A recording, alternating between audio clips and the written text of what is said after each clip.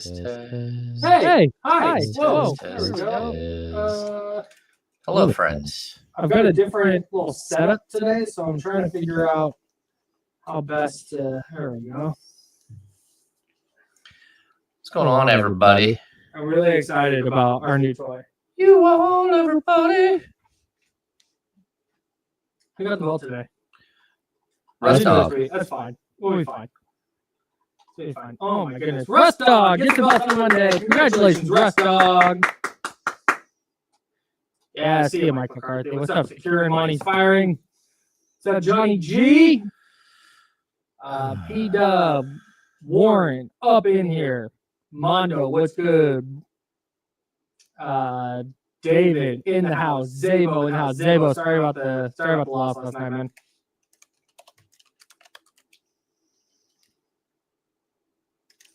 Nope. No.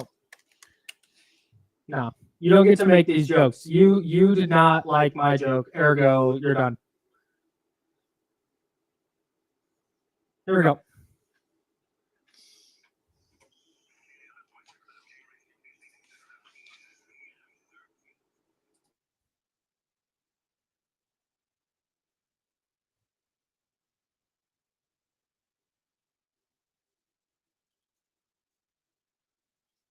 Yeah, we fixed the echo.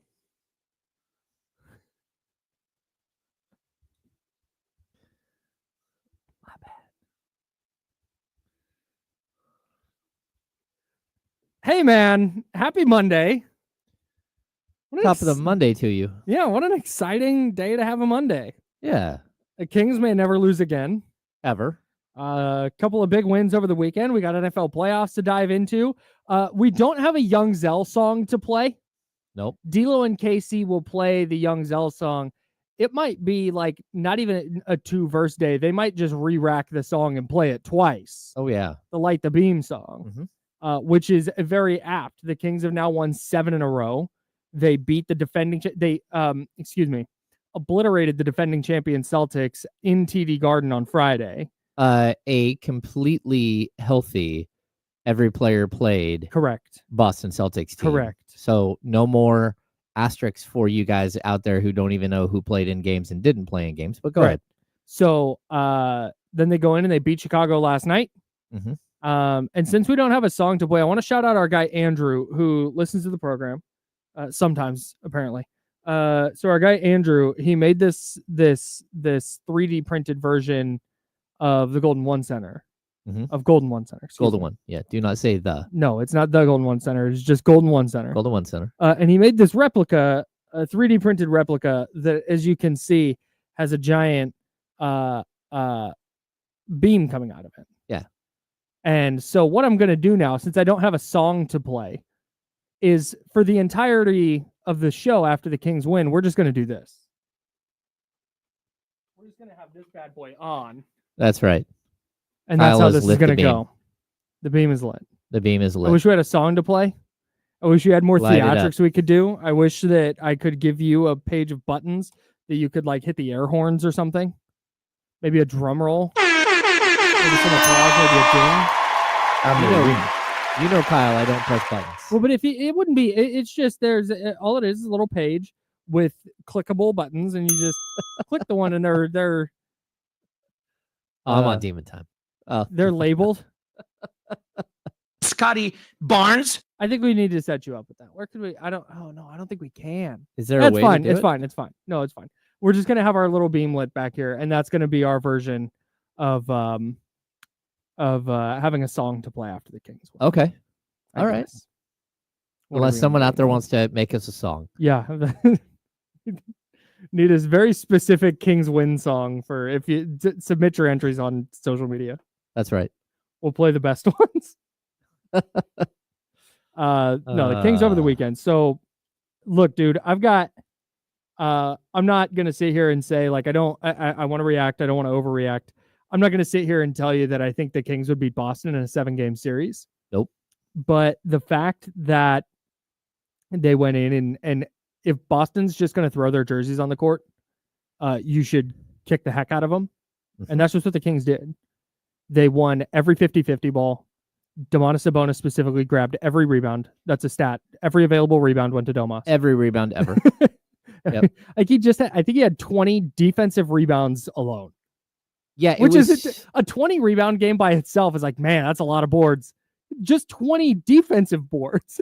It was one of the most dominating rebounding games I've ever seen. It was his career high. His career high coming into the day was 26. It just looked like it was so easy. And part of that is because his teammates blocked out. Sure. Part of it's because Boston just stands around the perimeter and hoists 3 after 3 after 3. Yeah. They don't even care. Yeah. Like, huh, all right.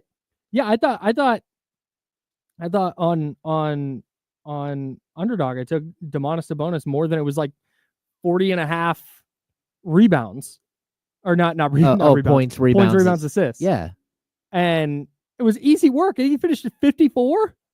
Oh, man. Points, rebounds, and assists. Yeah, that makes sense. And it's because I look at him like, man, the only real size the Celtics have is Neemias Queta and Luke Cornett. And I don't think either. And Kristaps Porzingis is 7'3" or whatever he is, but he's not a super effective player against a guy like Domas. I literally at one point I was putting away Christmas decorations on Friday night. It was a sad day, and I stopped what I was doing when I realized that Domas on like 4 consecutive possessions had grabbed the rebound, either offensive or defensive. Oh yeah. And so I stood there. I was like, I'm just gonna watch until he doesn't grab a rebound. He might finish with 30, and he finished with 28.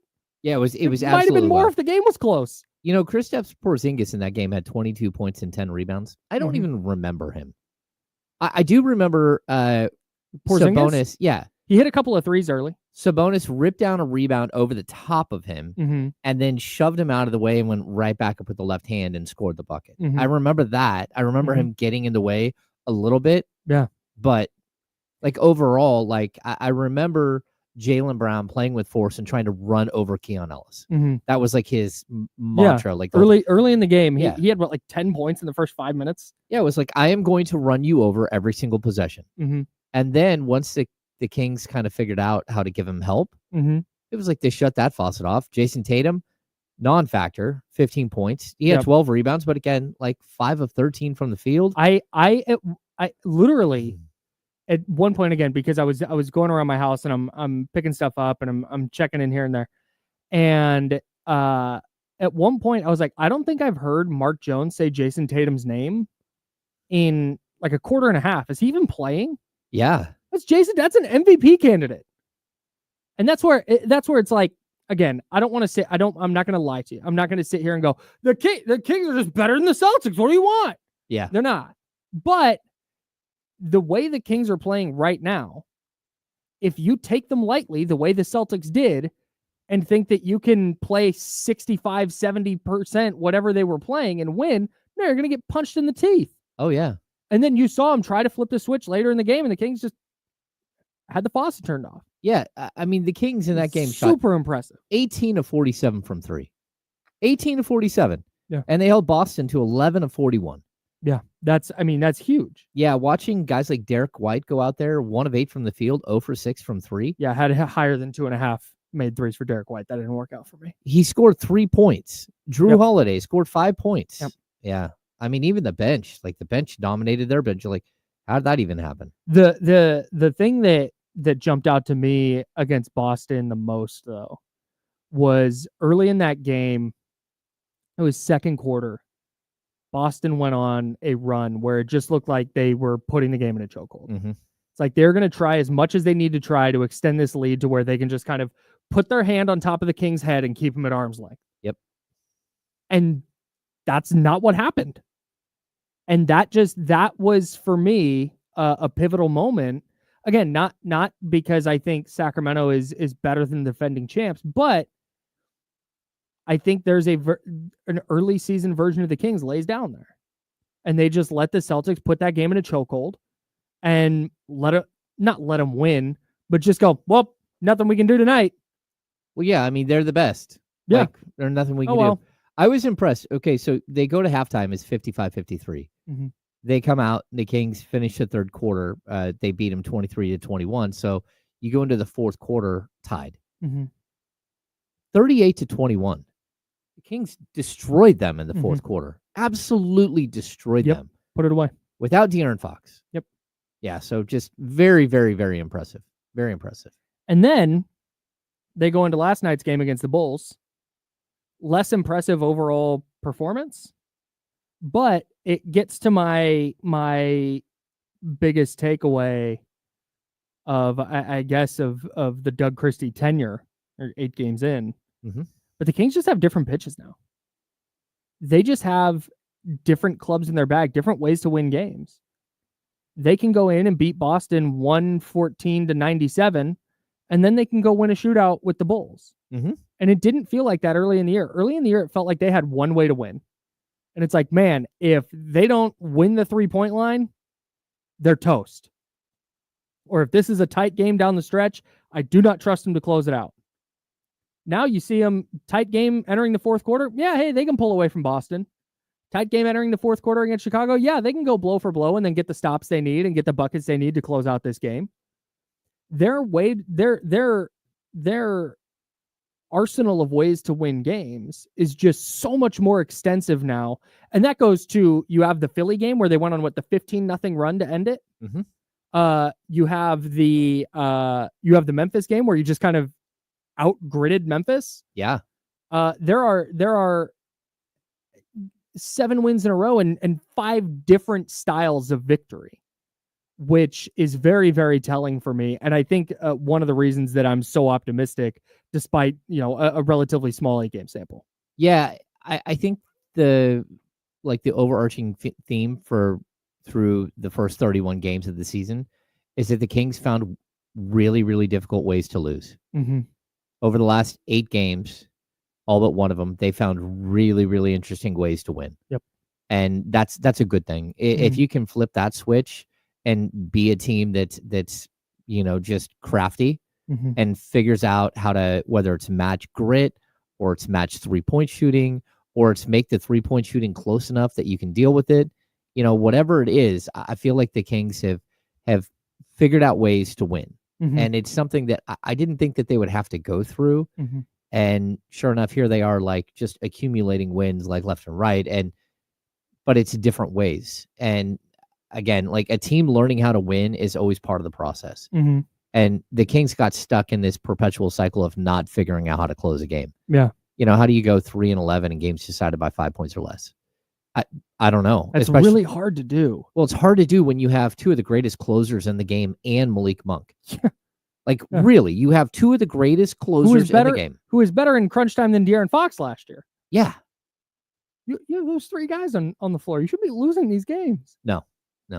Yeah, man. It's crazy because everything early in the year, like there's levels in the NBA, right? There's the bad teams who are just going to be bad no matter what. They're bad. They're not the Wizards. The Wizards fall into that category. That is a bad collection of players who also has mailed it in. Oh, yeah. They've still not lost a game by less than 4 points this year. They don't have a single 1-possession loss all year. I've told you, like, I don't even want to trade January with them. 13th. I don't even want to trade with them because every player that's going to come out of there. The vibes are that bad. Yeah, the stench of losing, just like, I don't know how, you got to bad habits, spray them down with a fire hose and, I don't know, there's like a delousing thing that has to happen. Yeah, where maybe a little throw the powder vinegar at them. I don't know what it is, but we got to that point with them. It's like, I don't know how you can get the smell of losing the way that they've lost off of them. Yeah. I wouldn't touch a single player on that team. Right. And that's one level. Then you get to your teams who are bad, but man, they try their asses off. I feel like that's the Raptors a little bit. Okay. The Raptors are really, the Nets, particularly early in the year. Oh, man, yeah. Not a lot of great players there, but dude, they're going to play super duper hard. Well, they just keep trading their players. Even for that matter, Memphis is one of those teams. Yep. They talent wise, some nights they have talent, but other nights they don't. Yep. Like they've been missing players nonstop, but they always give you the same exact force. And then you get teams like Boston, who they can sleepwalk through the regular season and win 55. Oh yeah. Like they're that talented. The Kings aren't Boston level talented, but they're too talented to be 13-19. Yeah. And to me, it just came down to effort. It was like, man, they are way too good. They have way too much talent to be 13. It's to me was an effort thing. Doug Christie has not been able to do. There's been some changes with the rotation, some little tweaks with the rotations. I'm sure there's little tweaks in what they're preaching defensively, but there's not these wholesale changes that he's been able to implement. So much of what it comes down to me is just trying harder, and not that they weren't trying before, but it's the difference between a 50-50 ball here, a 50-50 ball there, a tough closeout here versus a lazy closeout. Sticking to Jaden Ivey versus letting him get free in the corner, so you have to foul him on a 3-point shot. It's like these little changes, and the Kings are so talented that, man, if you get these little things to go your way, you're going to win 7 in a row. You're going to beat teams that are worse than you. You're going to beat a team that's better than you. And you're going to be a team that all of a sudden goes from, is this even a play-in team, to, I don't know why they can't be a top 5 team in the West. Oh, no. They can easily. That's where the margins were, because the talent has always been there. And that's been the biggest thing for me with Doug, is he got them playing to whatever it was that Mike Brown captured in 22-23, that night in and night out, the Kings wanted to win every single game. They were just going to flat out be better on some nights. Other nights, they were just going to outwork you. I always go to that double OT game against the Clippers, 176, 175, whatever the final was, because the Clippers were up big with like 2 minutes left. And the Kings just kept trying. Oh, yeah. And the Clippers didn't, and the Kings just took it from them because they were good enough to. So that is what I continue to notice on a nightly basis. It might look a little different, but the one constant is that. Yeah, and I think the one constant that we saw early in the season was, if the Kings hit their 3-point shots, they won. If they didn't hit their 3-point shots, they lost. That was it. That was the margin. That was it. And that's not who they are today. They have had games where they haven't shot the ball well. Even watching the game against the Bulls, man, Trey Lyles had at least like 5 wide open threes that he just bricked. But he kept playing. He kept rebounding. He kept doing the little things. And then a couple of shots fell. And so there's just a different mentality. Like, look, we're not just going to live and die by the 3. I personally think that there was a way in which they could have blown out the Bulls and not made it all that close. But the fact that it just kept, like, they kept missing open shots, kept the Bulls around. And then, of course, Zach LaVine went crazy. And Lonzo Ball, good for Lonzo Ball. I'm not a huge Lonzo Ball guy at all, but good for Lonzo Ball for he started out and hit 5 threes. Yeah, he just quick pin in the Kings thing to talk about the Bulls briefly. The fact that Lonzo's even on the court, yeah, it's pretty wild. Is remarkable. I legitimately just kind of written him off. Like, okay, he's just gonna have whatever knee problems make it so he never plays for the Bulls again, and he might sign like a league minimum deal with Charlotte or something, and then be out of the league by 2027. And here he is playing NBA minutes, 26 minutes. Like he said, knocked down 5 threes. Yeah. Is he ever going to be the player that it looked like he might be when he came into the league? Nope. No. But man, after going through the injury stuff he went through just to get out there, shout out to Lonzo, man. We don't even get to see the magician that he is as a passer. Yeah. Like he's not even there yet where he can really just move around on the court freely and look like himself. So yeah, maybe he is just a tall guard, set shooting guard at this point. I'd like to see if he can get fully healthy and maybe have a revitalized career here. The other guy, Zach LaVine, man, he's so good. Oh, he can score for sure. I'm so yeah. Zach LaVine, I got his numbers here. Since November 29th, he's averaging, I'm just gonna round, 26 points, 4.5 boards, 5 assists, 4.5 assists, on 52.6% shooting, 45% from 3, and 80% from the free throw line. I feel again, quickly on the Bulls. The problem is nobody wants him because of the injury stuff. It's injury stuff mixed with his contract. Right. Nobody's going to trade what it would be worth it for the Bulls to get rid of him. But the problem is that he's playing too well for them to fully tank. And so now they're just the Zach LaVine of teams. Yeah. Like you're like, okay, they can win a game on any night, but are they a playoff team? Probably not. If they get to the playoffs, do you expect them to win a round? No. Nope. But they can't do anything about it because they can't get rid of Zach LaVine. Because, yeah, he's playing great. So, okay, hey, trade value's up, but you're worried that you acquire him. He's going to play 3 games and then be done for the year. Yeah. I mean, even like I'm looking at, he's played 34 games this year, right? Mm-hmm. He played 25 all last year. Man. And like every other year, he misses a bunch of games. And not only that, but when you add in the salary, that's the problem. And like, let's be honest, he does not play defense at all. Like the Kings guards tore him up yesterday. He doesn't play defense.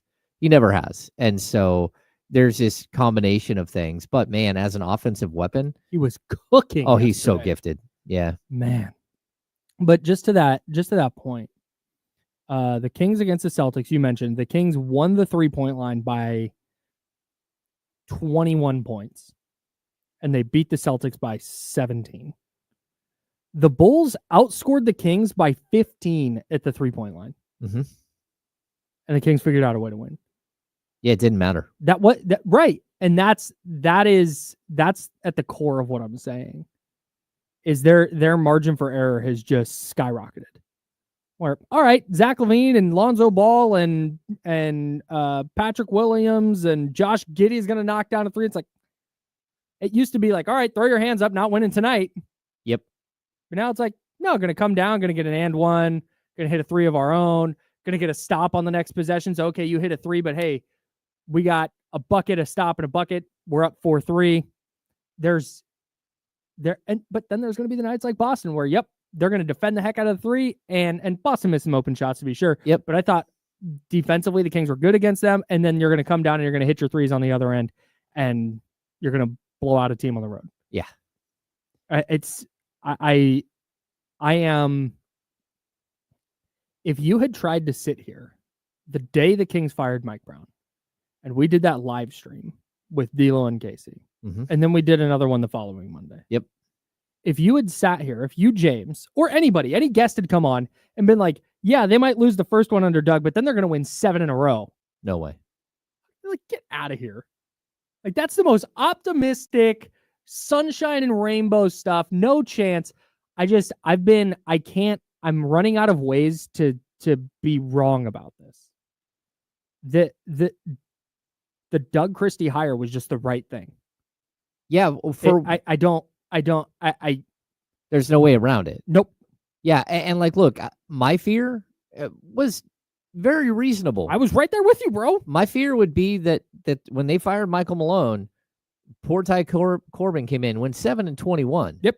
That's typically what happens. Doug's already got those 7 wins in the first 8. Like he has 20 losses consecutively to get to where Ty Corbin was. Man. Like this team is very talented.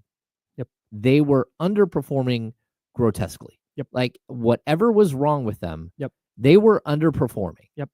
We've talked about this a bunch. They still need more. They still need the length and athleticism. They could still use a true shot block. There are things very specifically that this team needs.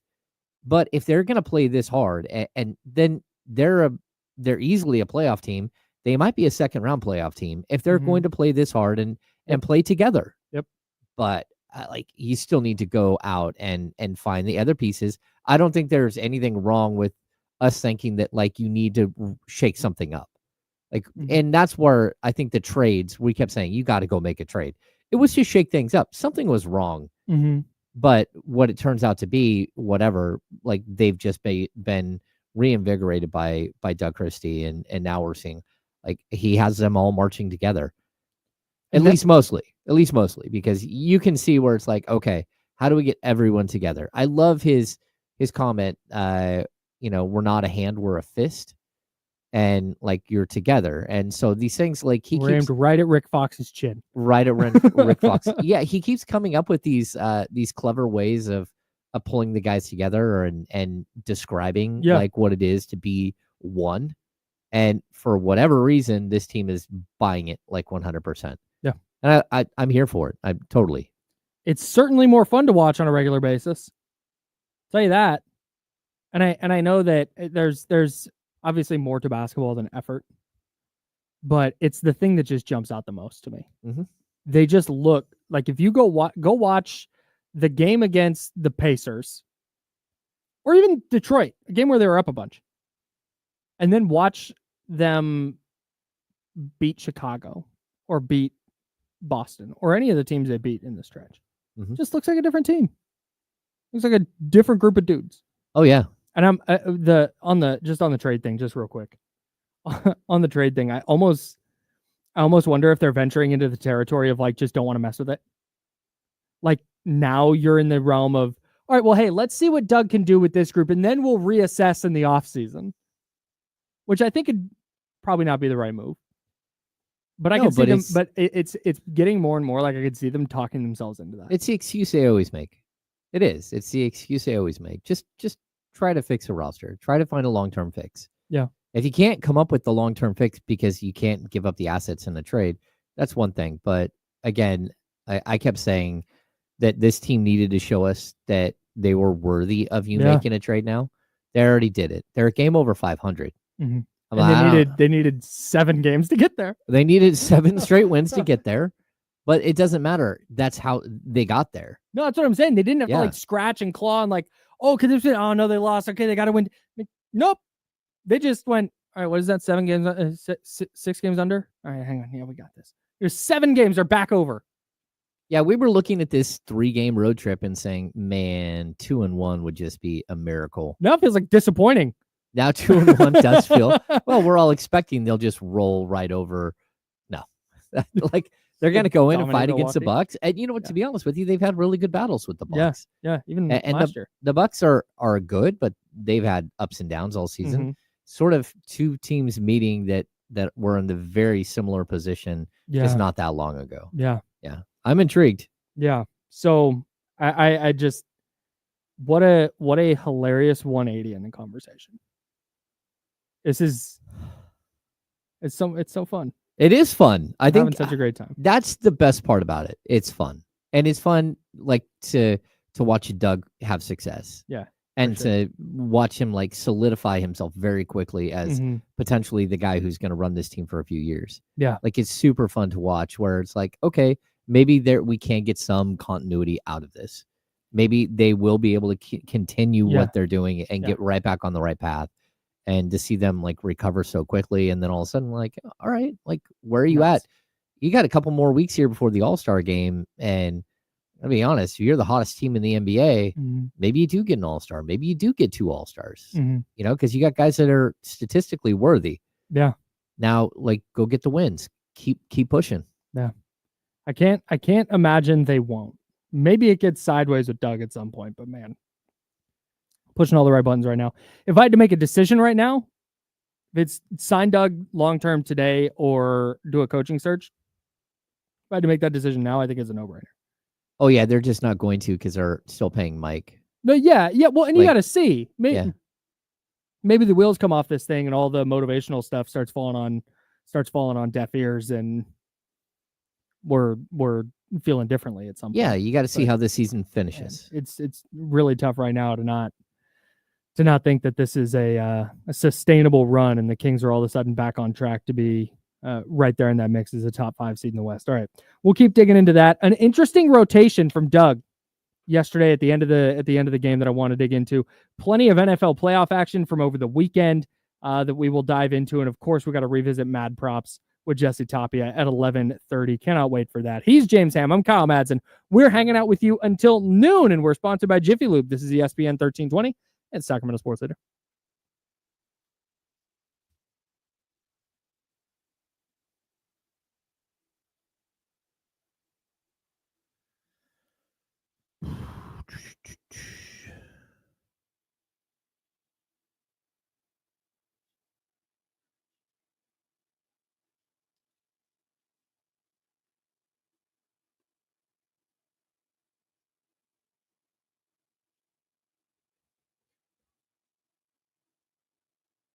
It's fine. We're good. What? I thought I hit those buttons that take us off the radio.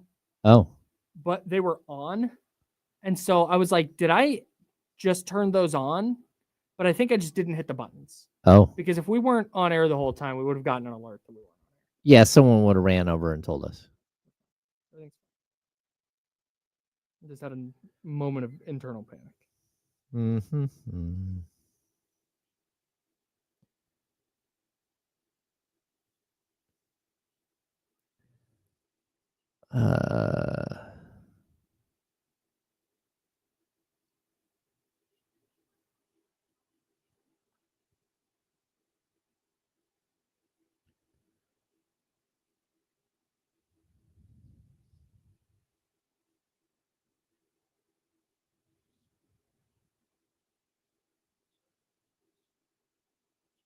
Yeah. I think there are two different conversations. I totally agree. But the 13 and 18 record, like, again, that was unacceptable for this team no matter what. But that they also, like, they had a lot of issues, like, on the court. And, like, I think it matters because when Trey Lyles is out for, 3 weeks or whatever it was, and you kept having, like, little bumps and bruises with this team, there was a problem that you had to address, and it still hasn't been addressed. I mean, again, Keegan Murray just went through a couple of games where he sat out, and somehow the Kings won those games. De'Aaron Fox just missed 3 games. Like, you need more depth.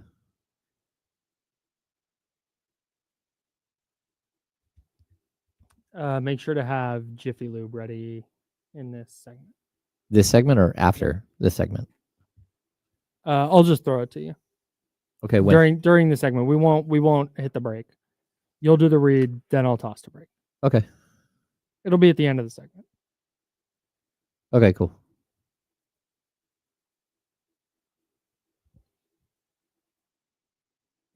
That's so weird. Yeah, Chris, they've had 2.5 years to look at this roster. It's the same roster. The only thing that's different is this swap out of Harrison Barnes for DeMar DeRozan. Like, Keon Ellis was here last year. You can say you want to see more Devin Carter. I get that. But at the same time, I'm a little like, it's fine to want to see more Devin Carter. I get that. But that should not stop you from going out and actually getting somebody to help out. Unless it costs you Devin Carter.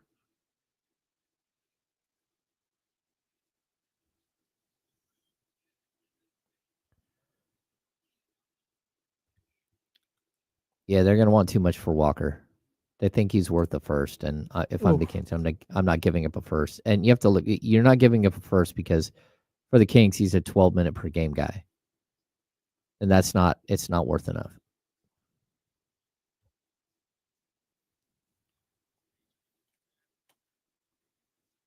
Jonathan, I'm nixing all your QB puns.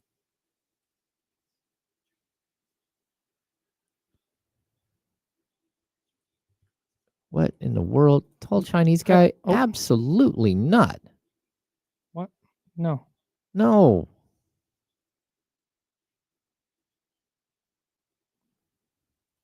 I love Paul Reed.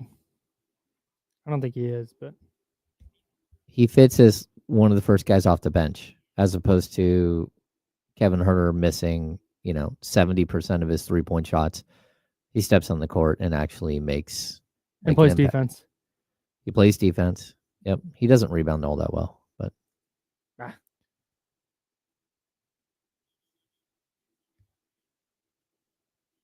do like some Aaron Nesmith. He's really developed. Here we go.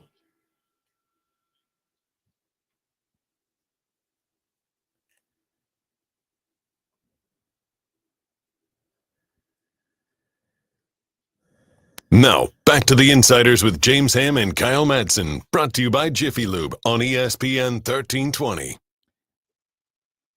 James is over there. I'm Kyle. A big salute to Jiffy Lube. We'll get to wildcard weekend in the NFL here in a second. I wanted to continue the Kings conversation from the top of the show after the Kings beat the Bulls 124-119 yesterday in Chicago. I thought the end of game rotation was pretty interesting because we had so much conversation about like where does Keon Ellis fit in all this, and it was Keegan Murray who was off the floor for a better chunk of the crunch time minutes. And then Keegan Murray entered for Keon Ellis with 1:29 to go. And that jumped out to me because I didn't even consider that Keegan would be the guy who would come off the court in a crunch time situation. Okay. Like it did. Like I saw people suggest that could. I just didn't think they would do that. But the bigger thing that stuck out to me was that there wasn't like some rush to get Keon off the court. It wasn't crunch time. Let's pull Keon. I think everybody was super concerned that Zach LaVine he'd figure out how to start shooting 5-pointers or something because like you couldn't stop him already. Yeah. And Keon was sitting there fighting. And, when you've got a player like Keon that you can sort of just sick on one guy and just say, hey, go get him. It's a good luxury to have. And then I think there was a point where you realized that even Keon couldn't stop what was happening and you probably needed more length on him. And that's why they went back to Keegan Murray. I'd also point out like Keegan Murray played 36 minutes. Yeah. Like he played a ton. Yeah. And so the fact that he wasn't on the court at a specific time in the game, that made some sense. I mean, that's the one thing that I think is interesting that we, to analyze, like he went to a different player than Keegan. And I think that's very specifically because the Bulls had one guy rolling. That's it. There wasn't multiple guys that were just killing you. And so if you could try to slow that one guy, then you could get right back, you could sort of put them away. And so, yeah, I mean, I think it was bold, but I also I've told people it's going to be really difficult to get Keon Ellis on the court for more than like 20 minutes. Yep. Sometimes you can get him out there for 24. Sometimes you can get him for 28. But those 4-minute blocks there, that's pulling directly from somebody else. And the fact that De'Aaron Fox was able to play 33 minutes in his return, well, there's 4 minutes that you pulled right there. Because Keon, because De'Aaron's a 36 to 37 minute per game guy. And the rest of the starters all played 37 plus minutes, 36, 37. And so, look, I don't know how you can't manufacture those minutes. You can keep trying to take more away from Kevin Huerter. He played 10 minutes last night. Devin Carter played 11 minutes. Trey Lyles played 18 minutes. I thought, again, Trey was extremely effective for as much as he missed shots, going 3 of 10 and 0 of 6 from 3. He finished with 6 points and 8 rebounds, and he was a +9. Yeah. So there are things that Trey Lyles does that helps you. But trying to sneak minutes, trying to pull minutes away from your starting group. It's going to be so interesting to see how this goes. Yeah, it's not an easy puzzle to figure out. Because it's very clear that Keon Ellis is super valuable. But to what, like there's a balance, right? There's a balance to the value that Keon brings, but then at some point, there's diminishing returns. Because there's so much Keon that, okay, now it's less Malik, it's less De'Aaron, it's less Keegan. Yep. And what's the balancer? What's the right amount of Keon mixed in with the right amount of those 3 guys? Well, that, and you have people clamoring right now, like, why is Devin Carter not playing more minutes? Like, because there are no minutes. Like, not at the guard spots. Well, no, I mean, if Devin Carter was 6'8", he'd probably be playing more. Oh yeah. If he was 6'8" with a 7'1" wingspan, like he would be playing a ton. Sure. But the fact is that when you're looking at 2 36-minute per game guys, that leaves 12 minutes per position. That's 24 minutes. Divvy it up. Like, how would you divvy it up? Yeah. And it's difficult, but I mean, I see the dilemma, and you see the coaches trying to work and trying to figure out ways in which they can get Keon out there.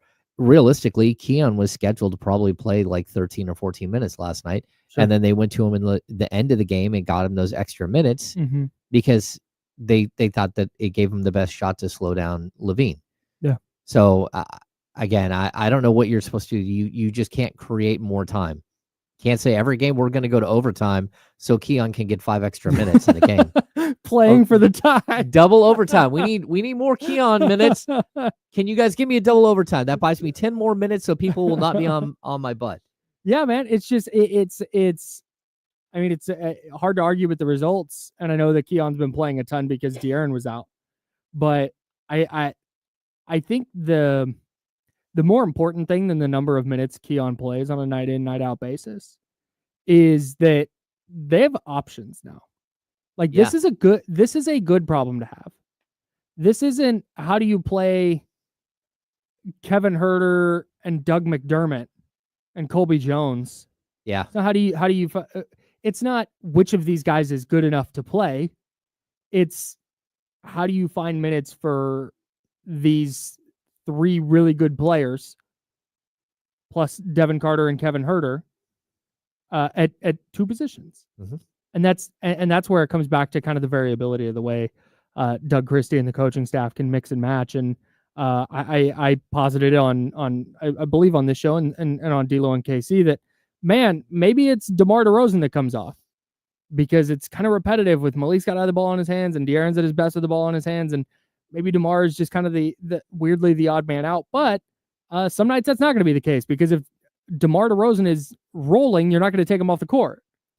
But again, that's to me, this is a good problem to have. This shouldn't be a point of consternation, especially when they've won 7 in a row. Yeah. Because I get when it was Keon Ellis playing 8 minutes one night and then 27 minutes one night and then no minutes one night. I get why that's frustrating. But he's a regular in the rotation now. That was step one. Mm-hmm. And now the coaching staff, I'm going to say, gets to figure out how to mix and match those minutes to maximize what the Kings are doing on a game in, game out basis. And some nights it's going to look different than others. Some nights you're going to be in a shootout with the Bulls, and other nights you're going to be turning the faucet off against the Celtics and beating them by 17.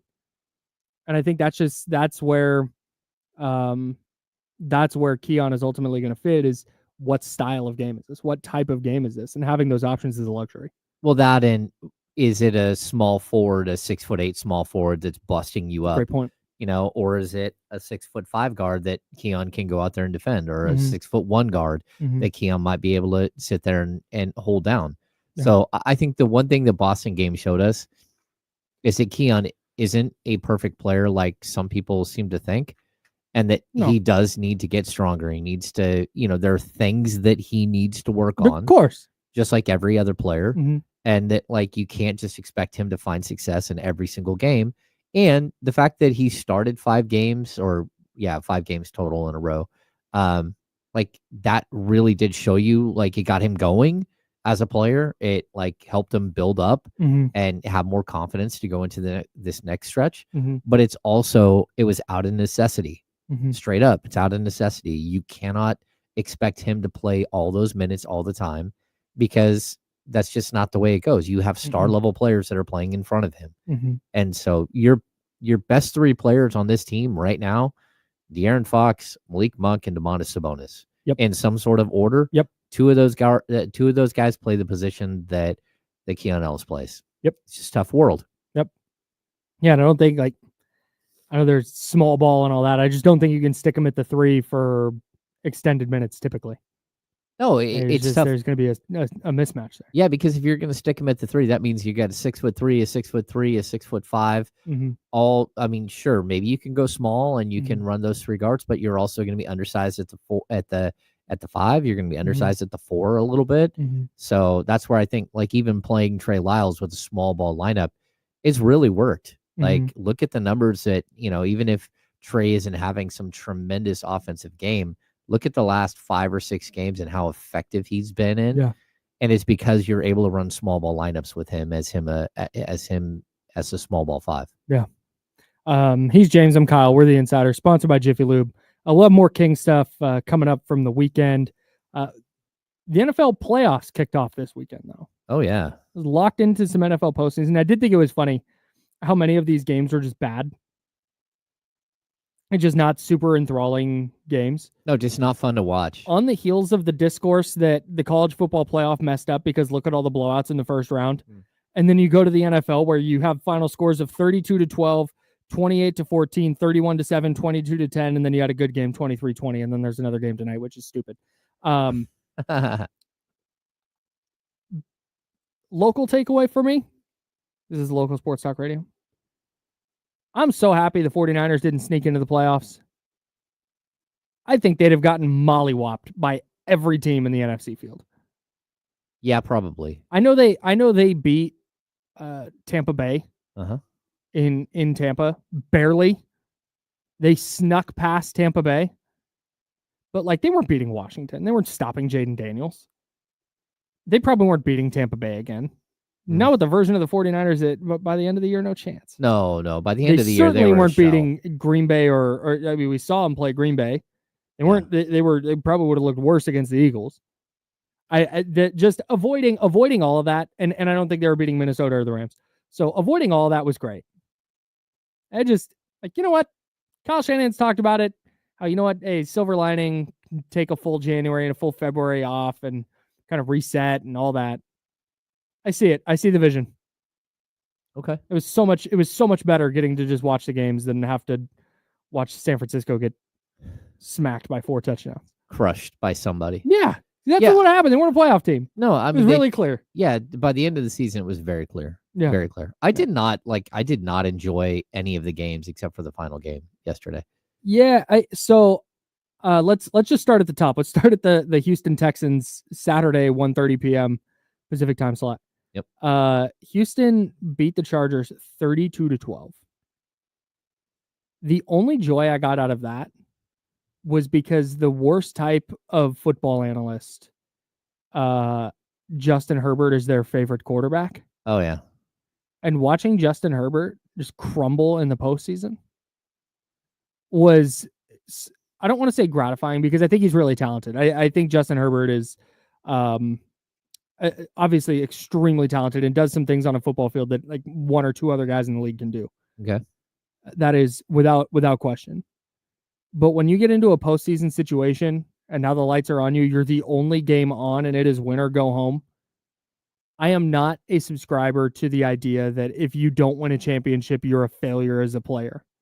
But on the other hand, I do think that has to, when you're talking about great quarterbacks, it's okay, what quarterbacks do you want in a playoff setting? What quarterbacks do you want with your season on the line? And it's like, bro, I don't think I want Justin Herbert. Not right now. And not writing him off. He's in his early 20s still. Maybe his mid-20s by now. 26. He's 26. Like, I'm not, and he's way too talented. His first year with a new coach. They probably need another playmaker or two, but it just goes,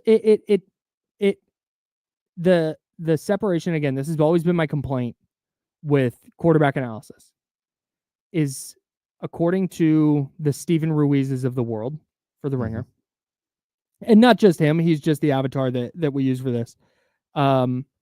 Justin Herbert is this great quarterback because he doesn't need all the coaches, all the weapons. He doesn't need all that to lift a team. It's like, well, if your takeaway from the Chargers game, and this was my takeaway, was like, Justin Herbert needs a little more help. Oh yeah. That's not a bad thing. No. It's just you can't separate quarterbacks by their situation. If you're going to sit here and say that Justin Herbert needs a better situation. Like that doesn't, you see where the logic doesn't track? No, I totally do. That's all. Watching him struggle was nice. I like, he throws a great ball. Oh, like watching him throw is like, you're like, that touchdown pass to Ladd McConkey, the 86-yarder. Yeah. That's one of those ones. It's like, honestly, to Brock Purdy, if he throws that pass, it's intercepted. He doesn't have the steam to get the ball there. But between the corner and the safety coming over, and he just fit that in on it, just dropped it between his numbers. What's McConkey? 15, the 1 and the 5? Yeah. Couldn't have been a better throw. Oh no, that's what you love watching. Yeah. When he's throwing right, you're like, oh man, he throws a great ball. Mm-hmm. But like we're 5 seasons in, and he hasn't done anything 0 in his career. And so, well, 0 playoff wins, but also like I don't even know how many times he's been there. Twice. Yeah, that's 0 for 2. Yeah. And we can talk about coaches, and we can talk about it, the fact that they started over with all of their specialty positions and all that. At the same time, like at some point, a quarterback has to go in and win. And so far, he's just, he's almost 27. He just hasn't been able to figure out how to get, into the right situation to win, where guys that around his draft years have won a ton, whether it's, Burrow or, there's all kinds of quarterbacks around his draft year that you're looking at and like, okay, they found ways to be successful.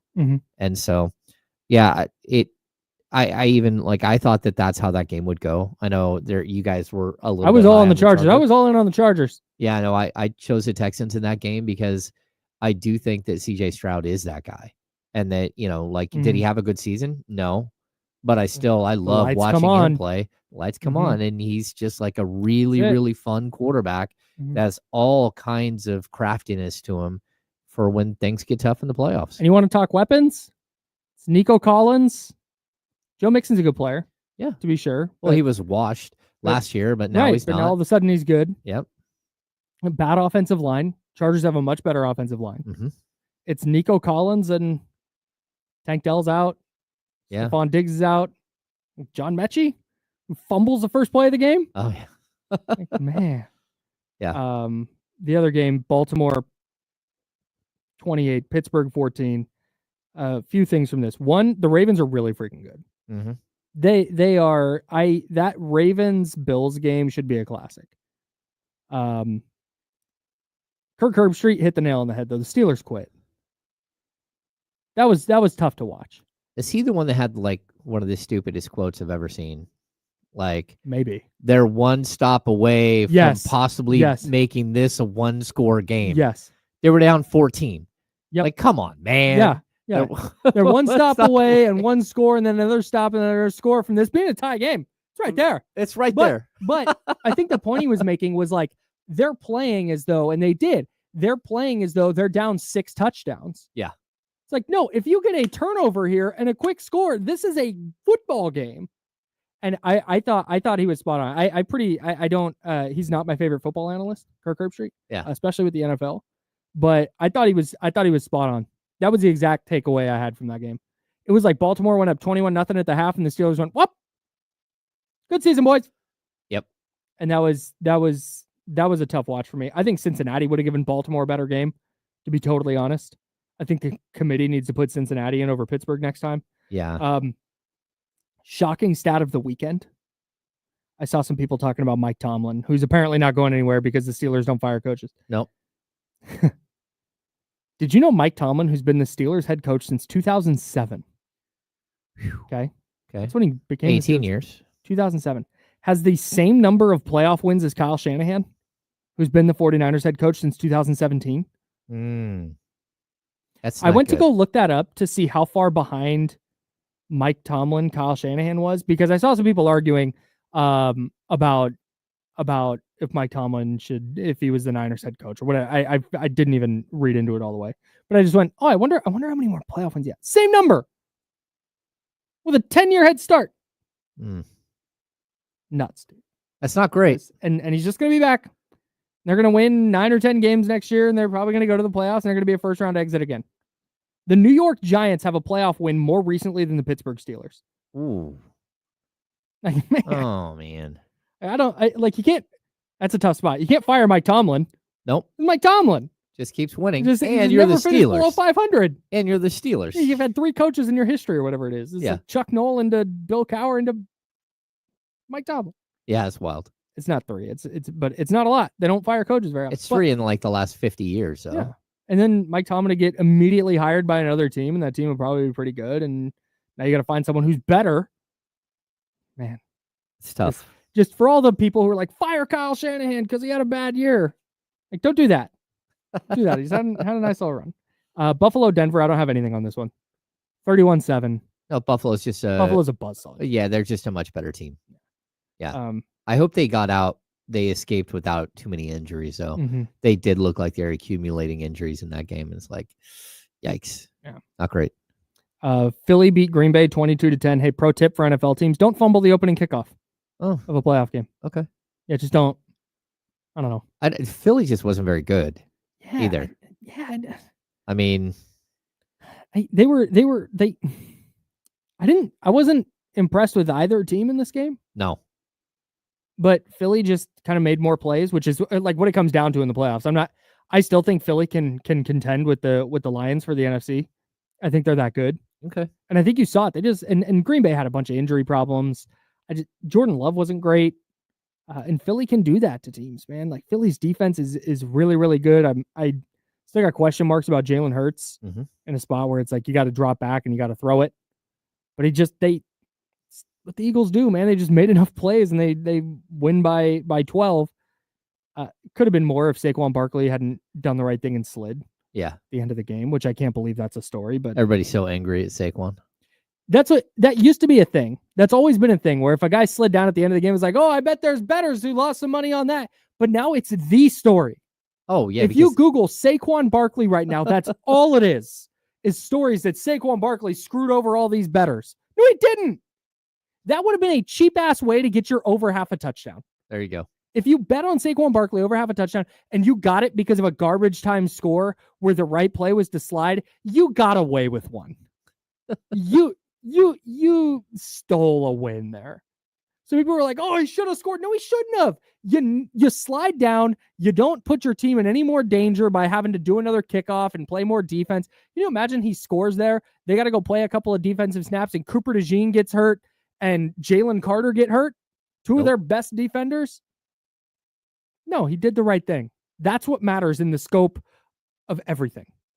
I totally agree. Bettors can go to hell. Yeah, it's not about stats at that point. If you're going to win the game, just do the right thing. That's it. Yeah. Can't believe it was a story. I can believe it was a story. It's annoying that it was a story. And then last night, I Washington 23, Tampa Bay 20. I am fully bought in on the Commanders. Jaden Daniels is that dude.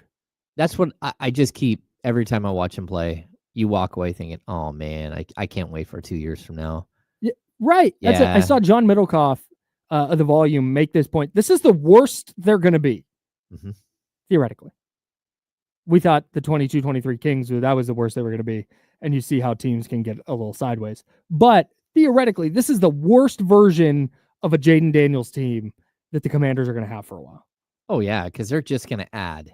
Yeah. Man, you get him a little bit more offensive line help. You get him a surefire tight end, another wide receiver. Man, McLaurin has been so good. It's awesome. De'Ami Brown was great yesterday. I really love watching McLaurin get an opportunity to play with a great quarterback. Because he's been a very, very good wide receiver in the NFL for a long time, and people just haven't really paid attention. Yeah. And now you're like, oh, look at him go. Good for you, dude. Yeah. But I saw it during the regular season, right?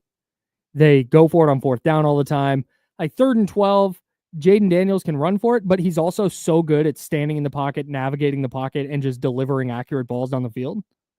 And then my thing is, okay, no, that's great. It's an incredible first step that most guys don't take. What do you look like in the playoffs? And then he just went on the road in the playoffs and just did it. Yep. Against a seasoned playoff team like the Bucs. I'm blown away by Jaden Daniels and the Commanders yesterday in their 23-20 victory. I don't think they beat the Lions, but what a year for the Commanders. What a year for Jiffy Lube. You want to talk about Jiffy Lube real quick? Yeah, it's a new year to keep your vehicle running smoothly, and my friends over at Jiffy Lube have an amazing New Year oil change special going on. You okay, Kyle? Yeah, no, going on right now for the month of January. Get a full synthetic oil change starting at just $76.99 with a $33 off coupon online. That's right, starting at just $76.99 for full synthetic motor oil with online coupon. Go visit jiffylube.com today, find a location near you, and get that $33 off full synthetic oil change coupon now. Valid until January 31st, up to 5 quarts of full synthetic motor oil. Most vehicles are covered. Specialty and diesel vehicles can be extra. You must show your coupon for discount. Happy New Year's from Jiffy Lube. We love Jiffy Lube. We do love Jiffy Lube. JiffyLube.com. Find the location nearest you. All right. We'll be back with more Kings stuff. We got some Kings Bulls storylines to dive into, other NFL thoughts from the weekend, and then we'll have mad props. I've got my underdog lineup of the night coming up, and Jesse Tapia will join us at 11:30 when we get to mad props. All that coming up in the second hour. James, Kyle, Jiffy Lube, ESPN 1320.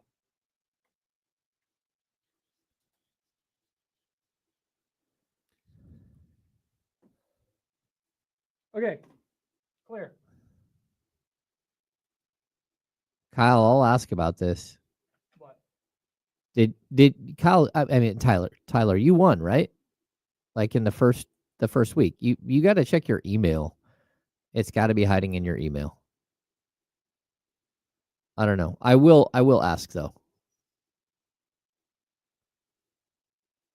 I don't know. I don't hate a John Collins trade at this point, but getting up to John Collins' salary isn't easy. And I really like what Trey Lyles has been able to bring to the table. And if you bring in John Collins can't really play the 3. He's more strictly a 4, which means it's going to take away from what Trey Lyles is doing and make him a 12-minute per game performer. I still think that the Kings need to figure that out. They need to find somebody who can play the 3-4, and a shot blocker. I don't know.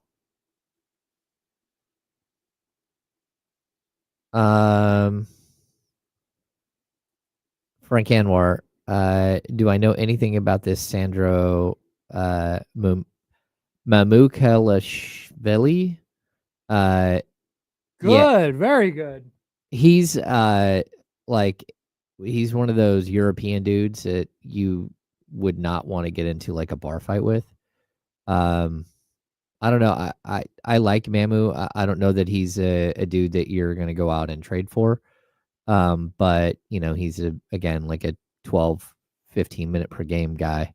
I don't think he would fit fully because I don't think he's a shot blocker the Kings need. Can I keep it a stack real quick? Yep. There are 0 NBA players I want to get in a bar fight with. Oh, there's a couple. You're like, whatever. No chance. All right. I'm shorter than basically every NBA player. They're gonna have height on me. I'm shorter than a bunch of them too. Well, than all of them and too. Well, conditioning maybe not all of them. And strength. Yeah. I'm getting my ass whooped by every NBA player. I will kick Zach Collins right in the shin, but he is going to beat the dog shit out of me after. There's just no. Yeah. The list of, honestly, not even NBA players, the list of people that I would want to fight in the world is so short. Well, if you're not a fighter, that's fine. And I'm not saying I am a fighter, but like there's a lot of NBA players who I don't think are tough guys at all. James, I watch you struggle to get out of your chair some days. It doesn't mean I wouldn't go right for your throat. That's funny. Someone brings up Patrick Williams. Patrick Williams is owed a ton of money, and I like Patrick Williams. He's 23, but I more like the idea of Patrick Williams. Yeah, he's a theory guy. Yeah, not who he's developed into as a player. And I guess his salary, 18, 18, 18, 18, and 18, I thought he got way more than that. Like when people were talking about trading for him like a year ago, they were literally talking about like he wanted $30 million a year. I would probably take Patrick Williams at $18 million a year for the next 5 years. Joe Schmo, you would fight Bull? Yeah.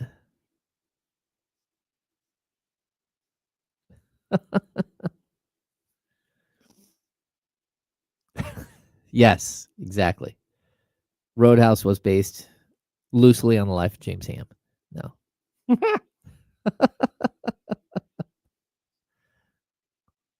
Drew down, that's not appropriate.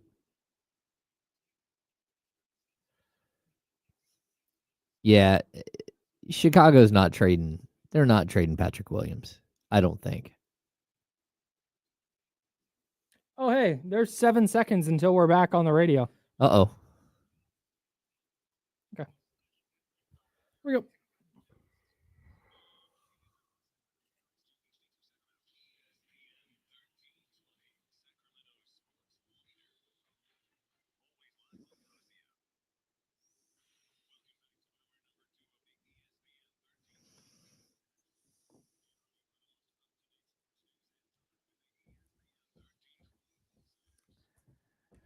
Hour number 2, that's James Ham. I'm Kyle Madsen. We're rocking with you until noon. Then we'll hand it off to D'Lo and KC, and they will take you up to 4 o'clock.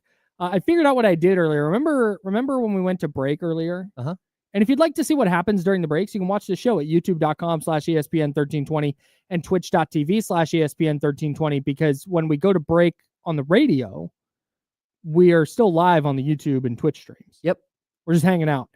So I was confused about why. So there's just peeling back the curtain, probably too far, but it's fine. We'll talk Kings Bulls here in about 1 minute. There's there's a button I push on the board for each of our microphones that makes it so we're not talking on the radio anymore. Stream can still hear us. Radio can't hear us anymore. I thought I had pushed those buttons when I went to our first break, but they were still lit up. And so I was concerned, hey, had we been not on the radio that entire time? But if we weren't on the radio, we would have gotten a big alert, this flashing red sign on this screen in the corner that's like, hey, you're not on air. So I was kind of confused as to what happened. I thought maybe I just didn't push them. I just realized what I did. I accidentally pushed the button next to him. Identical button, same color and everything. I just pushed the wrong thing. That's what happened. I'm really happy that I figured that out. Okay. Because it was really going to bug me. Yeah, so we're on the air. Yeah, we're back. We've been back. We never left. Yeah. Never left. The Kings left for a minute, but now they're back too. They beat the Chicago Bulls 124-119 yesterday to get us back into that game. Let's dive into James Ham's 6 quick thoughts, which maybe you read these on various social media. I know on Twitter at James_HamNBA.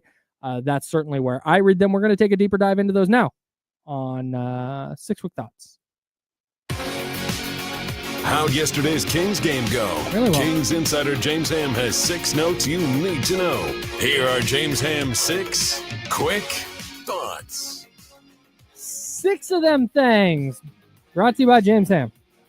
Kingsbeat.com. Subscribe today. James Ham, what is 6 quick thought number 1? I thought De'Aaron Fox kind of worked his way into the game.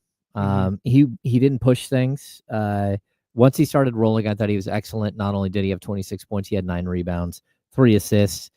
And I think the interesting thing for me to watch is when they were on the court together, Fox allowed Monk to be the lead guard, and he played off ball. And that's not something that Fox always does. He had 4 of 8 from 3. He started to get things rolling. And to be honest, he's got to figure out how he fits. Like, this team has been winning without him over the last 3 games. And he needs to figure out how does he make the best impact for this team. And, you know, I think he did. I think in this game, like, there was an opportunity to go rebound. He did it. There's an opportunity to defend, to let Monk do some things on the court that were different. And I definitely think that he's figuring it out. It's not the easiest transition here, but he is figuring it out. It's honestly what he needs to do on a nightly basis. I know we constantly ask for more from De'Aaron Fox. Need to lock in every night. Need to be angry every night. You scored 60. You can average 30, whatever it is. You can still do those things, but I think the sign of growth, or that next step, is knowing when to pick your spots. Knowing that some nights the Kings are going to need De'Aaron Fox to have 35 points. Other nights they're going to be good with him having 26 and Malik Monk kind of leading the way, and DeMar DeRozan getting more shots, or whatever, whoever it is that night. That's kind of, I think, the next step with De'Aaron is knowing when to fall back. And this happens within games. It's not just first quarter he goes, oh, it's going to be a Malik night, I'm taking the night off. But knowing when, hey, you know what? Malik's cooking right now. How can I be impactful without the ball in my hands? How can I be impactful as a playmaker? How can I be impactful as a screener, as a slasher, as a cutter? That's the next step for him. And I thought he was pretty effective in that. Now, was it because he was coming back from injury? Or is it because he's got to sit back and realize that, okay, here's what I need to do? We'll see. But I thought he was really, really effective against Chicago. Yeah, totally. And I think that there's going to be games coming up where you have to have him just go crazy. Yep. Right. In order to compete.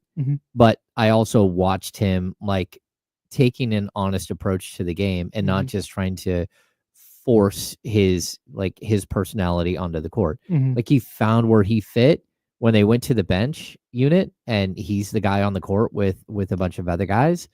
Like, I think he stepped up, and I thought he was really good. But overall, like, I thought it was a very, very good performance. It started off a little shaky. He got his legs underneath him, and he looked like he's going to be able to fit in just perfectly well. Number 2. Sabonis is just on a crazy run. He's ridiculous right now. Yeah, just the rebounding numbers. He had 28 rebounds against Boston. He backs that up with 22, 16, and 8 almost had a triple-double again. And what he's doing on the glass is wild. He's the NBA's leader in rebounding right now at 14.2 per game. If you can look at his stat line, 20.7 points, 14.2 rebounds, over 6 assists. Not only is he shooting like really well, like 59.5% from the field, but he's shooting like 40-something% from three. Mm-hmm. Like what he's doing right now is just like spectacular. And this guy is an all-star straight up, and he's an all-NBA player without any question. He's one of the top 15 players in the league, and I don't even think there's a question about it. And the way that he does it every single night is just something that I want to continuously repeat to people so they don't get used to it and stop appreciating what he does. Where was my random cutoff here? Since December 12th, he is averaging 21, 17, and 6. That's crazy. On 56% shooting from the field and 51.6% from three. Yeah. Pretty good player. Like his shooting from three is crazy. He's shooting 2.4 threes per game. That is honestly like the rebounding. We know you're going to rebound, whatever. Yeah. We know you lead the league in rebounding every year. Whatever. The willingness to shoot threes is like, it's not 5 a game, which I think was the extreme number I was using in the offseason. It's not 5 a game, it's 2.4 per game that he's attempting. But it's never been about the number of attempts. It's just been about the willingness to take them. Yep. And forcing defenses to defend you a little differently. They still hang back, but all right, he's punishing them. Cool. You want to play off of Domas when he's on the perimeter? Great. He's going to hit 50% from three. Mm-hmm. And he's going to take them. He's not going to hesitate to take those. He took what was it against Miami? He hit that huge 3 late. Oh, yeah. And it wasn't, because it used to be he would catch it and he would look like he might shoot it, but then he'd look around. Is there a place to pass this? No. All right, fine. Now I'll try. Now it's just catch. He does that little rotation and he fires.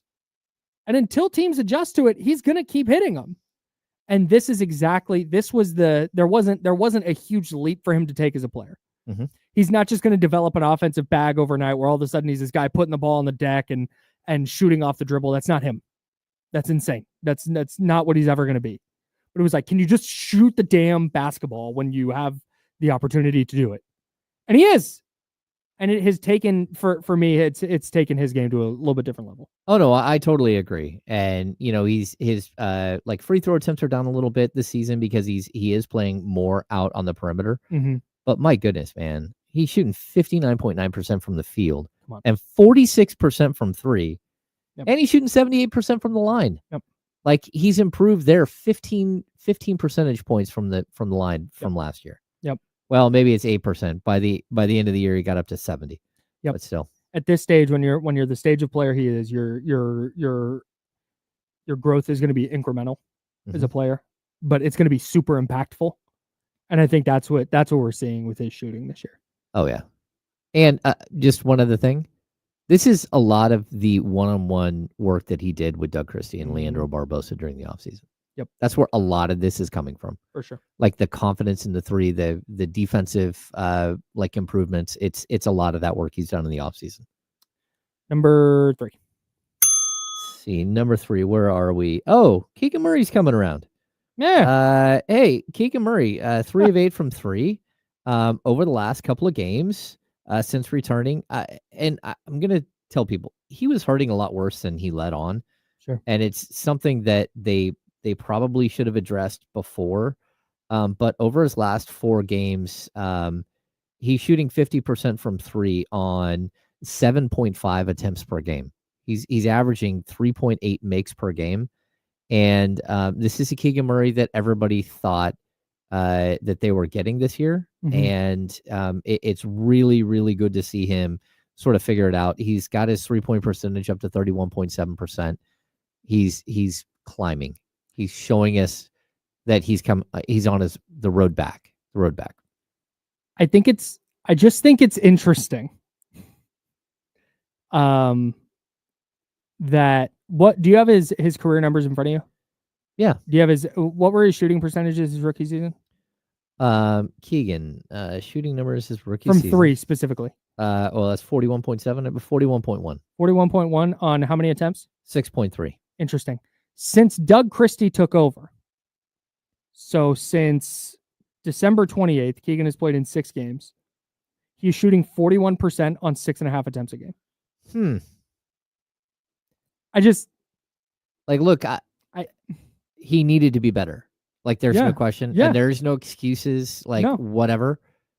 He needed to be better. And I see in the chat things like Mike Brown was ruining Keegan's career. Not to call you out, but raving fans. No. Mike Brown was doing his best to figure out a weird situation when it came to Keegan. And Keegan had not been physically right at all. So he's not ruining his career, and none of it was intentional. You had a very, very good starting lineup and guys that are playing tons of minutes, and you didn't really have anything else. And I think Keegan got ran into the ground. And to me, that's about it. He has taken, I don't think it's a coincidence, by the way, to your point. In his first 2 games with Doug Christie as the head coach, he was 1 for 9. He got 2 games off. Yep. He sat for 2 games. And since then is 50% from 3. Yeah. But here's another interesting thing. Again, I don't think anybody ruined Keegan, but when you start talking about communication style or what the offense is supposed to look like, this is an interesting nugget. Keegan Murray has taken 8 3-pointers 3 times in the last 4 games. 8, 6, 8, 8, or his 3-point attempts in the last 4 games. He took 8 or more 3 times the entire season prior to the last 4 games. Oof. That's telling to me. Doug has been telling them, I won 43s a night, every single night. Yep. And I mean, against Boston, where they have 47, 47 3-point attempts. He's pushing the 3-point agenda. And if you miss it, you're staying on the court. Yeah, just keep shooting. Just keep on, shoot that B. Yep. Ball. B stands for ball. There it is. Shout out to Jello, by the way, whose music group just got signed to, I don't know, I just had Shams tweet up and then it went away. LiAngelo Ball signed like a $13 million music deal. Okay. I forget. I can't find. Oh, is it? It's fine. Don't worry about it. Oh, here it is. I don't know that that's breaking news. No, it is. Hang on. For Shams. It is. No, hang on. Where did it get? Why can't I find Shams Charania on Twitter? Oh. Where is Shams? I've got it right here. Here we go. LiAngelo Ball Yeah, has signed a deal with Def Jam and Universal Music Group. A representative from his label Born to Ball Music Group says. That's brilliant. Born to Ball. Deals worth as much as $13 million with $8 million guaranteed. Gives Ball full ownership of music and his own record label. Salute, man. Wow. Man, LeVar just figured it out, bro. Good for him. Back to James Ham 6 quick thoughts. We're on number 4. DeMar DeRozan returned to Chicago, and he looked very much like the player he was with the Bulls. There were some moments where the shot wasn't falling, but overall he figured it out. I don't love 9 of 20. I don't love 21 points on 20 shots. He needs to figure out how to get that closer to 15 shots, and also didn't get to the line really all that much. Yeah, I mean, this is why you brought in DeMar. I think it was nice he had a tribute video. I also think, what was it, Zach LaVine and Vucevic, gave him a standing ovation while his tribute was playing. Good stuff. Good teammate. Well loved. Here's my one quibble with DeMar DeRozan. 9 of 20, not great. Don't love that. 21 points on 20 shots, not great. But you know what? You're going to live with that with DeMar DeRozan. You mentioned the free throw thing. Would love to see that number higher, because that, to me, is when he's really at his best. It's getting downhill, getting to the rack, drawing fouls, or getting easy layups. That's 0 rebounds in 37 minutes. Yeah. I can't get a board. 3 assists. I know we want to praise all the rebounds for Can I get 1? For Domantas Sabonis. And again, De'Aaron Fox had 9 rebounds, so he went and got the ball. I'm wondering if De'Aaron didn't see something watching Devin Carter play over the last week, where he's like, it sort of seemed like it's pretty easy for him to go in there and get a bunch of rebounds if he just tries and just gets to the right spot on the floor. Crazy. Interesting. Crazy how that happens. Yeah. Yep. Shout out to DeMar DeRozan. Yeah. Number 5. Like Monk was the lead guard. I thought Malik forced a lot of things early. He does that. I feel like he does that every game. He forced, like, it got crazy. He was a little out of control. I just, like, overall, it was like he had so much energy, he couldn't cool down. I think maybe it's that he's trying to set the tempo early, but he got to, like, I don't know, the start of the third quarter, and all of a sudden he became like this incredible distributor. And they got into the 2-man game with Domas again and again. Boom, boom, boom. They just started hitting him, and he was brilliant. He had nine assists. He had 8 rebounds. Again, that's where DeMar like got all of his rebounds stolen from the 17 from starting backcourt. Yep. But I thought that Monk, like as that lead guard, was able to like manipulate the game and really help push the team over the top. He had 9 assists and 2 turnovers for the game. Just really, really impressive, efficient. Again, I thought once he got away from sort of the erratic play early on. Not DeMar DeRozan, Malik Monk in the second half, 5 points on 5 shots, but 8 of his 9 assists came in the second half. Yeah. To your point. Got in the 2-man 5 game. boards in the second half. Yep. Yeah, he was really, really good. 17 in the second half. Man. Yeah, when Malik's rolling as the lead guard, the Kings just it's just a little different. He even had the alley-oop to Fox late for the hammer. Yeah. So sick. They're fun to watch. Number 6. The Keon conundrum. He played in crunch time, but trying to find him more minutes is going to be a tall task. And, again, we keep talking about the Kings need to add length, athleticism at the 3, 4, maybe even the 5, whatever. That shouldn't impact Keon at all. You got to find minutes for him the best you can. He's a guy that is just showing that he's an impactful player. The plus minus, every advanced stat, net rating, everything else, it all points to Keon being one of your most effective players on the court. And I know sometimes that those stats can be a little twisted. I mean, I'll tell you, like his last 3 seasons in 2 or 3 seasons in Sacramento, Willie Cauley-Stein led the team in PER and net rating and plus minus and all of those things as well. And I don't think anyone would understand how that was possible. But it doesn't change the fact that certain players have an impact on the court, and you got to find ways to get them out there. It's just not easy. It's not easy when you have such dynamic players at the 1 and 2 that are your starters. I think the thing I want to reiterate, because we talked about this a little bit earlier, this is just a good problem for the Kings to have. Oh, it is. It is. And if they stick to one thing and they keep losing, then we can talk about what needs to be different. But right now, trying to figure out how you're going to get minutes for 5 starters and then a 6th guy who could conceivably be a starter, that's it. That's better than trying to find minutes for guys who aren't good enough to play in the NBA. No, totally. And I would also say this, the Kings, the last couple of years, they've had 6 starters. That's just a way, with Malik Monk, he was their 6th starter. I think Keon is now their 6th starter. And the fact that you moved Malik into the starting lineup and you lost that for a while, Keon has now established himself as the 6th guy without any question. And he's not going to win 6th man of the year because he's not going to score enough points. But that doesn't matter. He's shooting 41% from 3. He's playing excellent defense. You can, give whether it's Monk or Fox a break and let him go defend the most difficult guy. He just brings so much energy and joy to the court. Yeah, man. He's a difference maker for sure. And I had one. Oh, when you mentioned the 3-point shooting and the scoring, the 6th man of the year award, I know that's fun, but ultimately it doesn't matter. It has no bearing on anything. The fact of the matter is Keon Ellis, when he hoists a 3 now, I'm so sure it's going in. Oh yeah. He might be the player I'm most confident that the shot's going to go in when he shoots it. It's like Keon, Domas, and that's it. They're the only 2 guys that I'm confident when they shoot a 3. I mean, it depends on the night. There are certain nights where it's like Trey, and there are certain nights where it's Malik. or a certain night where it's Keegan, where like every single 3-point shot is going in, but it's very game specific. Yeah.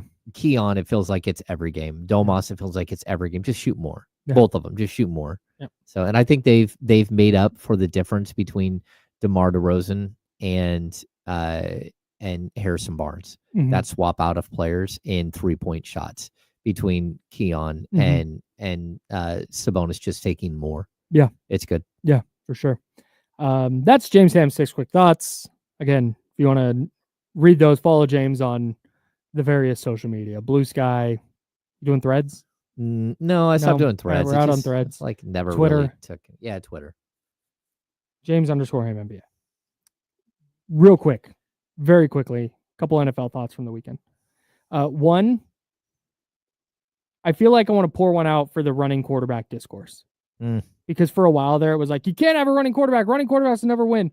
I'm going to include Patrick Mahomes in that conversation just for the sake of it. Okay.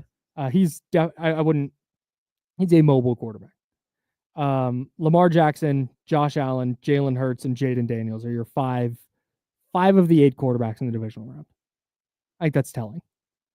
I think more and more you're going to see that become an element of playing quarterback in the NFL, where it's going to be hard to keep up if your quarterback can't move because of all the creative things you can do offensively and the different binds you can put defenses in, where 4th and 5 is just a go for the Commanders because they just know, like, even if a pass breaks down, Jaden's got the opportunity to do it with his legs, or there's different things you can do in motion. You can manipulate defenders easier. I think it's never going to be 32 starting quarterbacks who are quote unquote running quarterbacks, but I think it's going to become more prevalent than not that the quarterback is dangerous with his legs. Yeah, I mean, you have to be at this point. You've got to be a really, really mobile dude because defensive linemen are just like, they're becoming more and more freaks. I look at the way that we talk about the running quarterback. It's a little bit in the same way that we talk about jump shooting teams in the NBA. Yeah. You know, like you used to be, oh, you can't win with a running quarterback. And it's like, well, yeah, you can. You can win with a running quarterback. But they have to be able to throw it. To be sure. Yeah. But it's not like, oh, that guy can run, he's never going to win. No, totally. So I think we're getting to a point, though, where most of the quarterbacks that are coming into the league, you have a handful of guys who are just pocket passers, right? And that's never going to go away. Right. But the running quarterback is like, it's so necessary, especially as the running back has been devalued in the NFL. Like having that second guy. Watching Baltimore, all they did was it's like, oh, we're going to stack the box and stop Derrick Henry. And instead of them stopping Derrick Henry, well, they stopped Derrick Henry, but then there goes Lamar. Boom, boom, boom, boom, boom. And then as soon as you try to shut that faucet off, then Derrick Henry started rolling. 44-yard touchdown. Game over. Like just the thing, it's over. You can't stop them. Yeah. Tough. Really, really tough. You know what else is tough? Winning lineups on Underdog. I had a rough weekend, but I'm still going to be in there because Underdog daily fantasy, it's the best place to cash in on all your takes during the NFL playoffs and the NBA season and whatever other sport you love, because they've got them all. They have over 5 million happy players, over $2 billion won. Underdog makes it fun and easy to cash in on all your favorite athletes' performances. Underdog's pick'em game, I just talked about it. It's super easy. Pick higher or lower on at least 2 player stats from 2 different teams. Passing touchdowns, rushing attempts, receiving yards.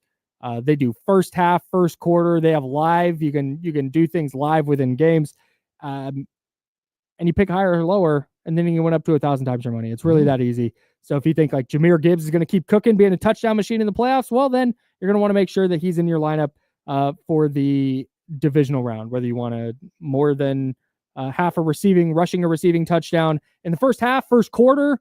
They have all that with Underdog, and it's not just the NFL. They've got all your favorite leagues and stars to choose from. I'm going to have Kings in my lineup every night they play. I'm going to have a couple of Sacramento Kings in there, and I'd love for you to play along with me because Underdog is the best place to play. Pick them, download the app, sign up with promo code KyleM, and deposit now to get up to $1,000 in bonus cash instantly. That's promo code KyleM. Must be 18 plus and present in a state where Underdog Fantasy operates. Terms apply. Concerned with your play? Call 1-800-GAMBLER or visit www.ncpgambling.org. All right, mad props to Jesse Tapia and the handoff coming up next. We'll continue talking about that. And Jesse's a big Celtics fan. Got to get his thoughts on the dismantling of the Celtics by the Sacramento Kings at TD Garden on Friday. All that coming up next on The Insiders, sponsored by Jiffy Lube. This is ESPN 1320, Sacramento Sports Leader.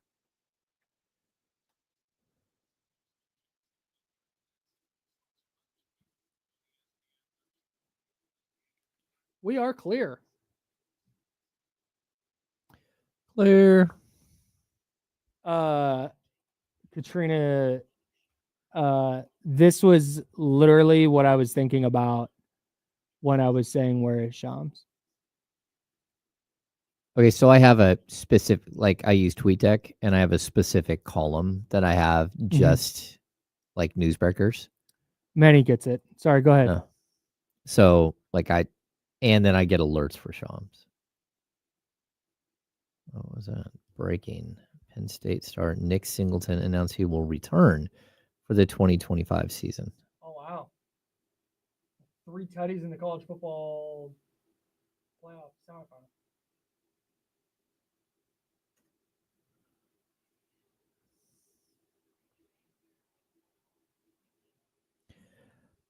The San Francisco Giants, according to Alex Pavlovich, have been informed they are out of the running for 23-year-old Japanese pitcher Roki Sasaki.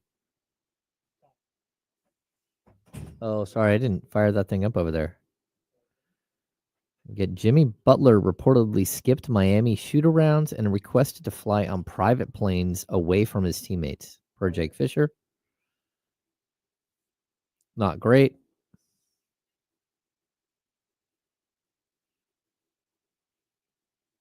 Nope, that's not the one I want. We also have this crazy thing that Jonte Porter sent texts to bettors during Raptors games. Oof. That's so ballsy. What you doing over there? Nothing. Setting my lineup. Click. What?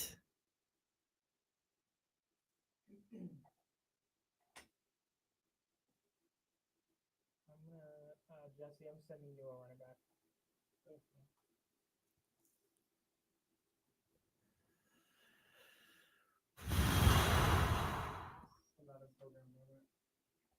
You're good now.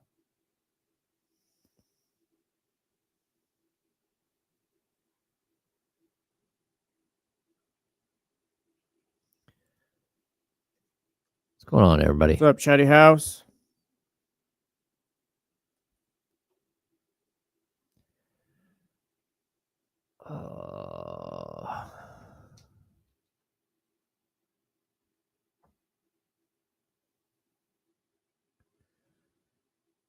Oh, John Bull's in here swinging away at the Porter family. There you go. All of them. Yeah, doesn't the other brother? Didn't the other brother not? Didn't he kill someone in a DUI accident? I believe so. Michael Porter's 2 brothers. One of them is suspended. Bless you. John, no one's embarrassed over here. Good win for the Kings, though.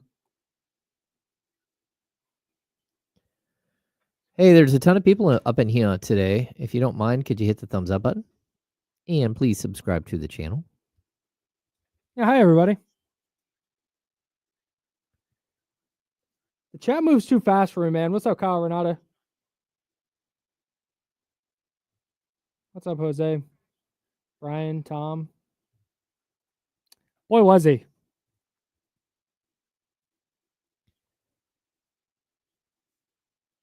Hmm.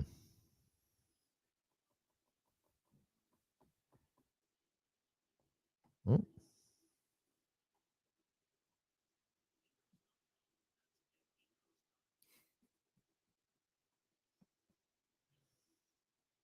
What's up, Spencer? I wouldn't trade him for Julius Randle either. Damn. If you're doing something, we can talk about this tomorrow or something, but if you're doing something as drastic as trading De'Aaron Fox, you're getting like multiple really good wings for him. Yeah. Like if you're moving De'Aaron Fox, if you were hitting that button, it's because you're going to get you're improving the 7 through 9 spots in your rotation Is that a thought and today? getting picks back. Trading De'Aaron Fox, is that a thought today? No. Okay. I keep seeing people in the chat. And not from you guys, but Yeah. Or who was the one earlier? Zach Levine for De'Aaron Fox. So it's just come up. Yeah. But I'm out on the idea unless you're just like you're getting picks and like 3 guys who can play the 3, 4, and 5 or whatever. You're getting 2 starters and someone else with potential and maybe even a draft pick or 2. Let's save this for tomorrow. We're coming back.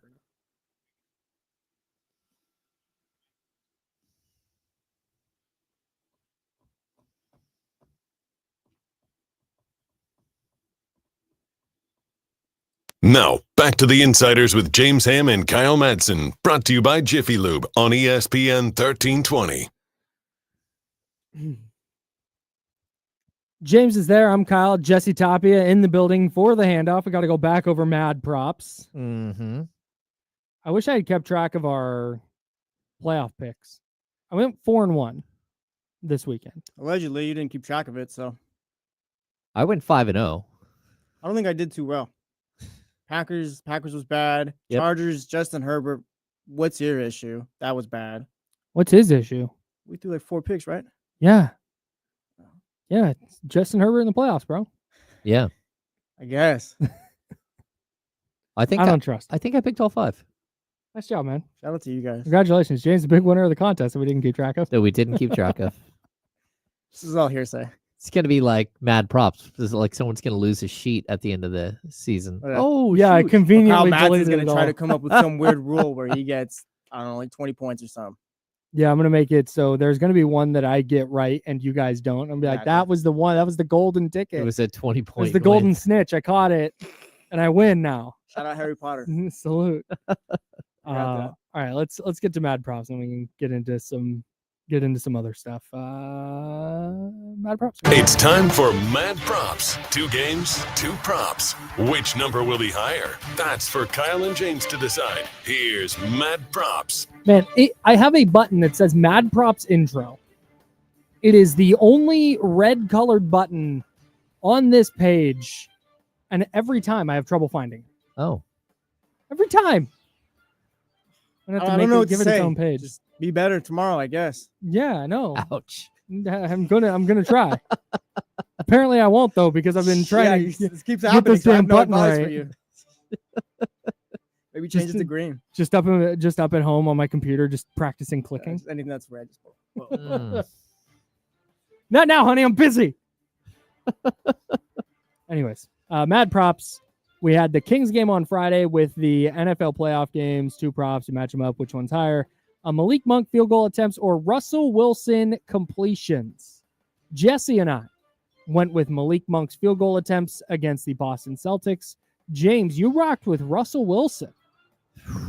Not the right move. Russell Wilson just 20 completions, 24 field goal attempts for Malik Monk against Boston. Now, granted, I think at that point you thought De'Aaron Fox was going to play.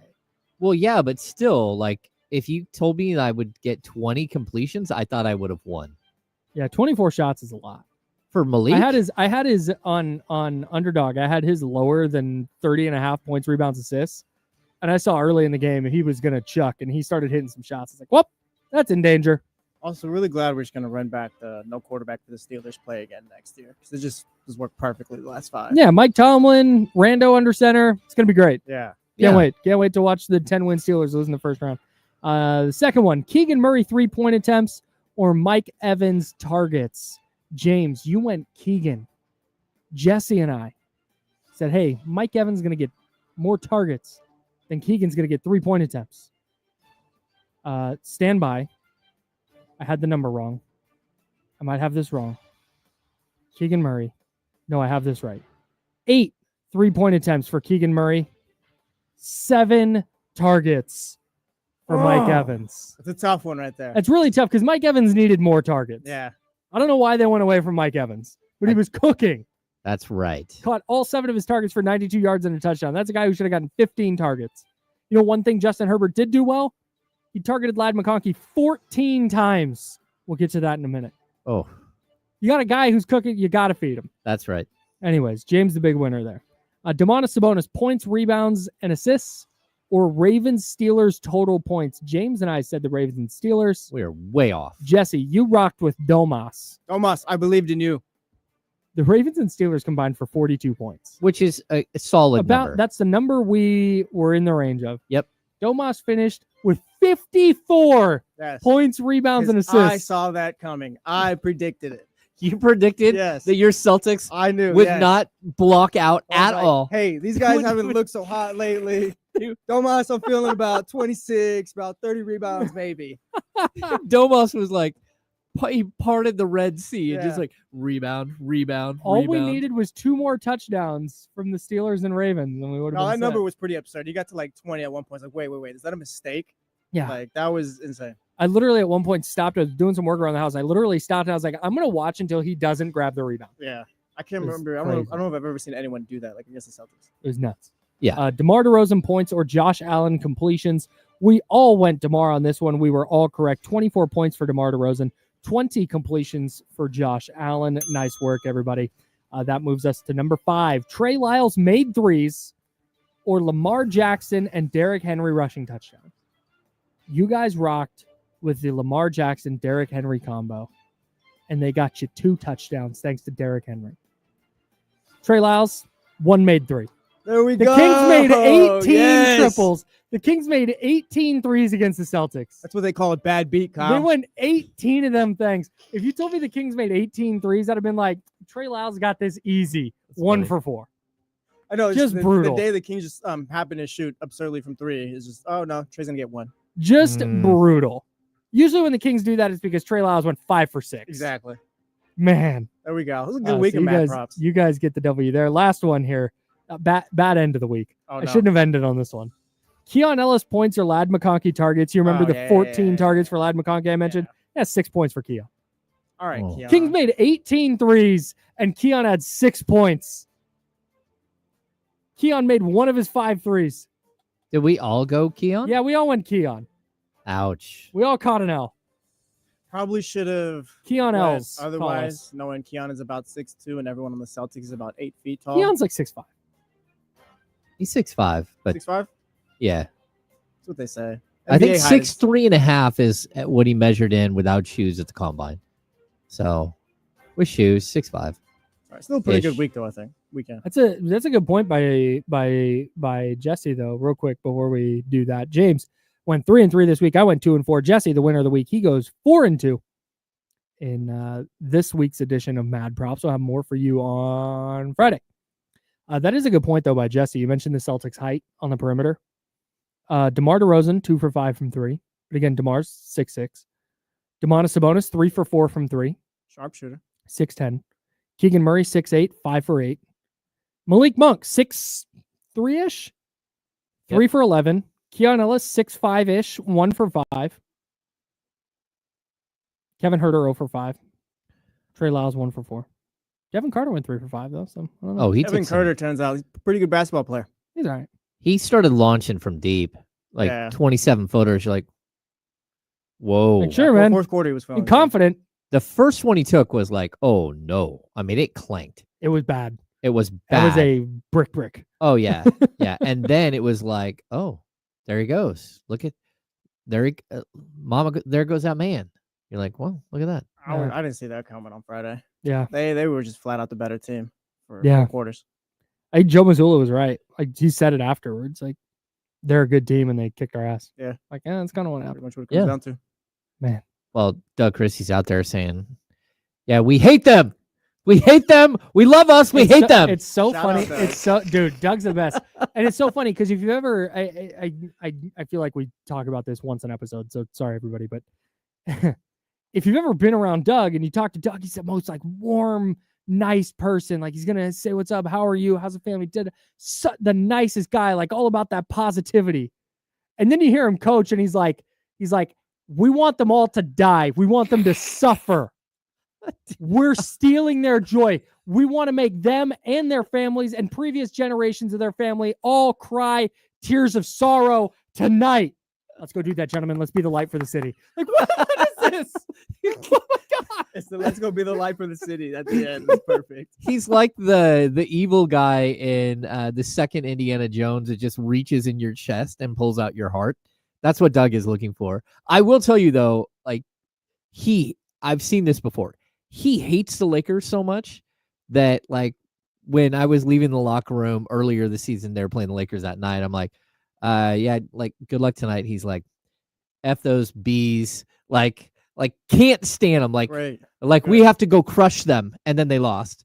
And then they lost again. The worst thing for Doug is that he's 7-0 against everyone and 0-1 against the Lakers. He would happily be 1-7. Yes. We need more coaches hating teams. We need I agree. We need rivalries back. Yeah. That's it, dude. There's Like- I'm right. Not that I dislike because these players grew up playing AAU together from the time they're 13. They play on the same teams. They play against each other. They know each other for half a decade or more by the time they get into the league. Oh yeah. So you get they work out together. They're friends. But I'm with you guys. Like You can still like for 48 minutes, I don't like you. yeah. Like it's fine. Like I was watching the Steelers-Ravens game, and like players talk about, yeah, it's just you learn to hate the other team. Like, yes, we need more of that. Yeah. I think it's interesting, like watching NBA players. And again, I interviewed Donovan Mitchell one time, and the Jazz PR staff's like, hey, everyone has some sort of connection with Donovan throughout the league. So like, but I was asking him a question about Eric Pascal because the Warriors guys at NBC had asked me to go like interview him because they were close growing up. Wild ass career, Eric Pascal, by the way. Go on. They were like in the car together. Parents drove together to every AAU game. They were like brothers, right? So like that's how we are with our soccer boys still. They were raised like driving with us everywhere. But the Utah Jazz PR staff was right. Like everybody universally, everyone has played, everyone has gone up against Donovan Mitchell. Everyone knows Donovan. Even like De'Aaron was like, we all knew he was a great defender. Like I played against him forever. He's a year older than De'Aaron. He's like, but him as an offensive weapon like that, no one saw that coming. Like at the pro level, like he just never did that. And all the years we played AAU against each other. So it's like, it's difficult to scout a guy who all of a sudden gets to the league and is just a superstar scorer. You're like, no one saw that. Yeah. Weird. Yeah. I was listening to the Austin Rivers podcast called Off Guard, and he talked about how he grew up playing on the same team as Brandon Knight, who was always like the best player. He was a year older than Austin, I think, but he was always like the number one guy. It's like they played AAU together when they were 14. Just two NBA guys on it, but that's just like you said, James. That's just what happens. Well, I mean, that De'Aaron had a team, and it was like him, Justin Jackson, Kelly Oubre. Like the whole team was stacked. Full of NBA guys. Yeah, even that's like what it is. Bradley Beal and Ben McLemore played together on a team in like the Peach. I can't remember what it's called. I have no idea. There's Peach one basket. Yeah, I think it is a Peach Basket tournament. It's like the big AAU tournament, and they were teammates for a couple of years. Man, yeah, all these guys played together. That's crazy. So I guess it is tough to like hate your opponents. I dislike. You don't have to hate him either. Like, oh gosh, there's Devin Booker at the coffee shop. I'm gonna beat him up. Like not like that, but just more so like they compete during the game. The Michael Jordan, Larry Bird thing. Yeah. From the documentary that played during COVID that I can't remember the name of. Oh, Last Dance. Last Dance. Thank you. Where they like shake hands and they do the bro hug, but then it's like FUUB. Yeah, exactly. Yeah, that's what. it. Yes, Perfect. yes. But too often now, players hate like their own teams. Like that's I think the bigger problem. Oh yeah. You got Jimmy Butler. You got Bradley Beal. I think Steph Curry probably hates everybody on the Warriors. I'll never say it. It sounds like it every time he talks post game. Like I mean, there was hatred between the Kings and Lakers. Like, sure, and it lasted long after visceral, playing careers. For sure. Long after playing careers between Kobe and Doug. We need to instigate that back.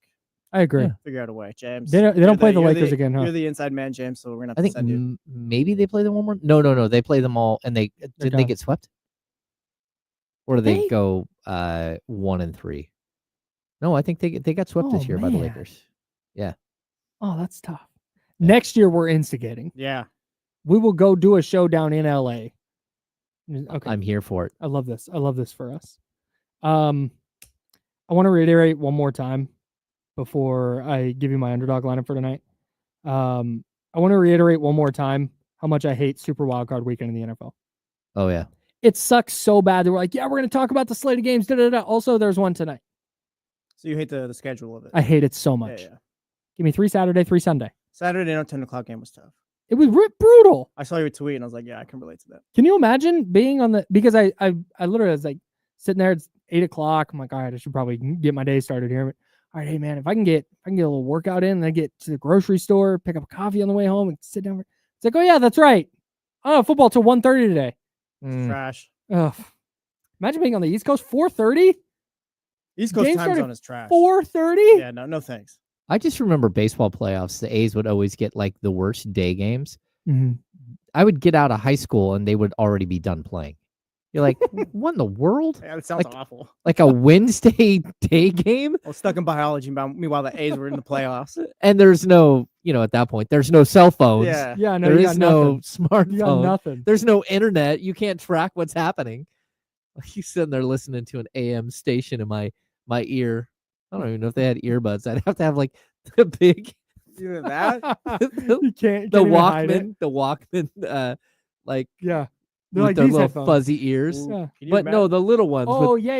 with the With little the whole ear was covered. yeah, with just a little fuzzy Oh, ear, yeah. like I rocked those. Can you imagine you just missed the game completely back then or whatever, like way back, and it's just No. like, oh, I got to check the score in the paper, and you realize your team lost, and your day's ruined, your morning's ruined because you found out, oh, the Celtics lost. yesterday. Yeah, yesterday. Yesterday. I'm Exactly. retroactively upset about this. Yeah. Oh, that stinks.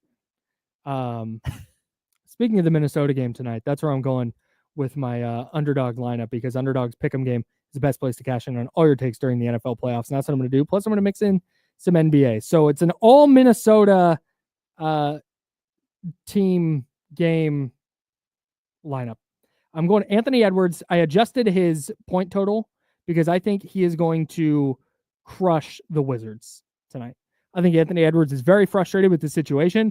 I think Anthony Edwards is going to go see food with whoever lines up across from him on the Wizards. I think he's going to go make a point. I have him higher than 29.5 points tonight. Jonas Valanciunas for the Wizards in that same game. I'm going higher than 9.5 points because it turns out he typically cooks against Rudy Gobert. Mm-hmm. That was a surprise to me. So he's a bunch of like 20-point games against him in his career. So I'm going with higher than 9.5 points for Jonas Valanciunas. And then Matthew Stafford, he's throwing a pick tonight. Matthew Stafford's throwing an interception. Feels fair. It's just a matter of the Minnesota defensive backs in a catch up. Great point. So I'm going Matthew Stafford. I'm going to bet on the Minnesota defensive backs to make that play. So I'm going Matthew Stafford higher than half an interception against Minnesota to round out my lineup with underdogs pick'em game. You can play along with me. Download the Underdog app, sign up with promo code Kyle M and deposit now to get up to $1,000 in bonus cash instantly. That's promo code Kyle M. Must be 18 plus and present in a state where Underdog Fantasy operates. I'm just going to read this every time because I think I have to. Terms apply. Concerned with your play, call 1-800-GAMBLER or visit www.ncbgambling.org. All Minnesota games. There we go. I'm dialed into Wolves Wizards tonight. So you got the Vikings tonight? I'm a real sicko. Yeah. I No, I took the Rams Oh, the plus Rams? 2.5. I was I leaning. had to stick with it. I was leaning Vikings. I think I'm gonna stick with the Vikings. They're the but- better team. Yeah. They I'm should going win. Vikings. They should win. Mhm. But I don't know, man. There's something about the way Sam Darnold played against the Lions that gave me the ick. Yeah, but he's had a few of those games this season. It's like, all right, Sam's gonna have some stinkers, but I think he'll just kind of be back to normal. Maybe if he is, then the Vikings win. Yeah. Is there a player with more riding on one game than Sam Darnold today? Ooh, Money wise, no. not no, for sure. Sam Darnold could make himself like $150 million. I definitely think he could get 120, like a 3-year 120 out of this. Maybe even a little bit more. I mean, his stats are spectacular. You just need to find the right team to pay him. Yeah, that's the thing is, I think it's a little bit the same thing as the Brock Purdy conundrum. Like, okay, you're going to pay him, but do we have the weapons to maximize what Sam Darnold is going to do? Yeah, but if you're the Vikings, do you really let him go? That's Seems like that's the plan. I'm trading the young kid. But that's what I think when you say does anyone have more riding on this game? If Sam Darnold loses tonight, or if the Vikings lose tonight, and Sam Darnold plays horribly, then he's probably not getting a 3-year, $120 million deal. Yeah. But if he goes out and plays really well, and the Vikings probably aren't signing him, but if he goes out and plays really well throughout the playoffs and they go to the Super Bowl, I have a really tough time letting that guy just walk But at this point, for if a you don't- complete unknown. But if you don't even know at this point, we're already in the playoffs. If you don't know at this point, then is it kind of like, all right, yeah, we should just let him walk? Like if you're still asking I think yourself, no. I think right now today, if they had to make a decision right now, he's gone. okay. But I think he could play himself into Minnesota because if you go to the Super Bowl or win a Super Bowl, I have a really hard time moving on from that guy. Yeah, send JJ McCarthy to the Raiders for their pick. Yeah, you can. Yeah, you can. I mean, what are you going to get McCarthy? I think you can still get probably a second and a third. You're not getting a first round pick for him. Probably No? not. I don't think so. I mean, Yeah, didn't he probably not. blow an ACL, right? He messed up True. his. Yeah, he messed up his knee. Yeah. All right, second round pick though. Yeah. Yeah, but you can get something back for him. Sam Darnold's going to walk, and the best you're going to get is a third round comp pick in the next year's draft. I don't know, but It's to only that point, 27. but if he goes out and throws up a stinker tonight, I don't think it changes anything for the Vikings. But I do think if you're a team that's looking to sign him, you're going, man, they had a really good group of pass catchers all year. They had a really good offensive scheme. And then in the two biggest games of the year, you laid an egg? Laid 2 eggs? Laid 1/6 of a dozen of eggs? I don't know. 2 eggs. I'm so glad I don't have to be in an NFL front office making these decisions. Yeah. Because I genuinely have no idea. I would Like, you're in a better spot team building wise if you have a quarterback on a rookie contract. yeah. And if you think that your offense is so quarterback proof that you think you can just drop JJ McCarthy in and get a close enough facsimile of Sam Darnold for a fraction of the price, then why wouldn't you? Yeah, that's a fair point. Yeah, but I'm looking at like that second and third round pick. That's a starting defensive back. That's a starting middle linebacker. Maybe. Might be a starting offensive lineman. I mean, if you draft well, like I'd rather stick with a guy that I know versus an unknown. I mean, unless what you've seen behind the scenes is this kid is it can't miss. Right. But I mean, JJ McCarthy is, and I think we got to go. We do. Oh yeah, we're super out. Okay, hey, we got to run. JJ McCarthy was a top 10 pick. Yeah, it wasn't like they found him in the 7th round. But anyways, okay. We'll continue discussing that, I'm sure, tomorrow. We'll have more Kings tomorrow. We got D'Lo and KC coming up. Jesse Tapia producing that show. They'll take you up to 4 o'clock. James Ham will be back, and James Ham and I will be back tomorrow at 10 a.m. on The Insider, sponsored by Jiffy Lube. This is ESPN 1320, Sacramento Sports Leader. Until 10 a.m. tomorrow, drink water and be nice people. See you. Later, y'all. Appreciate you. Adios, friends.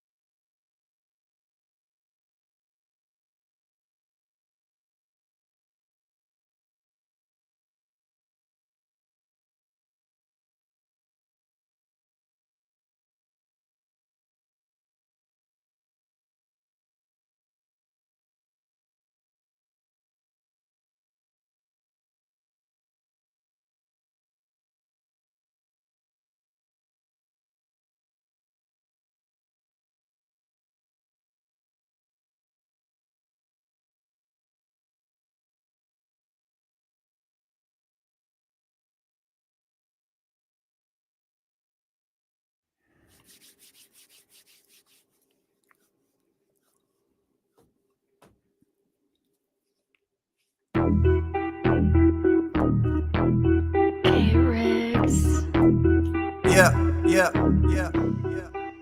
We got them screaming D-Lo, KC, D-Lo, KC, D-Lo, KC, D-Lo. We got them screaming D-Lo, KC, D-Lo, KC, D-Lo, D-Lo. We your number one spot. We your number one spot for some sports, huh? Got the city going crazy when we work, huh? We top 2, but we ain't 2, we in first, huh? And when you need the real, we is who you search, huh? D-Lo, KC, D-Lo, KC, D-Lo, KC, D-Lo. We your number one spot. Come on, man. What's up, man? One more time. What's up? Yeah, man. Warm me up on that beam, baby. Y'all know what it is. Yeah. 7 straight. Come on, man. It's the hottest team in the league, the Sacramento Kings. They do not know what Sacktown brings. When on the low, that's a Sacktown thing. Talking about us, it's a bounce out thing. Must they forgot we some Sacramento Kings. Whole squad going crazy, yeah, we back with it. Northern Cali going crazy, one sack winning. If you doubted us, then ain't no back spinning. This is real right here, ain't no catfishing. So tell me what you see now. Coming down the lane off the rebound. It's 9-16 now. Look toward the sky like the beam now. Tell them like the beam, like the beam now. You can tell them like the beam now. Tell them like the beam now. You can tell them like the beam now. Tell them like the beam, like the beam now. You can tell them like the beam now. Tell them like the beam now. If you reppin' that Kings like the beam now. Verse 2. Sack crowd, make sure everyone knows. Let me tell you how this thing really goes. Yeah, we travel deep. Whether we home or on the road, we lit. You don't want that smoke, we the team of the year. We shaking things over here, don't doubt. We believe over here, we don't bleed over here. And let me just speak real clear. I only deal with real Kings over here. So tell me what you see now. Coming down the lane off the rebound. It's 9-16 now. Look toward the sky like the beam now. Hey. Tell them like the beam. Like the beam Hey. Warm me up on that beam, baby. Yes.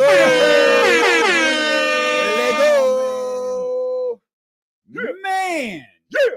We welcome you in here to the Monday, January 13th edition of D-Lo and KC. I'm Damian Barling. The ultimate needle mover in God mode himself. He's Kenny Caraway. Yes, sir. Acknowledge me. And we are live. From the worst slums of Sacramento. The absolute worst, man. Kings fans, we are happy that you are here with us. I don't even know where to start. I mean, do we go backwards? Do we go back in time? Because Friday was great. I don't even know where to start, bro. I don't even know where to start. There's a beam behind me.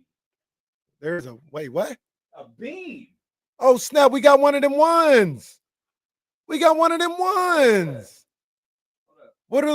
is that called again? That's called like a it's called the laser printer.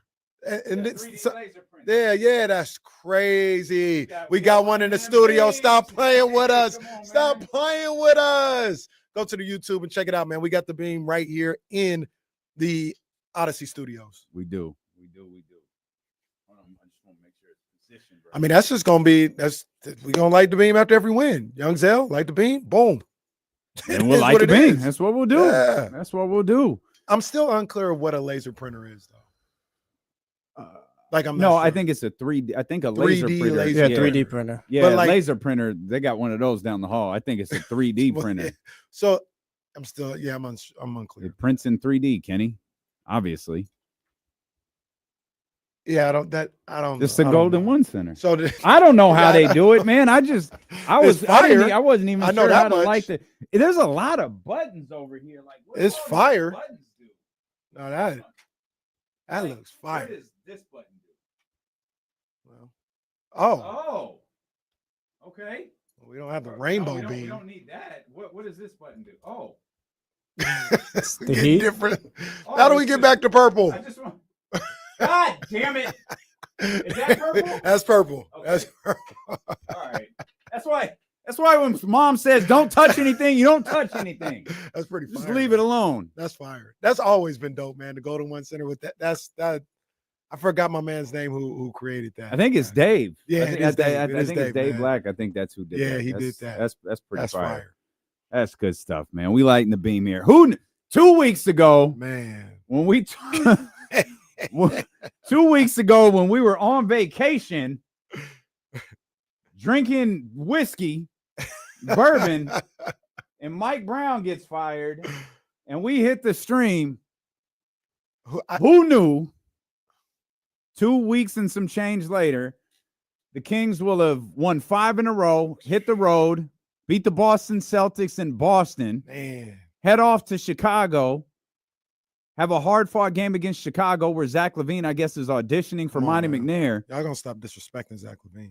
And get their 6th and 7th straight wins, respectively, heading into a game tomorrow night against the Milwaukee Bucks. Okay. First of all, crazy. Second, like would it be fair to say, I think you're a pretty even kill. You're a pretty even kill. Would it be fair to say I'm maybe the most optimistic person in Sacramento media when it comes to the Kings? Optimistic, on a consistent basis. Yeah, sure. Even I didn't see this. Right? Like even I was like, no, there's things they can do, and people got to do this. And I believe in Doug Christie and all this other stuff. I didn't see 7 straight games. 7 straight is crazy. Come on, I didn't see that, man. Like Come on, this man. matches the Bean team. Yeah. Run, right? Yep, like yep. that was the longest was 7 straight. That's right. That's right, man. And after Friday, you look at them like, why can't they beat anybody? Because Friday was the one where Friday I was was cray. I was like, they play beat the well, Celtics but at their own game on Friday. Man, and there's what do you got to say now? What's good? Huh? What's good? Oh, hold on. Sorry. Do you guys have one of these? Wow. Do you? Wow, well, that's where we going. I'm just saying, like I was happy for the Kings on Friday. Enjoy your win. Enjoy your win. I told Enjoy Jesse your win. The only thing that stands between the Celtics and another title is Douglas Dale Christie. You want to see us in June? I wasn't even You wanna see mad us in about the June? Kings game. My text no, guys he wasn't wasn't. annoying Yeah, he me. wasn't mad at all. He initiated the text conversation. He and Jesse initiated a couple of texts this weekend. Well, he did. Won't say all of them on the air, but kind of how I felt after that win against Chicago. and be on NBC putting out tweets, getting their stuff together. You know, career change might be a need for some. I ain't gonna say no. I think he'd be really good though. I'm sure he would. I think he'd be really good. But like I said, at this point, you can't tell me anything about basketball. The Kings are above. So here we are. Each game is just telling us something. So here we are, and we're gonna dive into there's 90 different aspects to what went on this weekend and what's gone on the last couple of weeks. The Kings are above 500 for the first time all year. Wow. We asked the question repeatedly. At what point do you say Sacramento Kings have turned this thing around? I think we're there. If we're not, the one thing I'm holding out for is for them to grab 2 games? A game and a half. Give me 2 games. The Lakers and Clippers both resume their home schedules tonight, by the way. Give me 2 games to get into the 6. And I'll say the Sacramento Kings, because that's where we expected them to be, right? We didn't expect them to be in 9th. We're thrilled to be in 9th. We're thrilled to be 20-19 because we know what it looked like 2 weeks ago. 4 months ago, 3 months ago, this was not the discussion we were having. Right. We were not having a discussion about them being 20-19 and fighting for a play-in spot and winning 7 games to get to a game above 500. You get into the top 6, though, regardless of what the Western Conference looks like, even if it's 22-19, still not the record any of us would have predicted 3 months ago. Then I'll say the Sacramento Kings have turned this thing around. Is it too much to say that they probably won't go backwards the rest of the season? Like all the worst that they were was like already happened. Like I don't see them. I believe that falling out of the play-in again, going back under 500, trying to claw back and forth. So maybe you lose a game or 2 because like now you're still close. You're only a game up, but like now it's just kind of steady. I feel. So I think what's tough about that is like, can they fall back for like a game or 2 or a couple of days? Like, sure. What I don't think they're going to be is a sub 500 team the rest of the way. Like, and so what does that amount to at the end of the year? Does it amount to 3 games above 500, 4 games above 500, 5 games above 500? I'm not really sure.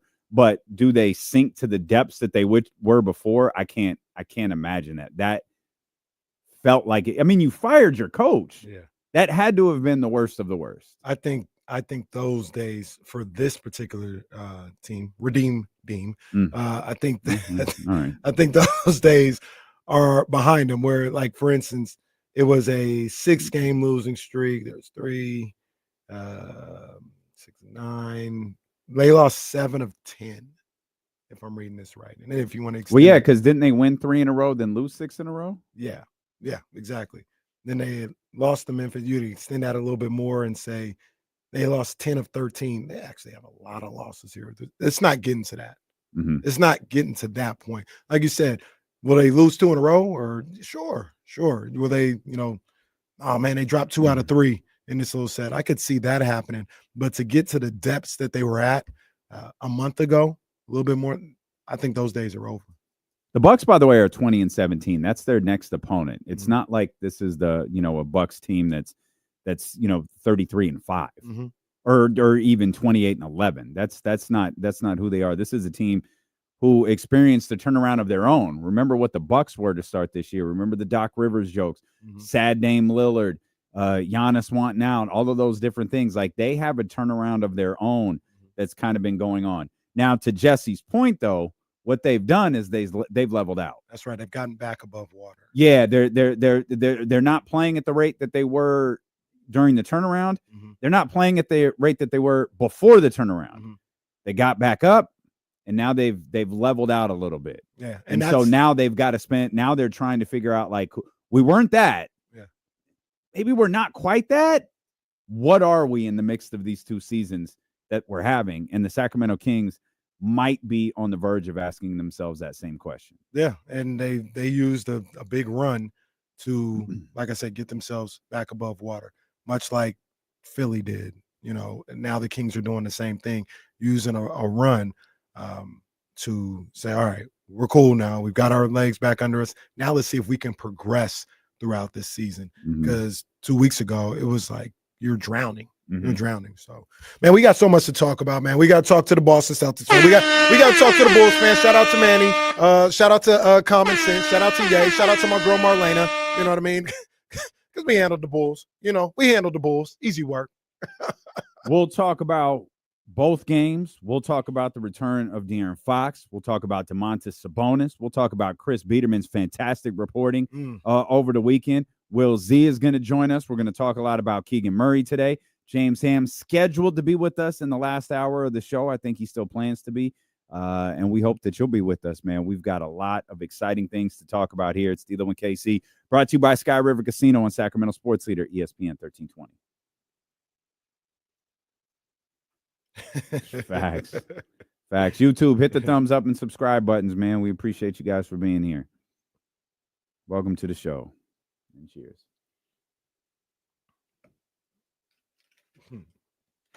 Yeah.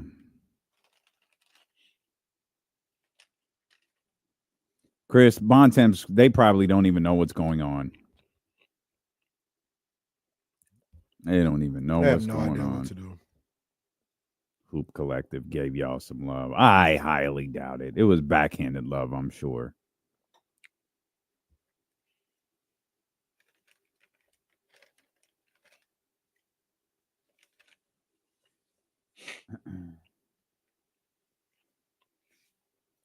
Oh, snap. I didn't even know that. That's where Raw is tonight. I was wondering where San Jose, right? Yeah.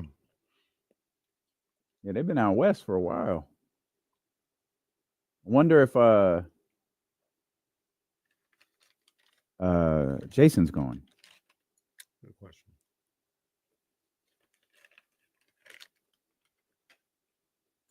Oh man, I forgot this game is in Arizona tonight.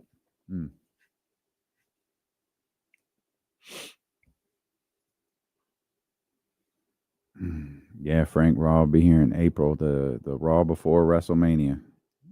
Wee. Young Sav, just enjoy the ride, man. Just enjoy the ride, buddy. Which one are you talking about? They're talking about the I Chargers. think so. Oh. Well, in that case, I'm pretty sure it's the Chargers. kind of had to know that was going to happen. No, I didn't. Not I 4 didn't. picks No? from Herbert. really? I thought. Not that. Well, no, I not thought the that. Chargers were But gonna win. I picked the Chargers. I thought the Chargers couldn't make a run. really?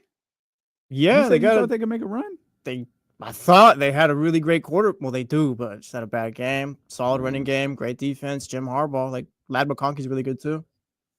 Young Sam, don't do Memes was going crazy. that. Oh man, that's terrible. That's terrible. I didn't think they were, but they had a chance. I thought, but of course I was wrong. I thought they for sure were going to win on Saturday. I got that wrong. Really? Yeah. Oh, really hating on CJ, huh? Nah, they had suffered some injuries. Yeah, he didn't really look the best this year either. They could have been Yeah, had. he didn't. That's more so. I thought they were right for pickings.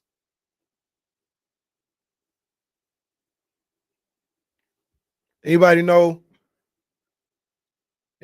where O'Connell and Fat Boy are at? No, Where Fat Boy at? Probably the same place your little fucking sign on Friday went. Well, you don't have nothing today. Play like a champion today. Mm-hmm. Let's go. Mm-hmm. Play like a champion. Let's go. Golden Domers. Let's go, baby. Let's go. I think it's hilarious how mad they get when you throw down like 3 horns down and all that. Don't do that. Yeah, like they get so offended. They want to fight. Oh, you Texas boys. But look though, where Fat Boy at though, man? Fat Boy had a lot to say about my people. I appreciate that. I had a tweet calling him Fat Boy, and I was like, I shouldn't do that, man. No need to. Yeah, who are you talking about? You talking about that dude who screams into the microphone? Yeah. But he was talking, and I was like, I shouldn't do that. So I took it down. Then I saw what he had to say again because I don't ever listen to him. Then I saw what he had to say again. I was like, nah, man, he's talking about my people, man. I don't appreciate that. It's like when dumb people need engagement, they start talking about the Sacramento Kings. What we say about a year and a half ago, and people were like, it's crazy. Yeah, Kings might be the most relevant team in the league. Relevant when you need them numbers up, you talk about the Sacramento Kings. Yeah, you put out a Kings. And them numbers go crazy. You don't do that about the Bucks, or you don't even do that about the Warriors, to be honest with you. When you need them numbers up, you talk about the Kings. Now, you use that to talk crazy about them. That's fine. That's your prerogative. But don't go hiding like O'Connell, crazy, like O'Connell and Fat Boy when things go right. Well, okay, maybe we don't call them that. But and you're not talking about Windhurst. You're talking about no, not at all. You're talking about that. What is he? Was he just a YouTube guy? What is that person? YouTube guy, snacks guy. I don't know. Well, okay, you're really leaning into the weight thing again, but that's fine. He's obnoxious and he can.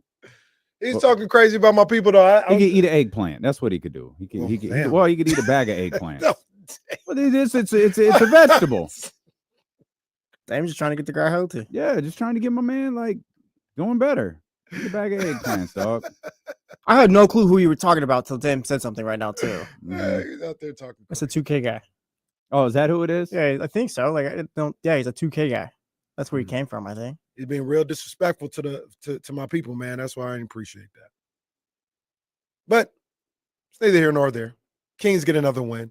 That's all that really matters. That's all that really matters. Let's there's a lot to talk about. It's tough to go back to Friday and like dissect Friday's game. We'll talk about like really what we're talking about is this team has won 7 straight. Mm-hmm. They won 2 games on the road. Like we saw De'Aaron Fox return last night, and I know that was a lot of people's worst nightmare. De'Aaron comes back and the Kings lose. Boy, them hot takes are going to be flying. Yeah. This man goes out there on 26 points, 9 rebounds, 3 assists, openly talks like he's winded. He's a little bit uncomfortable. I think I can't remember if it was Mark. I don't remember who, like the night after the Memphis game, he couldn't, like he was in so much pain that night. Yeah. He couldn't sleep. So this bruised gluteus maximus, as everybody liked to refer to it as, my brother was in some pain over that, week-long stretch, man. But he returned against Chicago, and him and DeMar in that fourth quarter versus Chicago were spectacular. Man. 18 points, 9 each Mhm. for those two in that fourth quarter to make sure the Kings got away with a victory. Brought them home, man. Brought them home because that game, it was looking shaky with the way Chicago was able to score. I haven't really sat down and watched Chicago at length for much of the season. I came away impressed with what they could do on the offensive end. That's like, I'm sure you look at the film and it's like, oh, the Kings didn't do this on the defensive end, or they could have been better here or whatever. Like, no doubt, I understand that, but I give credit to Chicago. That team is potent on the offensive end. They can't guard anything, so that's one of the reasons why their record is what it is. But offensively, they're legit. And then when you get a guy like Lonzo's playing well. Lonzo's playing really well, shooting the ball really well. Vooch, he's a problem.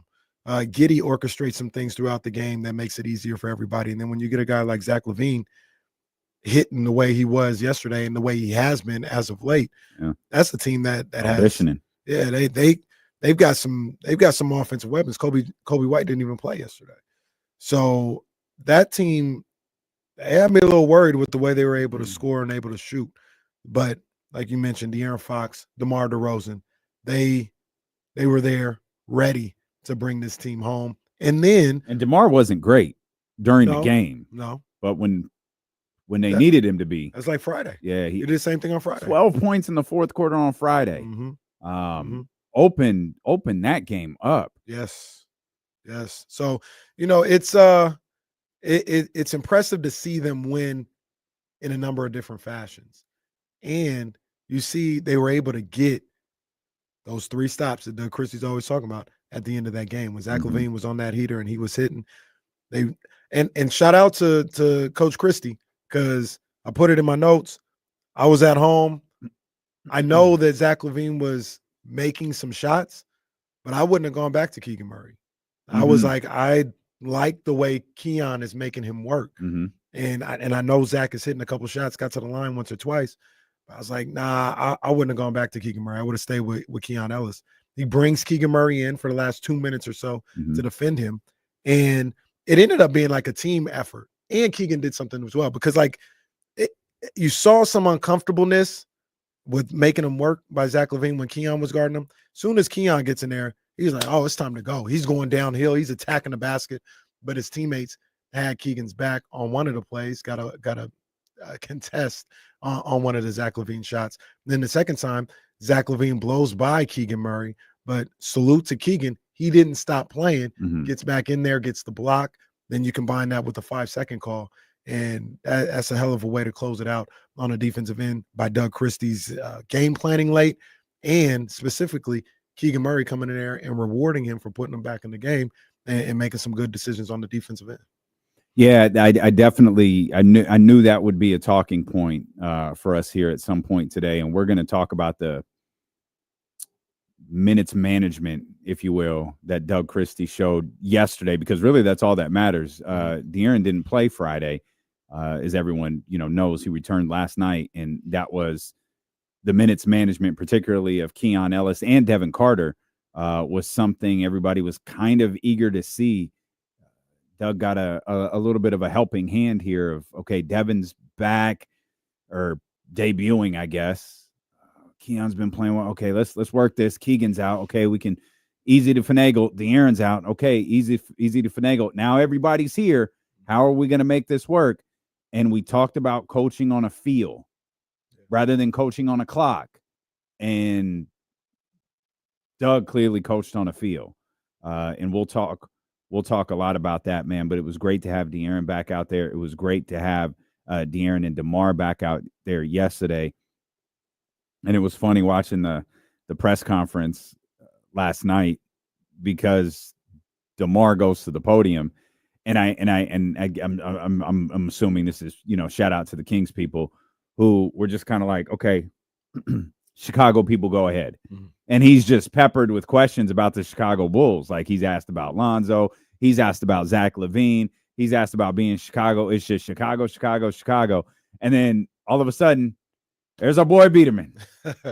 Our boy Biederman right there to ask the questions. But if it's fourth quarter Fox, man, the the DeMar De'Aaron pairing in the fourth quarter that we had heard so much about in July and wondered what it would look like come October, I think we're seeing it I think we saw it in its purest form last night, and we saw what DeMar can do in, I don't want to go too far overboard and call it a high stakes game, but like all of the games are big time for Sacramento right now. When you dig yourself that type of hole and you're trying to claw your way out of it, like that win against Boston was massive, and I can't imagine what it did for those guys' confidence.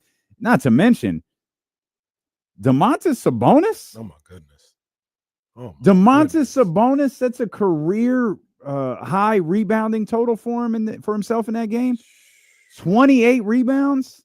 Like I saw, I think it was our guy Keith Smith was tracking. He was like, "Hey, be on the lookout. Like 30 and 30 is really within reach." Given I think he was at 20 points, 21 points maybe at the beginning of the fourth.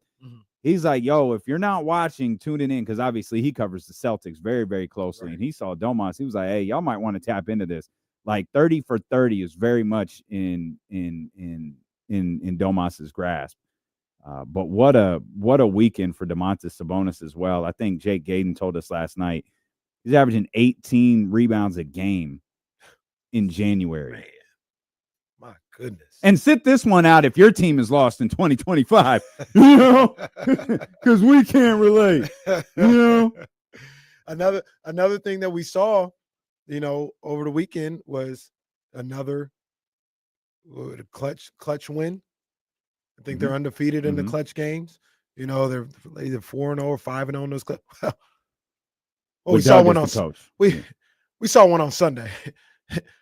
We didn't see no clutch win on Friday. That didn't go in the clutch win category, but I just smack the boys up real quick. That wasn't a clutch win. You know what I mean? I'm gonna talk about Boston, because shout out to Jesse, that's my man's in him, and shout out to Mr. Tapia. But I don't like the Boston Celtics. I like my boy Jason Tatum. I like Jaylen Brown. I like all the players, but I don't like the Boston Celtics. Don't get it twisted. So yeah. That wasn't a clutch win. You know what was fun about that? There was a little library in there. I mean, Doug came out talking about how passionate the fans were, and I'm sure they were when they weren't getting their ass kicked. I'm sure they were passionate. But boy, it got quiet in the fourth quarter. That fourth quarter was dental office-esque. It was reading the grapes of wrath in there. Just they reading the same book as AJ Brown. Shout out AJ Brown. He said nothing's wrong. I was just trying to just feed my mind, man. That's all I do. That's what the whole crowd at TD Garden was doing. Yeah. But I mean, we're seeing it. You talk about feel, and that's what Doug Christie did on yesterday against Chicago, late in that game, getting Keegan back in the game.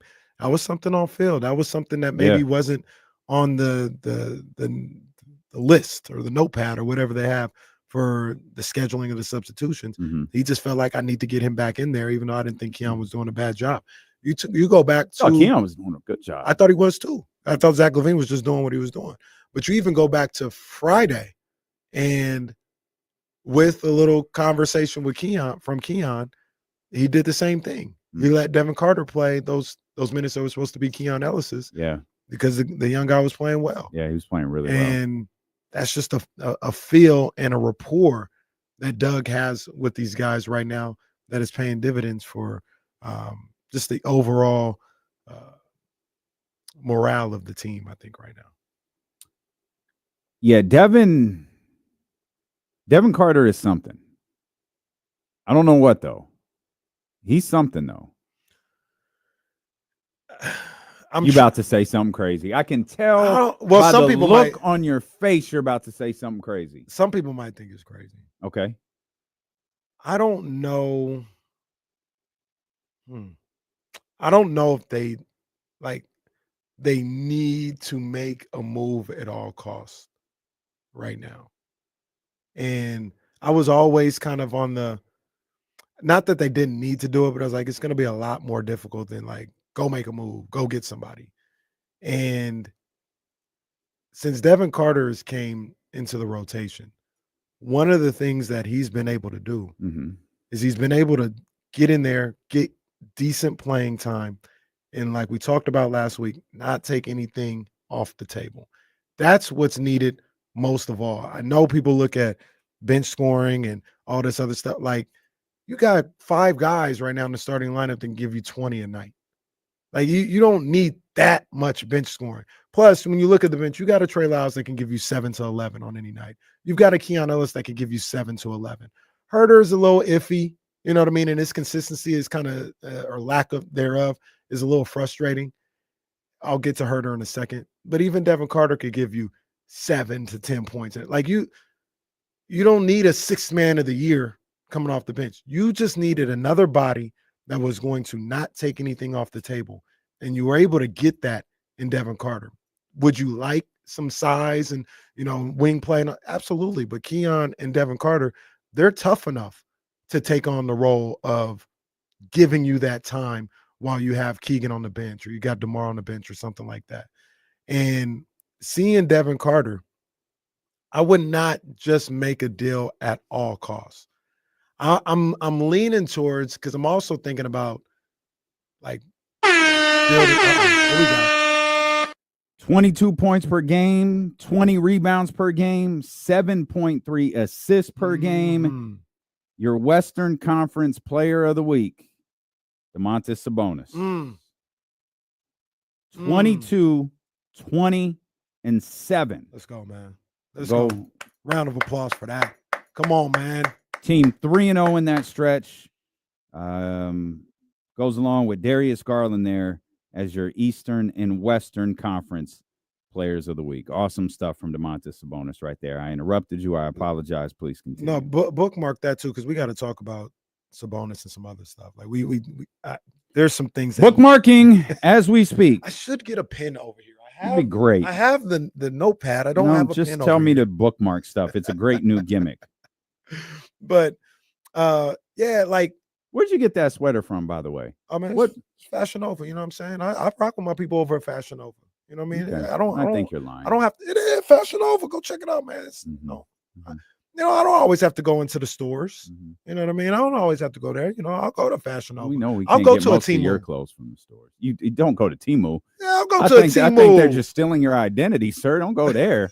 I'll go to a Sheen. Well, there's like 10 Kenny Caraways now because you went to Temu. Be careful. I'll go there, man. I'll take it. Sometimes you lose some. Sometimes you lose some because you get there and it's like a Gordon Gartrell. You know what I mean? Sometimes you lose some, but no, they did their thing with this one, man. Shout out Fashion Nova. But like I wouldn't make a deal at all costs. It would have to be something beneficial. Define that. Like, I'm not giving up no first rounder. Okay. No future first rounder. All right. I don't think you need to go get, like, I'd love to have him here. I don't think you need to go get a Cam Johnson. Okay. Like, you could go get a Daniel House off the street. Because you need somebody with length and it's going to play like a Kessler Edwards type.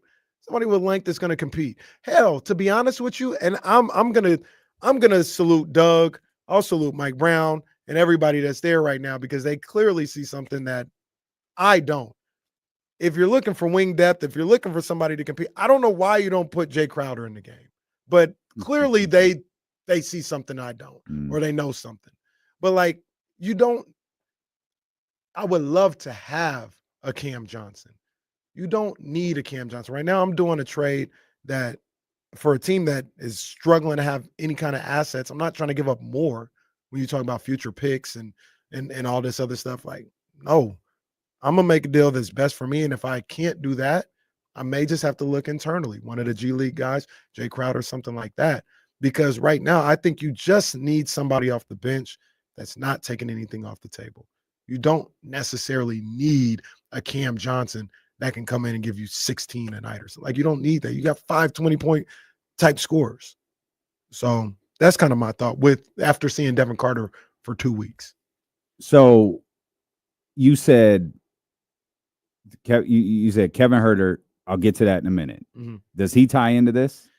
He does. He's somebody that he's the enigma right now, where it's like if you could move him, yeah, I probably would.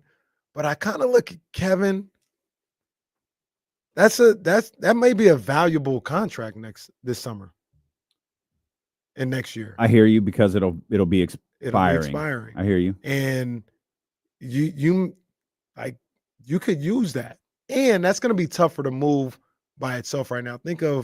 I'm just going to throw Washington out there, Valanciunas or Kuzma. Like, why would Washington want Kevin Huerter with a not inspiring contract? You beat at the deadline. You be close enough where. Are we talking about Kuzma?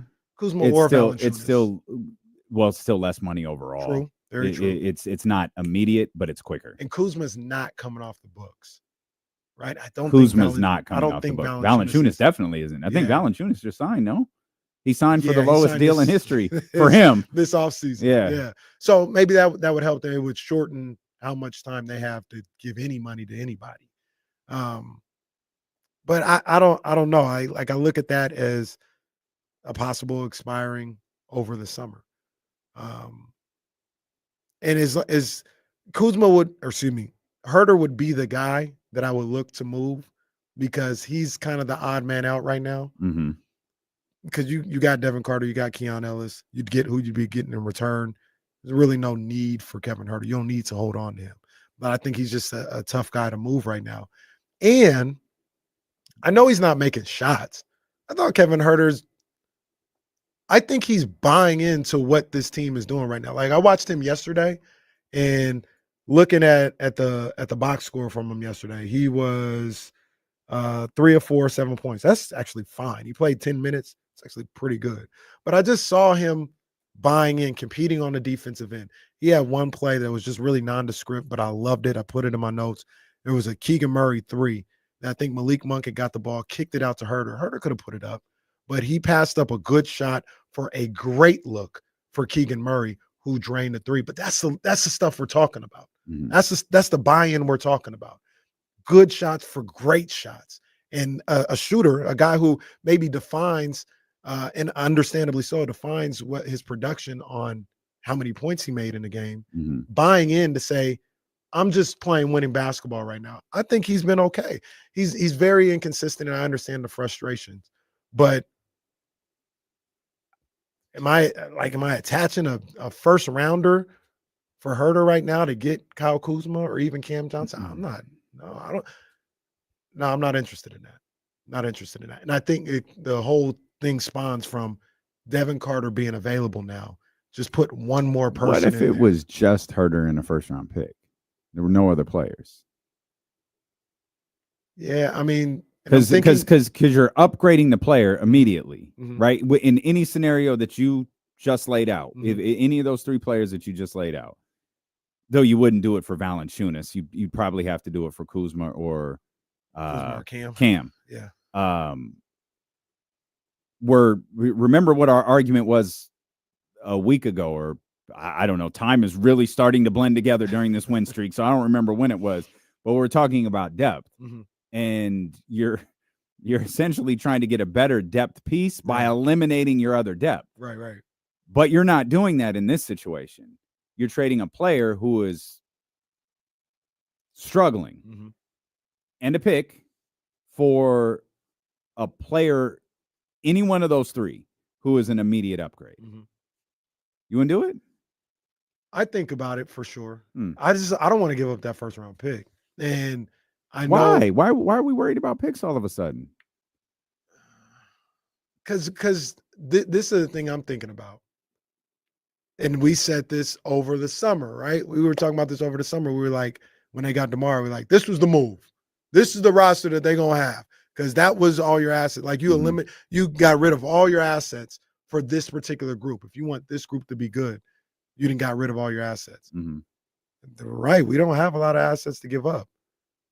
You do that right now, regardless of what happens let's just say they losing a play-in over the summer. How are you getting better? How are you improving this roster this summer? Because now we thought they didn't have any assets last summer. They really ain't got no assets now. Well, yeah, if you lose in the play-in, you probably missed. You know what I mean? Like, if you make one of those moves you're talking about and you lose you missed. Like, I don't know what you do in that. Well, I know there's one thing you can do. Yeah. But Yeah. I don't even know if you lose in the play-in and you make that move with De'Aaron. I don't know. That doesn't mean it. I don't think that means anything. Right. And then maybe to your point, that's where, all right, now you're going to get all those assets back or those trade pieces back And there's in that, a possible trade Yeah. that you could be making. I mean, I guess I would do it because you're just simply exchanging a Cam Johnson for a Kevin Huerter, and Cam is better right now than Kevin Huerter. But I'm not trying to, like, the win streak doesn't really matter. I'm looking at how these guys are playing and how they're buying in. And I just see like that play that I talked about with Kevin Huerter, that was in the second quarter. You know, there was a lot of game after that, but I loved his approach to that. Like it told me a lot about the way this team is feeling right now. And I'd want to add to that without giving up if I could. And like I said, I don't know. I trust these guys. My boy TCG says Crowder is a good bench guy to have, not a part of a regular rotation. I guess he doesn't appear to be a part of any rotation. Yeah, I guess. I don't even remember the last time we saw. I think we saw Jay his first day in Sacramento. We might not have seen him since. Again. But that man played getting off the plane, and we haven't seen him since. But my whole point of bringing up Jay Crowder is like that's the type of guy that you should be able to bring in off the bench. I don't think you're looking for this super sub. Like, I think you're looking for a guy that's going to give me 15 minutes and guard this 6'5" guy for a little bit while Keegan gets a rest. That's what you're looking for. And it feels like you can find those guys anywhere. You may have one on the bench, but I guess not. Yeah, I don't know. I'd be curious to know. Maybe we can get Mark Jones to ask him. We'll hit the Elk Grove Kia talk line here in just a heartbeat. 916-909-1320. See our boy TC over there waiting. You want to get in, you want to weigh in on the Sacramento Kings, the 7-game win streak, man. Jump in here again. 916-909-1320. We'll come back. We've got a lot more to talk about as it pertains to your Sacramento Kings, as it pertains to your Western Conference Player of the Week, Domantas Sabonis. And we'll talk a little bit more about DC managing minutes and how big the bench came up in these last 2 games. That's all ahead. We're thrilled you're here with us. It's Steele and KC, brought to you by Sky River Casino on Sacramento Sports Leader ESPN 1320.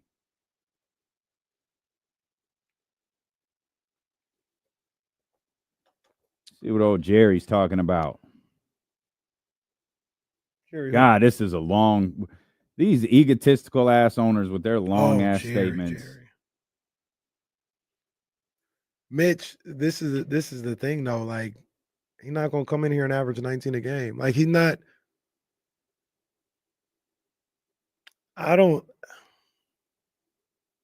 Cam Johnson last night. Keegan Murray played 36 minutes. Realistically, and I'm one of the guys that said Cam Johnson is better than Keegan Murray, right? I think he's better today than Keegan Murray. But if you're trading for Cam Johnson and Keegan Murray is still here, I'm like, it's his spot. Like, I'm not moving Keegan to the bench.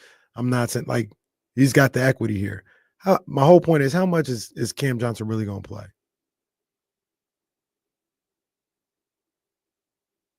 Is he going to play 27 minutes a night? So is this the team then? Minus like just some bench guys here and there? Because if it is, like, is this ever going to get you to the finals? This team's not even going to win you a playoff round this year, I don't think. You don't think they're going to win a playoff round? Not as it is now. I mean, as of right now, I guess they'd be playing one of the top 2 seeds. So I look at you got to make moves and make progress at some point. Number one, who you gonna move? Number 2, where is that person playing? Doug Christie's got to coach him up. I'm looking at the and I'm not saying it's the end all be all, but this is the thing that we talked about in the summer. I'm looking at the end of the game last night. It's Keegan Murray, it's Malik Monk, it's Sabonis, it's Fox, it's DeMar DeRozan. Where is that person playing? Some nights it'll be Cam Johnson though. For who? Keegan? For whoever just doesn't have it, that you have options now. That's always a good thing. If your problem is, I don't know how much I can play Cam Johnson or Keegan, like, fine, we'll work through that. We have 2 great players. But here's the thing. You about to give Keegan Murray $90 million. I'm going to give him $90 million and he can't finish a game he's situational. Don't have to be Keegan. It could be whoever. Who's it going to be? It doesn't matter. Like I said, it's just the whole point is Sabonis or Fox. I don't think you're taking off Monk because Monk you is could Monk or is just if Cam Johnson is the better matchup, then just throw him in for whoever. Monk, he is close to being certified. He is better than Cam Johnson. That's fine, but it's just you need versatility. Maybe you need options. This team is never going to get to the finals. I will tell you that right now. Maybe it's DeMar, but the whole point is it's not like I don't know if they get into the finals with Cam Johnson right now. Like or when you talk about your finals run, that's when it's the end. It's the end for DeMar. Maybe I can see a Western Conference Finals run with Cam Johnson though. I can see a Western Conference Finals run with this group. We talked I about can't that. give you that yet. We talked about that, but we talked about that in August. DeMar said it, and nobody thought he was crazy. It's the same team. We've just seen them struggle. We've been holding on to this group minus DeMar for like 2 seasons. Like you have to make moves. That's just it. You have to. That's the move. DeMar to move. No, you can trade Kevin or whatever. Trade a first-round pick. Trade a first-round there. But we're not holding on to the same group. We were the same group as Harrison. Well, no, I'm talking about like Kevin Huerter, like rounding out the other side of the roster too. Kevin Huerter, he a bench guy. He a bench guy. He's not core at this point. The core is that fight that's on the bench. Once again, like I said, somebody's got to not be playing. That's fine. Like all the best teams, though. Like sometimes Al Horford doesn't play on the Celtics. Sometimes maybe Derek White at the end or Drew Holiday. Like when sometimes Derek White don't ever play at the end. Well, I'm just throwing out names. Sometimes it's Drew Holiday or whoever. Like sometimes it's just, I'm talking about versatility. Drew Holiday always play. I'm talking about versatility though. Horford is maybe the one that don't come in. That's it. And Horford is old as dirt. Them other dudes. Like, sometimes Holiday doesn't because now Pritchard is lighting them up. So sometimes Pritchard will finish because Holiday's not scoring offensively. Like it's just stuff like that. You have options. Holiday's better than Pritchard, but hey, maybe we need what Pritchard's got today. That's in 10 games. How many times do you think that happens? I don't know, but it's just the whole versatility, though. Like, Pritchard's going to be sixth man of the year. It's just you have a lot of guys. I'm not saying you know for sure, but just give me a ballpark, just what you think. In 10 games, how many times do you think Pritchard closes for Holiday? I'll go 2 or 3. I think that's even too high. I'm just throwing a number out on that one. No, there's a lot that just went on during the commercial break, and I laid out through the whole thing. I was sidetracked by John Cena's new gig, which I guess is just hawking McDonald's. Was it McDonald's? I guess he's just a McDonald's spokesperson at this point. Like John Cena actually eats McDonald's, but like, okay. And these two, Jesse and KC, were having a discussion about the Kings going to the finals. This is a team that was 6 games under and fired their head coach 2 weeks ago. And Jesse comes in. Well, this team isn't good enough to get to the finals. I'm not talking about like just for this year, but every team is trying to build eventually to get there. And the whole point is to take steps to get there eventually. And that's what I'm talking about. Making a move for Cam Johnson helps you take steps there. I think if you add a Cam Johnson, it doesn't have to be this year or whatever, but running with this core Cam and whoever coming like off the bench, like that can get you to the Western Conference Finals and you can work off of that. Like you got to make progress. You have to make moves to get forward. I'm not against.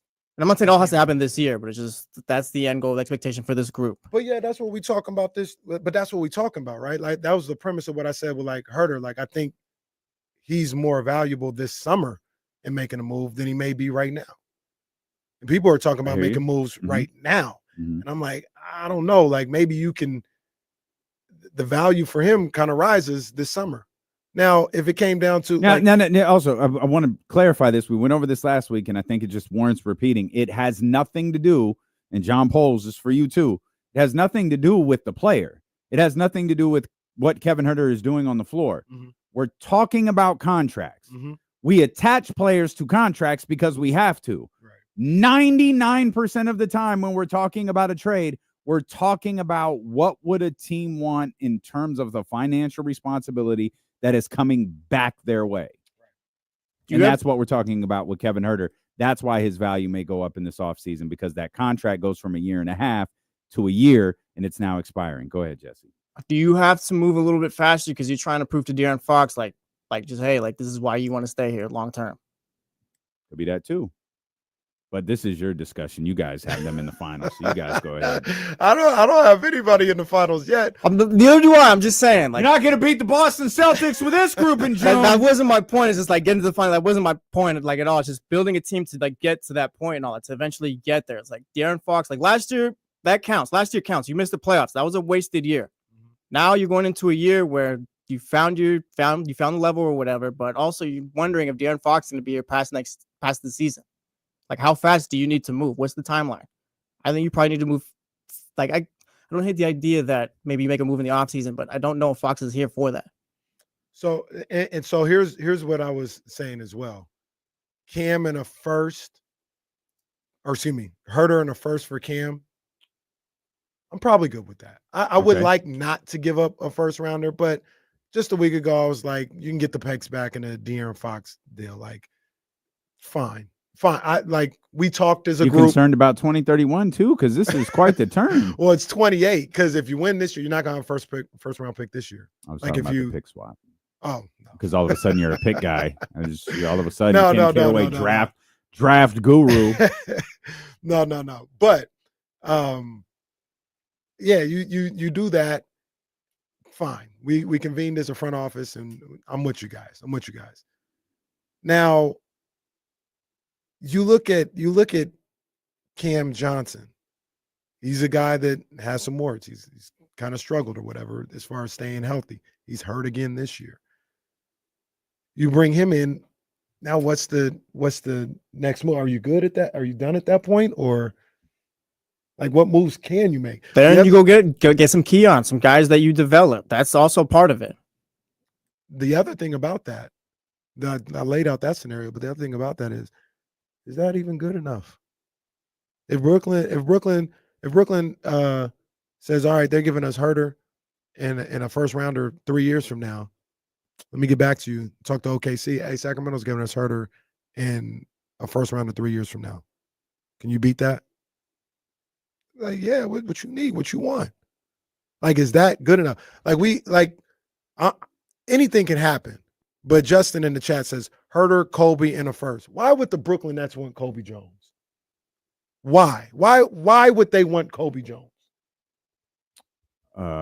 Because you might be able to cut him after this year. You already this is third year, right? Yeah, you already don't have him. Like, what you bringing him on to cut him for? Well, I don't. It all depends on what Brooklyn's motives are. What if they're just looking for picks? I don't know why Brooklyn would trade Cam Johnson to begin with. I've never understood that too. I've never understood why this is even a conversation. There's that too. So the idea is that Brooklyn is attempting to go in a full rebuild direction, which means at some point you got to start having conversations about like Nick Claxton and some of these other guys. Of course, there's a salary floor you have to be at. It's not like you can have nothing on it, but like, what are you attempting to do? And I think that's why, Kobe Jones, yeah, let's take him back and cut him. The same way the Kings take players back that they wind up cutting or throwing in a trade or whatever. It's just to get the deal done. Because I don't know why Brooklyn wants to do any deal. They took back Melton for Schroeder, right? And picks, Correct. essentially. Yeah, right. So they took back nothing for it. But Schroeder, I don't know. Because you're not building around Cam Johnson and none of those guys on that team. They're all second and third players at best. I don't know the situation. Maybe I'll look it up, or we could all look it up. Schroeder had years on a contract. Is he expiring? Was it a 1 year deal that he signed with Brooklyn? I don't imagine Dennis Schroeder signing anything more than 1 year deals or 2 year deals at this point. So in that case, you're shedding salary. You're getting an expiring deal in that situation if you're Brooklyn, and a pick. That's why you make that deal for a guy that you don't really even need around. Not to say that Schroeder was bad for them or is a bad ball player or anything like that. But Dennis Schroeder is an unrestricted free agent next year. After this year. So you swapped expires, you got a second round pick. You basically did Golden State a favor and you got a second round. I'm throwing out deals at this point because I don't know what real NBA trade value is. But like I say, Brooklyn's like, yeah, we're fine with a first round pick, couple of seconds, and Kevin Herter because he could play money or play next year for us and be money on the books for Cam Johnson. Are you doing that? It's Kevin, a first and 2 seconds. Am I doing that if I'm if you're the Kings? They say we will do that. Kevin, a first and 2 seconds? The whole point is they want picks. They're blowing it up. They're looking for picks. Damn, 3 picks for Cam Johnson, a guy that I could care less about some seconds. A guy, that's what we said. That's what we were saying in the summer. In seconds of. So you wouldn't do that if you were the Kings? That's a lot for a guy that is a situational player. I don't think I'd do. He's not a situational. A situational closer. That's the conversation we're having. Like a guy that can't even finish a game for you half the time. He's a good ball player, but he's a guy that can. It's 50-50 whether or not he's going to be in there in crunch time. That's a lot. Okay, I guess what I'm trying to get. Are we good? Yeah, the team is fine. That's what I'm. Okay, but so the we're whole good. point. But the whole point is you could also be like you're also trying to keep De'Aaron Fox, I assume too, right? Like you're trying to win. You're trying to win. Like you won 7 games on it, but like it's not just we won 7 games. We're good, guys. Why? How did we get here? It was all like the beam and happy, It and still I got is. the It beam still on is. it. Still And then the It still pissed off is. Boston Celtics. That's fan not true. and the Laker guy go are wild. having an argument over winning a championship. This all came from some trade conversation during the break, to be honest. Well, here's the other thing. This is the crazy thing. Whatever guy's name is 13, Norrain 13 says KC high AF. Cam is a starter on this team. Who he starting over? What are you talking about? Who is he starting over? I just don't know how we got here. I don't co-sign that message on the chat, but like I still think you could use Cam Johnson. Absolutely, you can use him. And like my whole thing, like just in the chat though, like the Kings are good, but like they can get better. That's all I'm saying right here. Like if they run it back with this team, that's fine. But you do run the risk of maybe you do lose De'Aaron Fox because you didn't do enough in the postseason. Okay. Like that's part of the timeline too. Okay. Maybe it's a little early for that conversation. Okay. Let's just talk to TC. I don't know what the hell's going on here. Won 7 in a row, lost 7 in a row. Conversation's exactly the same. 916-909-1320 Oak Grove Kid Talk Line. What's happening, TC? Hey, what's up with my 2 brothers? Jesse, what's up? Hey. D-Lo, hey, we don't know how to act, bro. You know what I mean? That's all right. That's all right. Because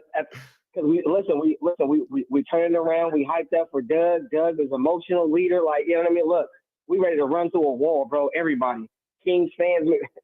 But check it out, bro. Like, I'm with you, Jesse. Like, if we're trying to win now, bro, let's do it. But at the same time, I'm on the flip side too, right? On the other side, I'm not giving up Devin in a trade. Cam Johnson, I'm with you, Kenny. Like the whole, like his health. I was in on Cam at first, but like, where's his shots coming, bro? Like if we're giving up something for Cam, what's going on in that starting lineup? I know it's about getting the guy here, but like, where's his shots and like, how is that going to jam? If I'm making a trade, if I'm Monty, bro, keep this band together. Call Portland and say, Chauncey, listen, bro. If we're trying to swing Kev in a first round pick, I swing that to Portland for Robert Williams and Keegan Murray. Match the brothers up together. That's the wing that you need, an extra body. So what if they're brothers? And you got your big man, Robert Williams. What y'all think about that, bro? You get the wing and a big man from Portland. What the hell is going on? This is the talk. This team won their 7th straight game last night, and this is what we're doing? This is the talk. So where I'm coming from, because people want to make moves. People want to make moves. Like TC want to make moves.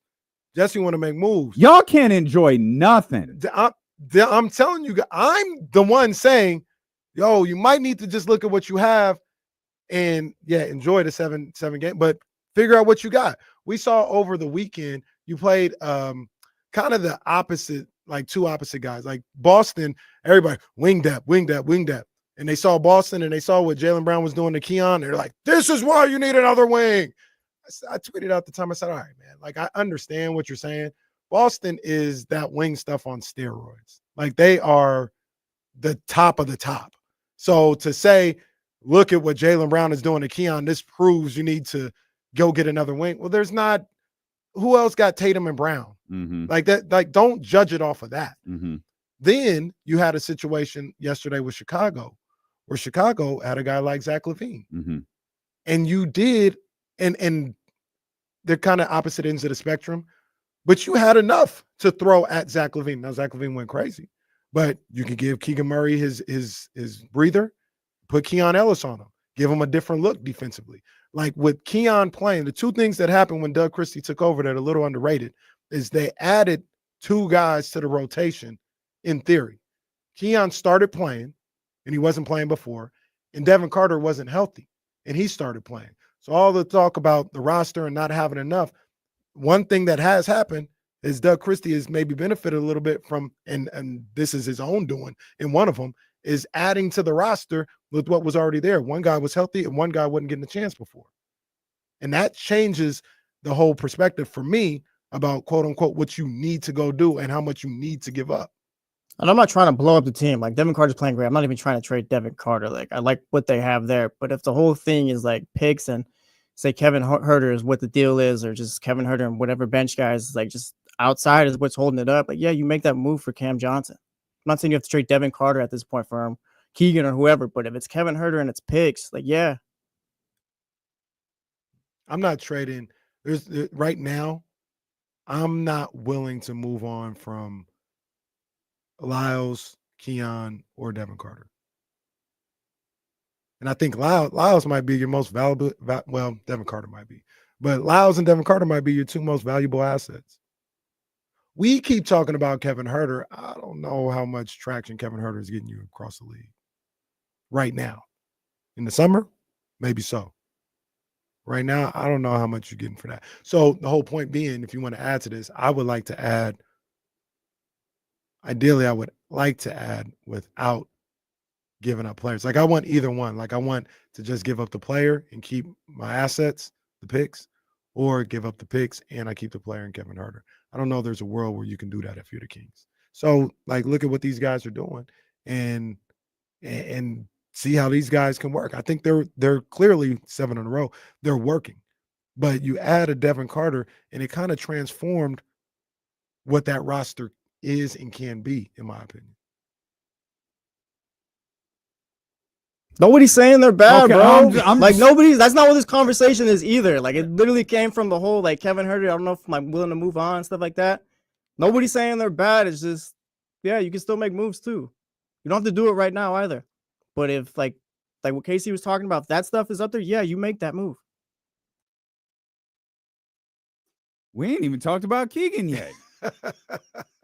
We got Cam and Kuz and Devin Carter's value. Hell, we've barely talked about how good Devin Carter was over the weekend. Man, he was really good, especially on Friday night. Friday, he was great. Yeah, he was really good. I don't know what he is yet, but he is he feels like a do everything type of player. Like what do you need, coach? And he doesn't even have to say it. He goes out there and he seems to have a really good feel for the game. Right. He is a really interesting player to watch these first handful of games because I don't think he was particularly good yesterday, like offensively, but he wasn't invisible. Like there wasn't a single second that Devin Carter was out there that you didn't know that Devin Carter was out there. And so back, that's how we got on this conversation, because you have a guy in Devin Carter now that doesn't take anything off the table.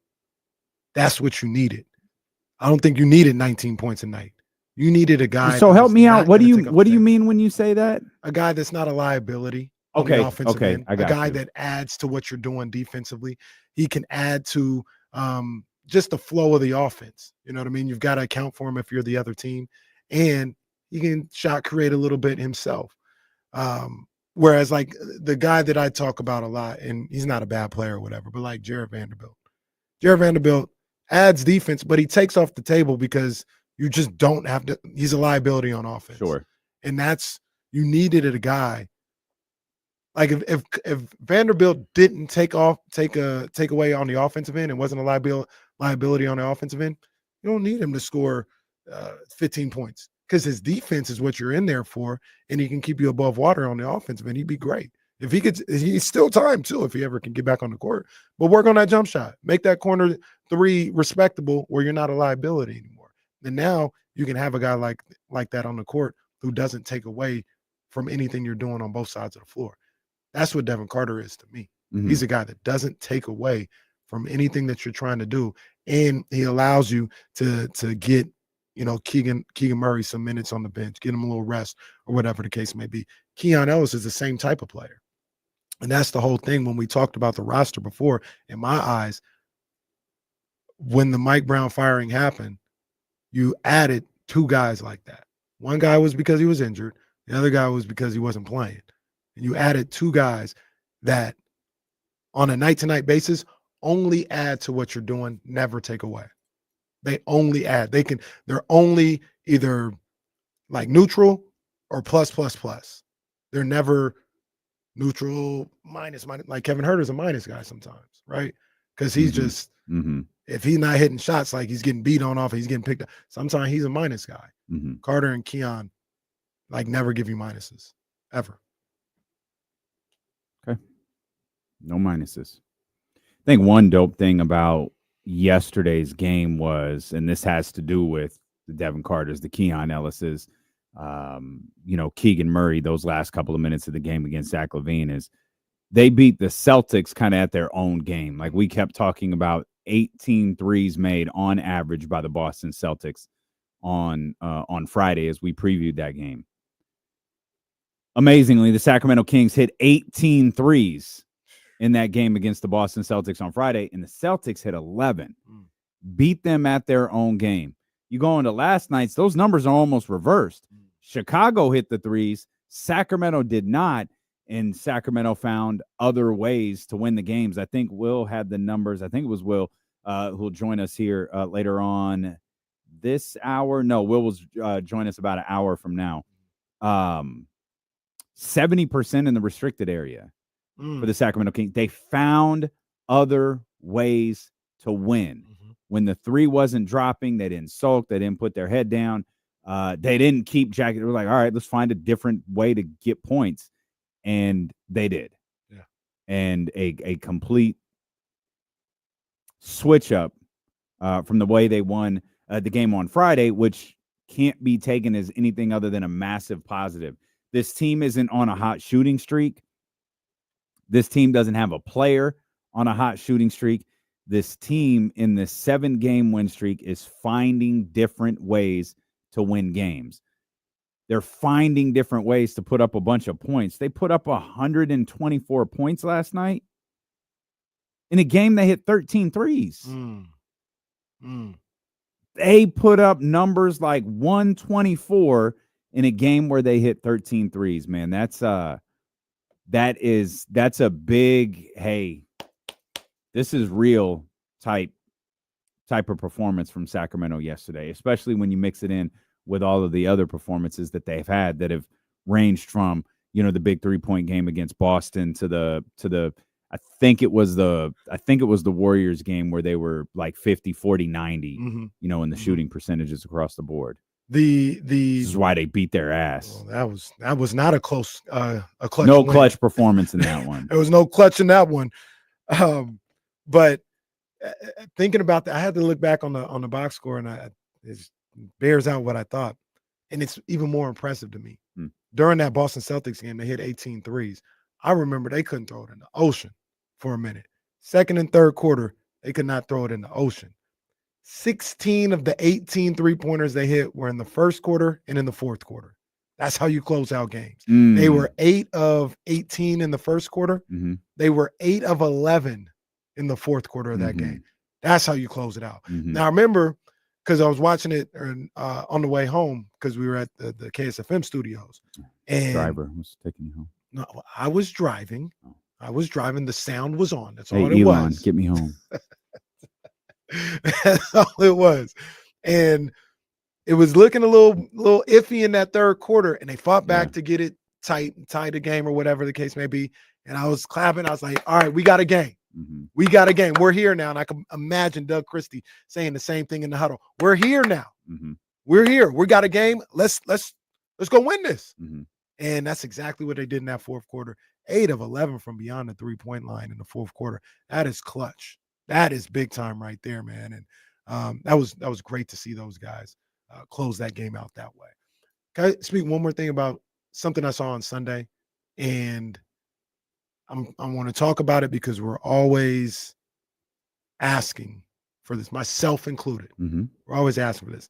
In the third quarter of that game against Chicago, Chicago, man, they was hitting everything in that third quarter. It felt like early on in the third quarter, they were hitting threes, they were getting layups. Once again, I was very impressed with what they were able to do on the offensive end, and everybody was hitting.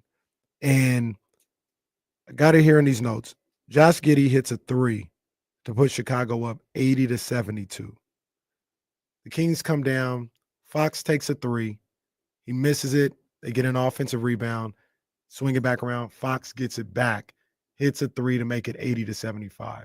And the camera catches the Aaron Fox. And this is another thing where, like, sometimes you got to be at the game.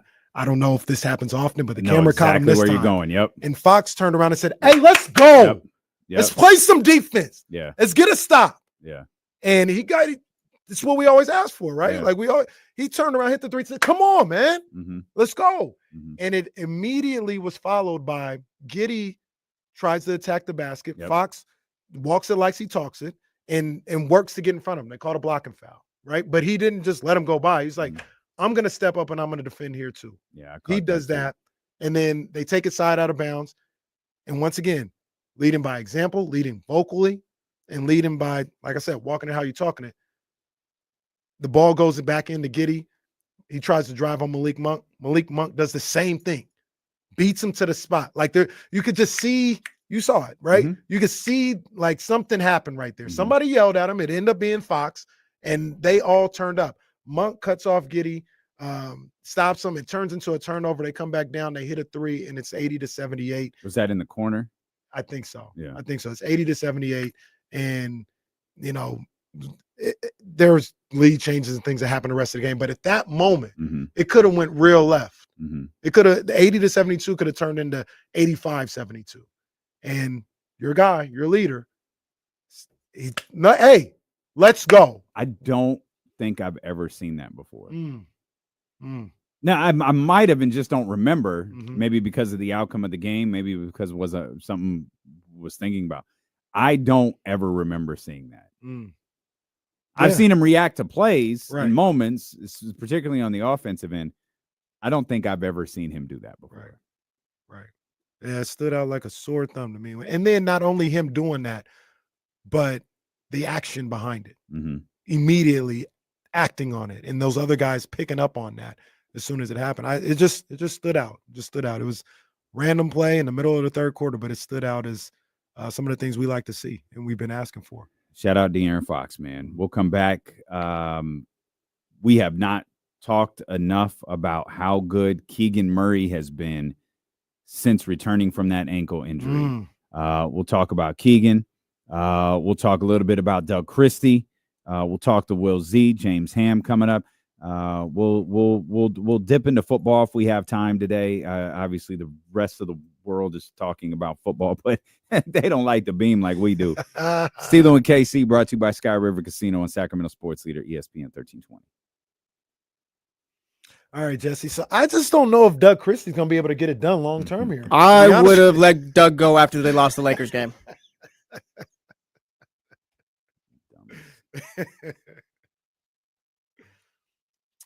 Walk it like I talk it. Walk it like I talk it. In my DCR, I believe in this team now. We're just upgrades. That's all it is. It's all it is.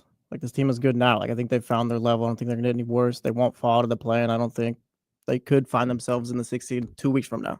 But if all that stuff that we were talking about is there, then, yeah, you make those moves.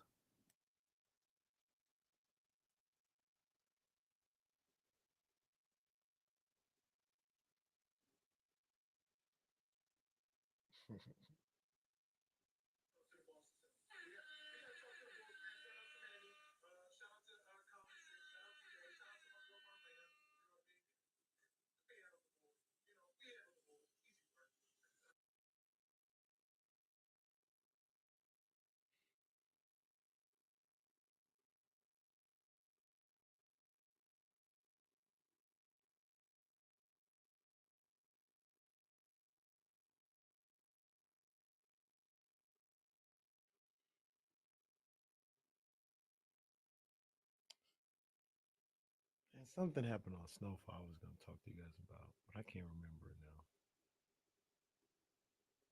now. They're destroying my backyard right now, and it's just fascinating to watch. Oh, why are they doing it? Why are they doing it? Premier Pools, baby. Oh, shout out to my people over at Premier Pools. You're going to have a pool inside the soccer stadium? Oh, come on, man. Come on. Like, wow. Y'all talk about, why are we even ever, why are we not about me? It's this guy. Why are we not getting content over there? Broke ground. We didn't even get video. I'm recording the video. Come on, shout out Premier Pools. Got to get you out there with the construction helmets. Oh no. Like Kevin Durant. Yeah. Durant. Some shorts and slides. Heaven only you could wear that around here. That's wealthy, man. That's wealthy. That's Premier Pools. That's our people. It is our people. But it's still wealthy. It's our people. Just tractors all in the backyard, just destroying everything.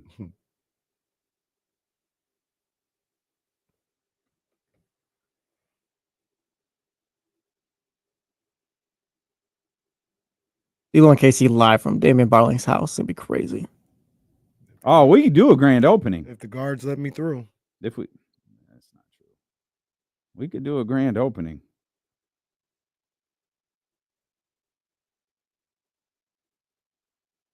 It's so funny. They came out and then they measured and sprayed everything. Mm-hmm. Like, yeah, so these are the dimensions and here and here and here and the back here. Like, yeah, okay, cool.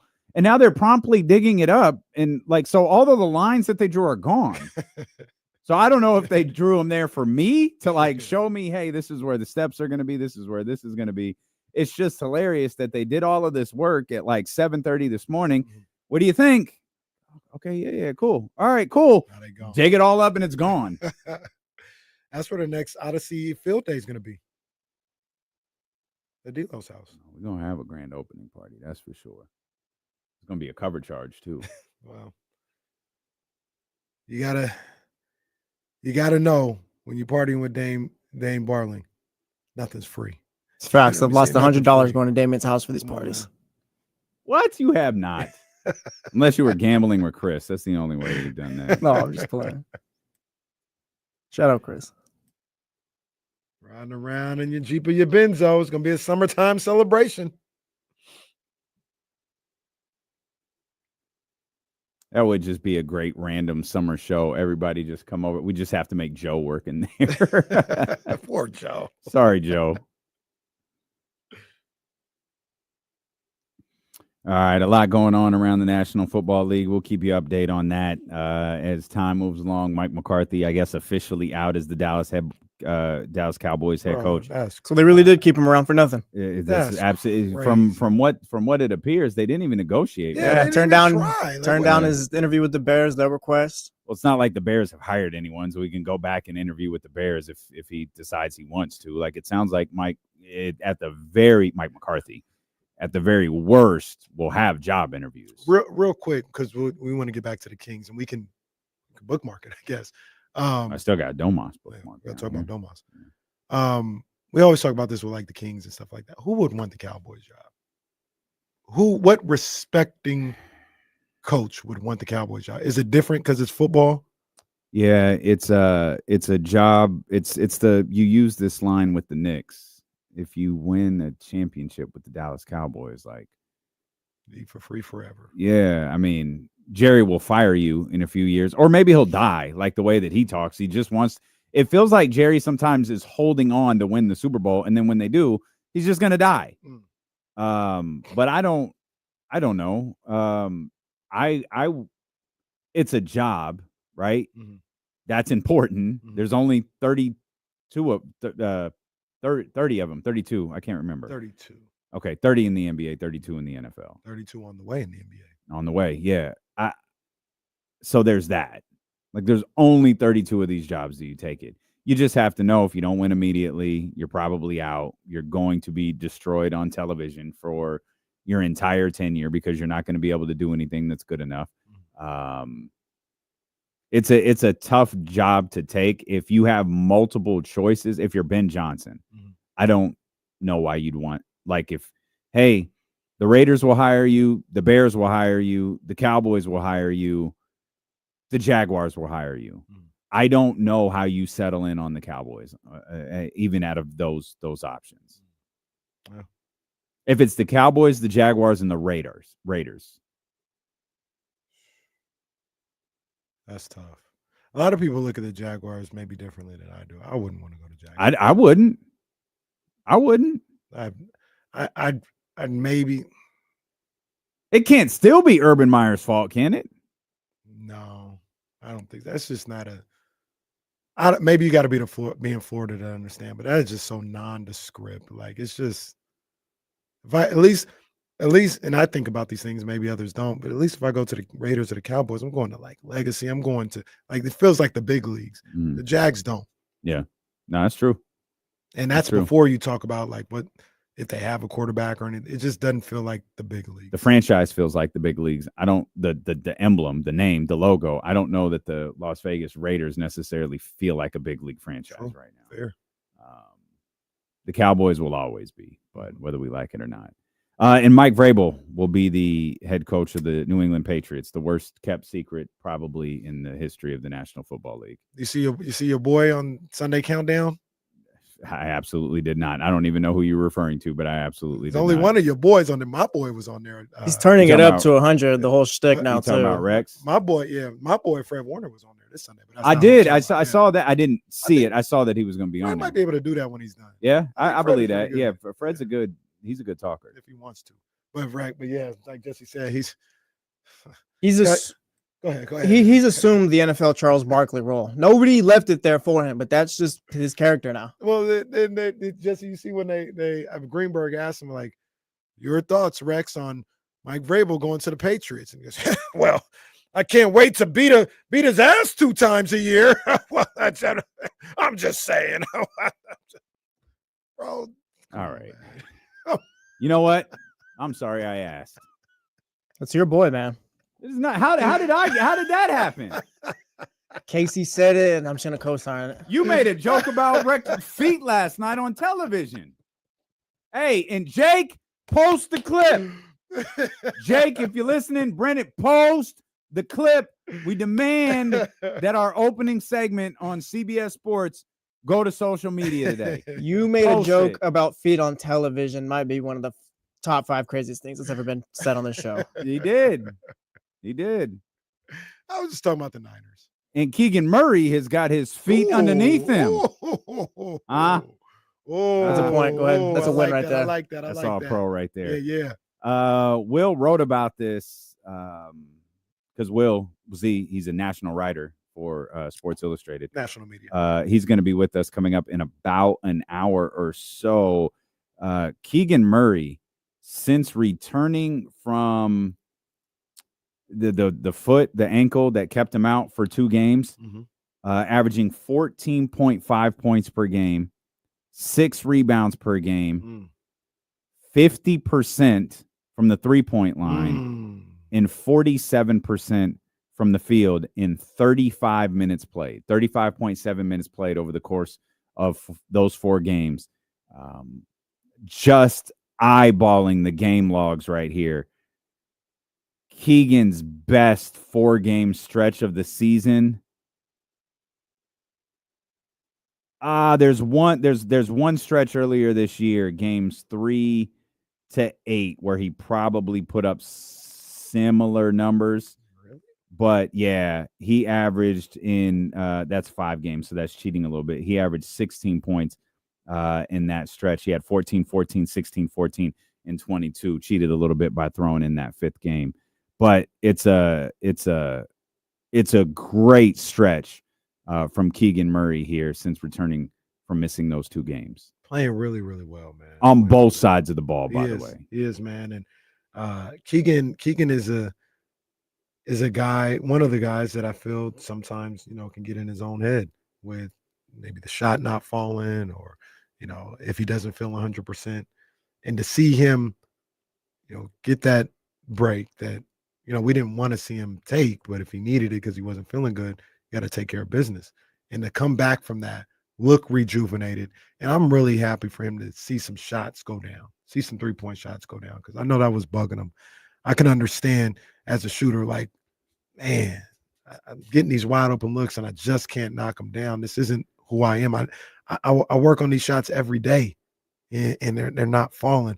It could be frustrating. It can mess with you.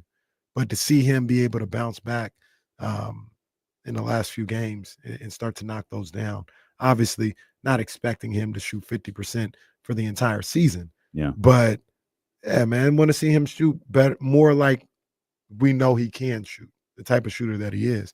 And if he gets back to, 38% overall for the rest of the season, we cooking now. We cooking if we Keegan Murray. overall right now, he's now 31.7 as I look. He was 35.8 last year. We all know he shot 41%. I'm not even asking for that no more.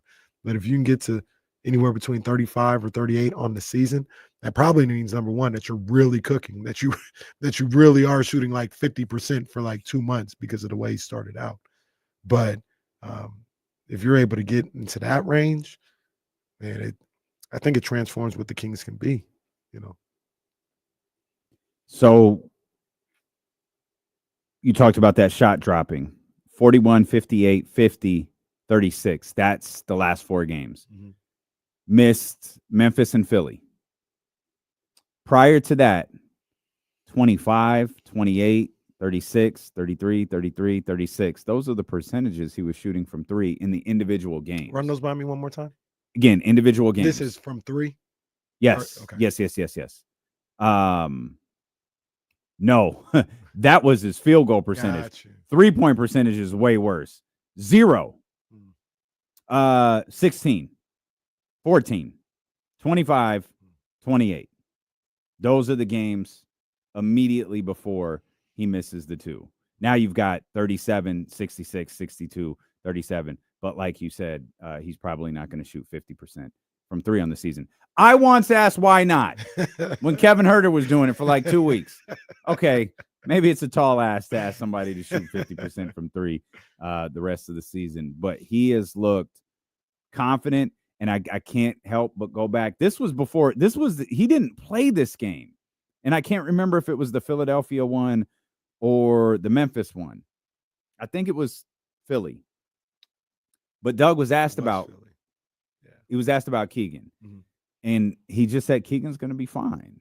Like, we're just going to tell him we love him. We're going to tell him to keep shooting. And we're going to tell him when the time's right, go hunt those shots. Like, they're your shots. Misses the Memphis game, come back, and that's what he's doing. And I guess the attempts is important in that too.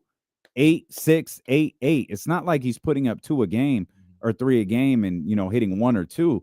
Like, he's putting up a decent number of 3-point attempts in these last 4 games. Yeah, I love the aggressiveness from him. You got to be able to shoot the rock for Keegan Murray. That's why you're in the league. So there's no sense of being hesitant or being shy about getting them up and being aggressive. Like, that's why you're here. That's why you're in the NBA. So go do it. And like Doug would say, I believe that it'll change for you. Maybe you get some different variances in how you shoot. Maybe it's not all 3. Sometimes you attack. Sometimes you try to get to the line, see that ball go through the hoop. But definitely keep shooting. Definitely keep being aggressive. And after missing those 2 games, it seems like that's the message that resonated with him. And you see the aggressiveness. And like you mentioned earlier as well, he's doing it on both sides of the floor. Sometimes this is just me personally. Sometimes I think like how good Keegan is as like a one-on-one defender gets a little overblown. I feel like players that go up against him feel a little bit too comfortable for my liking. When he's guarding him, I'd want to see him get a little bit more physical with him, like we saw from Keon yesterday with Zach LaVine. Like, he was physical with him, and Zach was still hitting some shots, but it was like, all right, I got to really think about what I got to do here. And really get prepared for somebody that's making life difficult for me. I don't always feel like Keegan has that. I feel like he relies a little bit on the length and everything to disrupt them. And sometimes it allows those guys to get into a groove. I don't want to see him be a little more physical at the point of attack. But, like I said, Zach LaVine felt good and attacked the basket there. Keegan kept going, though. That's what he has. That's what he has, as opposed to maybe Devin Carter, because of his size. He can chase down and get the block and keep going. We saw that the other game against Miami. Missed somebody on the back door. Jaime Jaquez was on the back door, and Keegan comes out of nowhere because he kept playing. He kept doing those other things with the effort on the defensive end and got that chase down block in overtime that sent everybody crazy. So I like to see those plays. I like to see that motor continue to go from Keegan Murray and just the confidence. A couple of quick things here. If you're watching on YouTube, make sure you hit the thumbs up, hit the subscribe button. We appreciate everybody who has tapped in with us, be it for the first time or for the 100th time since, whether it's the Mike Brown firing or the 7-game win streak. We appreciate you. Shout out to those listening on 1320 AM, 98.5 FM HD2. And a special shout out to those listening on the Odyssey app. I point that out because if you're watching on YouTube, you got your smartphone by you, you got a tablet by you, you got a desktop by you, and you could prop open the Odyssey app and log in. The login part is really important. You don't get spammed with a bunch of like nonsense. It's just a login. You can go in through Facebook, Google, whatever, or you can create a separate email and password login. But if you listen to D-Lo and KC on either one of our two shows for 60 straight minutes, you're entered in to win like $5,000. Oh, and that's all you got to do. Let me turn my Odyssey up. I don't think you can win. Oh, damn. We go over this every time. Damn, every single time we go over this. I didn't know if maybe they changed the rules in 2025. No, they didn't. They're the same. Employees cannot win contests. But if you're listening on the Odyssey app, just stay logged in a little bit. If I got to run back into just turn the volume down, leave us logged in because you'll automatically be entered just for listening 60 minutes to win your share of the 5K they give away, man. That's what we're doing. Man, that's dope. That is fire. 5 racks. And what else is dope is the 30 assist mark. Shout out to Will Z for bringing this to our attention. You know how much I love that 30 assist mark, which was the irresistible force meets the immovable object prior to Doug Christie taking over as the head coach. 8 games under Coach Doug Christie. They've hit that 30 assist marker 5 times. 5 times they've hit that marker. And I hope I didn't hear this wrong. This from the Deuce and Mo podcast last night. Kings are 5th in offense and 5th in defense in the 8 games under Doug Christie. That's why you ain't lost the game. That makes sense. I mean, they were top 2 in net rating. I'm going into the weekend under Doug, I think. Man. That's why you ain't lost the game right there. That's Did you catch? Sorry, Jesse, go ahead. I was gonna say with Doug, because like they literally just flipped a switch. Like, what are they doing so differently? Are they just playing freely? Because I keep saying like, oh, Doug believes in these guys, Doug's believing in us and stuff like that. Like, why? Like, it just literally they flipped the switch. It does kind of feel like playing a little bit more freer on the offensive end, and understanding maybe it's one of those things where Doug Christie understood if you empower them on the offensive end, it may allow you to ask a little bit more of them on the defensive end. And also it'll kind of hype them up on the defensive end. Like that's part of knowing your personnel and knowing the guys that you are or that you have. Like if I give them free reign to do what they need to do on the offensive end, it's going to motivate them. Some players are like that. They get inspired by what they do on offense, by how they do on defense. And then once they see the success and see what they can do on the defensive end, then it becomes habit. Yeah. Then it could be a situation where, okay, I know I'm not scoring the way I want to, but I know I'm capable of doing certain things on the defensive end. And that's just, you just kind of maybe Jedi mind trick or get in the habit of it. But it does feel like they're playing a little freer. I'm not looking for points. I'm just saying, like, I saw good things in that Lakers game. Like I watched them, and like I keep saying, they had a bad third quarter that the game got out of hand. But I was like, I like the energy they're playing with. I like the cohesion they're playing with, particularly on the offensive end. And they were able to get it down to 6. But you look at that game, they scored 122 in that game. Mm-hmm. And now you look at all the games afterwards, and you see the offense, and they're doing great on defense. I'm not saying they're just doing it because of offense. They're playing defense. But you look at 122, 110, 113, 138, 129, 123, 114, 124. They're playing freer on the offensive end. They're getting back to what I believe their strength is. And that's being able to score with you. It's getting to the point that Chicago tried it yesterday. We can score too. And we're going to outscore it. And nope, you're not going to outscore me, because not only do we score, but in crunch time, in crucial times, we can get down into that defensive stance. And they found the happy medium with that. And I think that's a tribute to Doug Christie and what he's instilling with this team. There could be so we keep looking for the reason that this thing has turned around under Doug Christie. And the further we get into this, the more it becomes apparent there isn't a reason but there appears to be a bunch of different reasons that this is happening. And shout out to our man Chris Peterman over at the Sacramento Bee.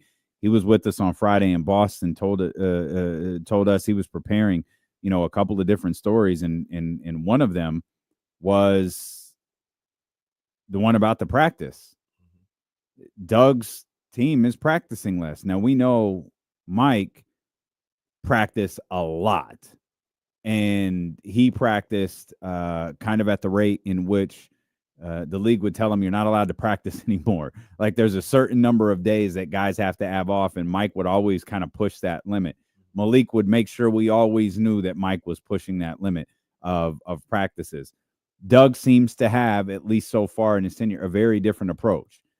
He recognizes that we're in the midst of the season, and legs are important, and hey, get in. We got an hour. We're going to get in and get out. It's not just eliminating practice. It's the practices that they're having are a lot shorter. And by the description in this Chris Biederman article, they're short by a full 2 hours to an hour. That's a long time. and that's Malik talking about, like, you just kind of get in, you do a couple of things, and you're not standing around for 2 hours. And that's Mike coaching. And we've often talked over the last couple of weeks. Did Mike? I don't know that overcoach. Did he overteach? Like, I've known players, professional players, who will be like, they talk too much.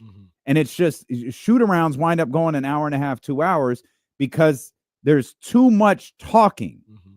If we're not ready by 11 o'clock that morning, then just throw out the game plan and let us go play basketball. And it seems like Doug has been willing to just let these guys get in there, get some movement, go over a couple of things, get loose, go through your treatments, and get on about your day. And they responded. Yeah. And I think that's valuable when you have DeMar DeRozan, who's an older player. And this was something we talked about. This was actually something we talked about as it pertains to Mike. Mike was going to have to adjust, the way he handled this, because it's not a young basketball team. DeMar is a vet, a certified vet with a Hall of Fame career. These guys are 27 isn't like young, like impressionable.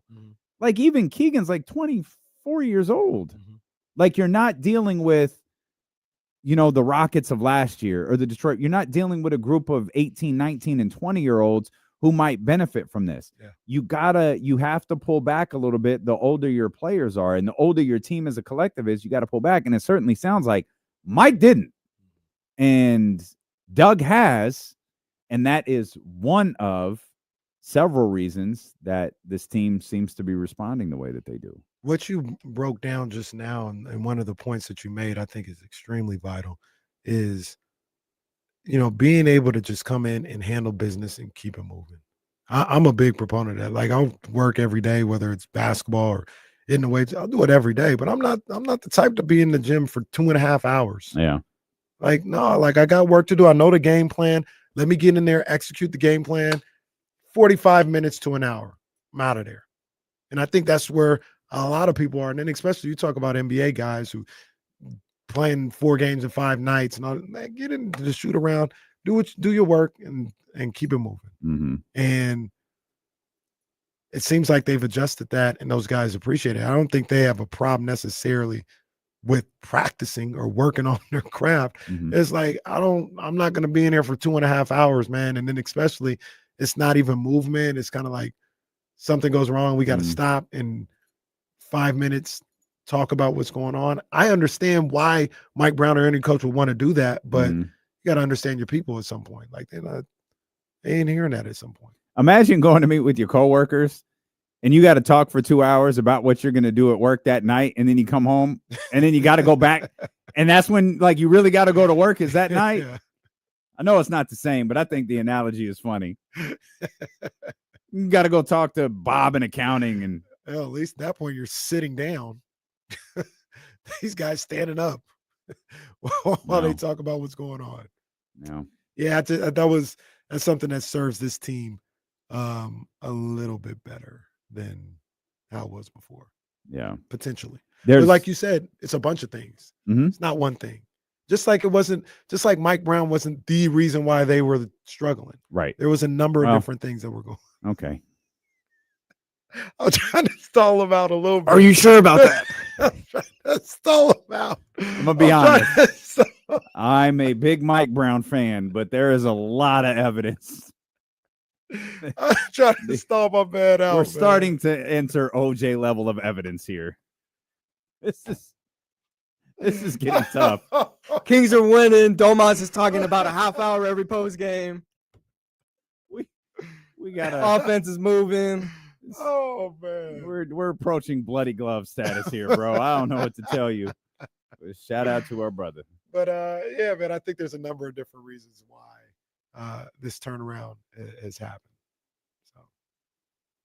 Polo L says KC keep kicking Mike Brown through the barbershop window. It was the anniversary of that, I think, on Saturday, matter of fact. And I just tried to stall him out. I said it wasn't just him. Shout out, evidence is out there. Shout out Zabo. If I coached it. If I Zabo wins today. If I coached it, here's how I did it. That's hilarious. Zay, you're out of pocket. Oh man, come on, man. Well, come on. If I coached it. Domas said again, great work by our brother Chris Biederman. Domas said Mike's calling like 3 or 4 plays.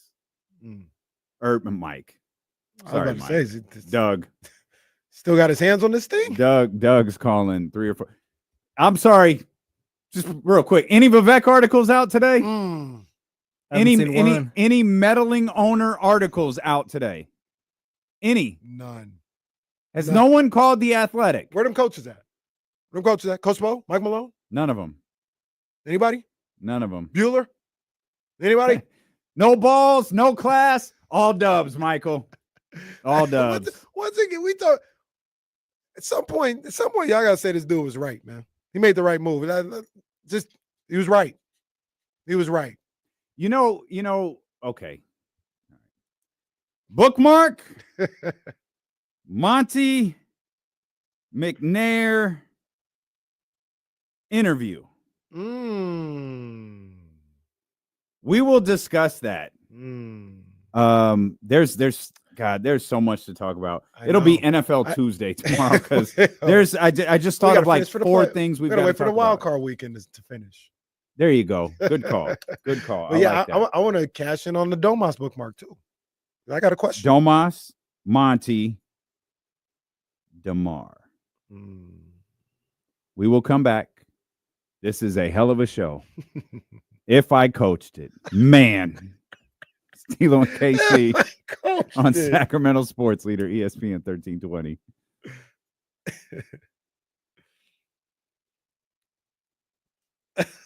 Let me get another. Got my water bottle at the house, so it's just gonna be a bad work drinking. Bro, there's water out there. Oh, you don't have a bottle, you said. Oh, I got you.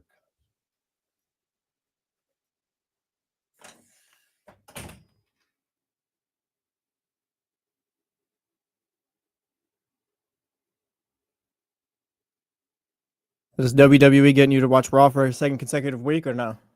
Well, yeah, like I'll throw it on the iPad since we're here. Or actually I could throw it on. Well, that football game's on. We got to have that on. Yeah, I'll throw it on the iPad. See what happens.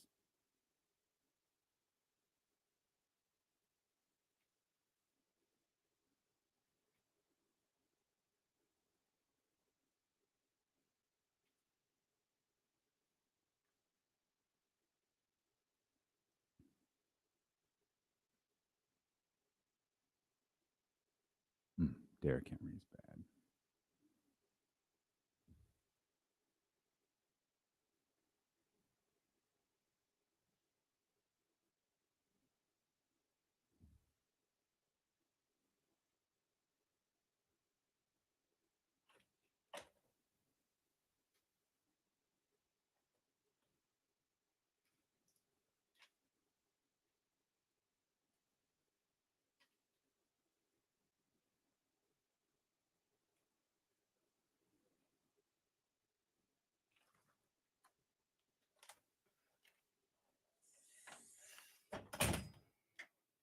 tribal chief.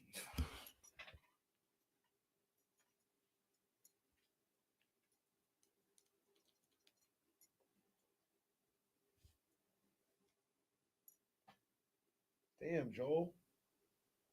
Joel hit us up at 12. Like, I'm on my way to the SAP Center. Ready to go. He said, I'm pulling up in 45 minutes. My God, see, this is why I don't be going to San Jose. Oh, man. That's tough. I'll be there in February, though. Mm-hmm. Mm-hmm.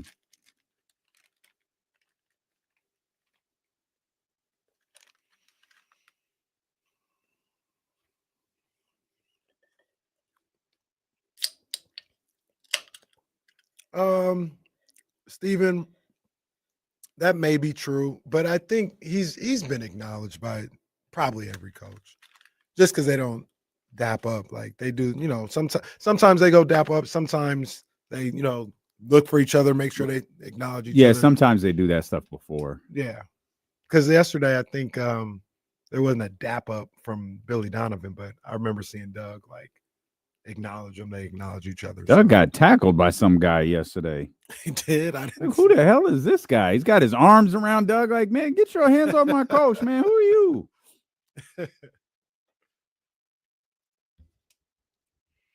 Aldrin, I mean, look, hey, he's had his return has been great. Oh man, is this gonna be like Rick Ross's pool? Well, no, they got to dig everything up. Goodness, man. Well, Sovereign Brands party at Damien's house. We'll call guy Brett. Oh. That's gonna be fire when it's finished. Aldrin, he's had a great return. I cannot.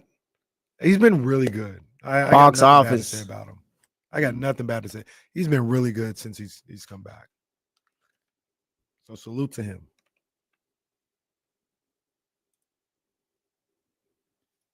CM Punk.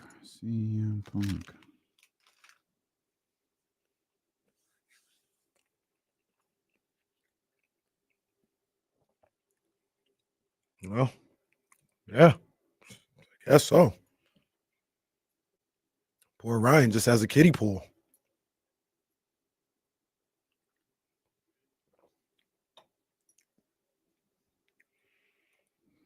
Let's get to the Elk Grove Kia Talk line, 916-909-1320. Our brother Mitch. Mitch, what's happening, baby?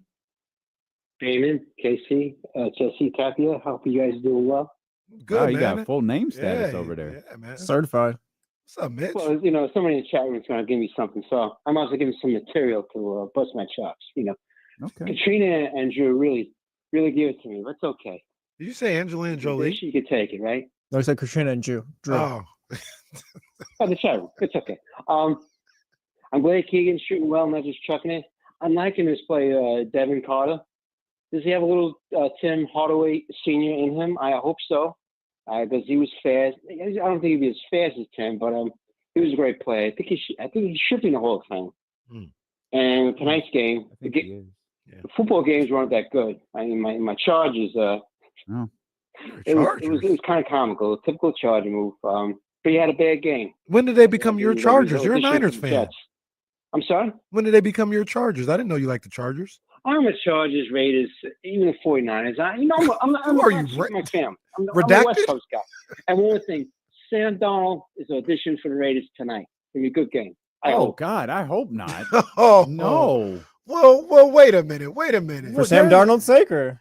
Well, yeah, wait a minute. Well, hold on. Everybody's been talking real nice about Sam Darnold. What do you mean? I hope not. I don't want him in Las Vegas. Oh, you don't want it for Sam Darnold. Gotcha. Yeah, I don't want that for Sam Darnold. Like that, he needs to be, in my opinion, Sam Darnold needs to be in a stable situation. The Las Vegas Raiders are not a stable situation. The Las Vegas Raiders lack at like 9 major positions. How many positions are in the NFL? They might lack at all but like 2 of them. Like, I don't know. I don't want that for Sam Darnold at all. If I don't know where his home winds up being, if it winds up being Minneapolis, Minnesota as a backup or elsewhere, I'm not sure, but I don't like the Raiders for him at all. The Raiders hired Ben Johnson, would that change? I'd like it more. Yeah, I'd like it more. Protect him a little. You need bit. someone competent to lead that offensive. We last night on Sports Sunday, we kind of went two different ways. Post the clip, Jake. We went two different ways.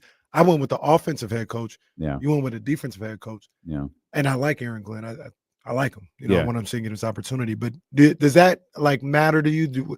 Would you kind of? It depends. If you have your quarterback, I want Ben Johnson. If you have your quarterback, I'd at least think about talking to Mike McCarthy. If you don't, though, then I'm not as focused on the offensive end. Like you have to figure out, you have to have a plan for that position. If you don't have one, not that you could execute it all perfectly, but you have to have a plan to try to address that position. If you don't, you might as well have kept Antonio Pierce. Right. I think they probably should have done. Well, I don't. I get it. You're starting fresh. Here's what I said last night. I mentioned Aaron Glenn last night. And this was the reasoning behind it. If your quarterback plan isn't my quarterback for the next 5 to 10 years type of thing, hire who the best coach you think is out there. That might be Aaron Glenn. There could be a variety of coaches out there. But I did like the idea of Ben Johnson. My number one thing is there's all of this talk about Brady and Brady's involvement with the Raiders and whether Brady is out as a broadcaster. Just make Tom Brady the general manager. That's a good call. Get through whatever he's doing. I guess it's the Super Bowl, which could make this really difficult. If do your team a favor, if this is even in the cards, hey, call up Greg. I got to go run this football team. Go become the general manager of the Las Vegas Raiders. Do what you want to do from there, and then start this process the right way. But I don't. Yeah, I just don't think Sam Darnold is the right fit, and maybe you can change my mind with Ben Johnson as the head coach of the Raiders. It just seems like he's going to have his pick, but I could be wrong. Yeah, and the jobs that are out there, not super appealing. So maybe that could help the well, Raiders. There's only one Chicago job, right? Which is like. It doesn't seem like they're waiting around for Ben Johnson. Yeah, they might not be. They might have interviewed him over the weekend. I know they did. Like 4 or 5 I think they interviewed Ben and Aaron Glenn. I think they interviewed both of them. This is a good call. They keep getting, Friday and Saturday they did interviews. They keep getting linked with Pete Carroll and Mike McCarthy, though. What do you think about Pete? I think Pete's still a good coach. I think he could do a good job. Were you? He's 73. I mean, I know he's, when you watch Pete, it's like Pete's younger than us. Maybe that's playing a trick on me because it doesn't worry me that he's 73 because he don't look 73. He don't move 73. He don't act like it. Yeah, it doesn't feel like he thinks 73 years old at all. Right. Yeah. So, I wouldn't be scared off by Pete. I think as much as and maybe this is why I respect him so much. He gave the 49ers hell for a decade. Like he was just always one step ahead of Kyle for a lot of the time. And there was always a tough game with Seattle. And I just think that's a testament to him as a coach. And I think Seattle moved on because it was one of those things where it's like, all right, we need something different. Like that's what I think it was. Not that he was a bad coach. And I say that to say, I think in this day and age, he'd still be a good coach. Did I read the Raiders interviewed Pete? Yeah. Or want to interview Pete? I think they want to. I think I saw that. Oh, okay. Maybe that's what it was. Yeah. You think your boy Cliff Kingsbury gets another chance? He might. This year? Yeah, he might. I haven't heard as much buzz. Maybe you have. I haven't heard as much buzz for him getting head coach. Well, if there's not, there will be now. Yeah, he's done a really good job, man. That was an impressive job by him. That was a really impressive job by Jaden Daniels. And Jaden is the truth. I said my boy. I should have said the Bucks, not just my boy. Got to be perfect. He was about as perfectly as you could be, but there's that one killer turnover. I mean, that wasn't even the only mistake. That was just that one killer turnover was like, That was tough. Can't have that those. was tough because they had all the momentum. Yep. They were looking to kind of maybe take this, I don't want to say put it out of reach, but they would have been in full control of that game if you would have been able to just take care of the football, even if you just punt it away in that situation. But you give them a short field, and you gave them another goal-to-goal situation eventually, and they cashed in it a second time. Yeah. Pete Carroll's interviewing with the Raiders today. He is. Okay. Yeah, today. All right. Okay. That's interesting. Interesting. Okay. Back to the Kings. Will Z's going to join us coming up about 20 minutes. Let's start with, we got a lot of bookmarks. Let's start with the Western Conference Player of the Week. Yes. Domantas Sabonis. So Domantas Sabonis, last night we talked, might be the most underrated player in the NBA. This guy is dominating. He is dominating. What he did on Friday night in Boston in front of the Scals and the Kevin O'Connells and all those people that said he couldn't, he's a liability and all this other stuff. Super impressive. He was fantastic on Friday night. And now he's hitting the 3-ball, on a consistent basis. He's killing it.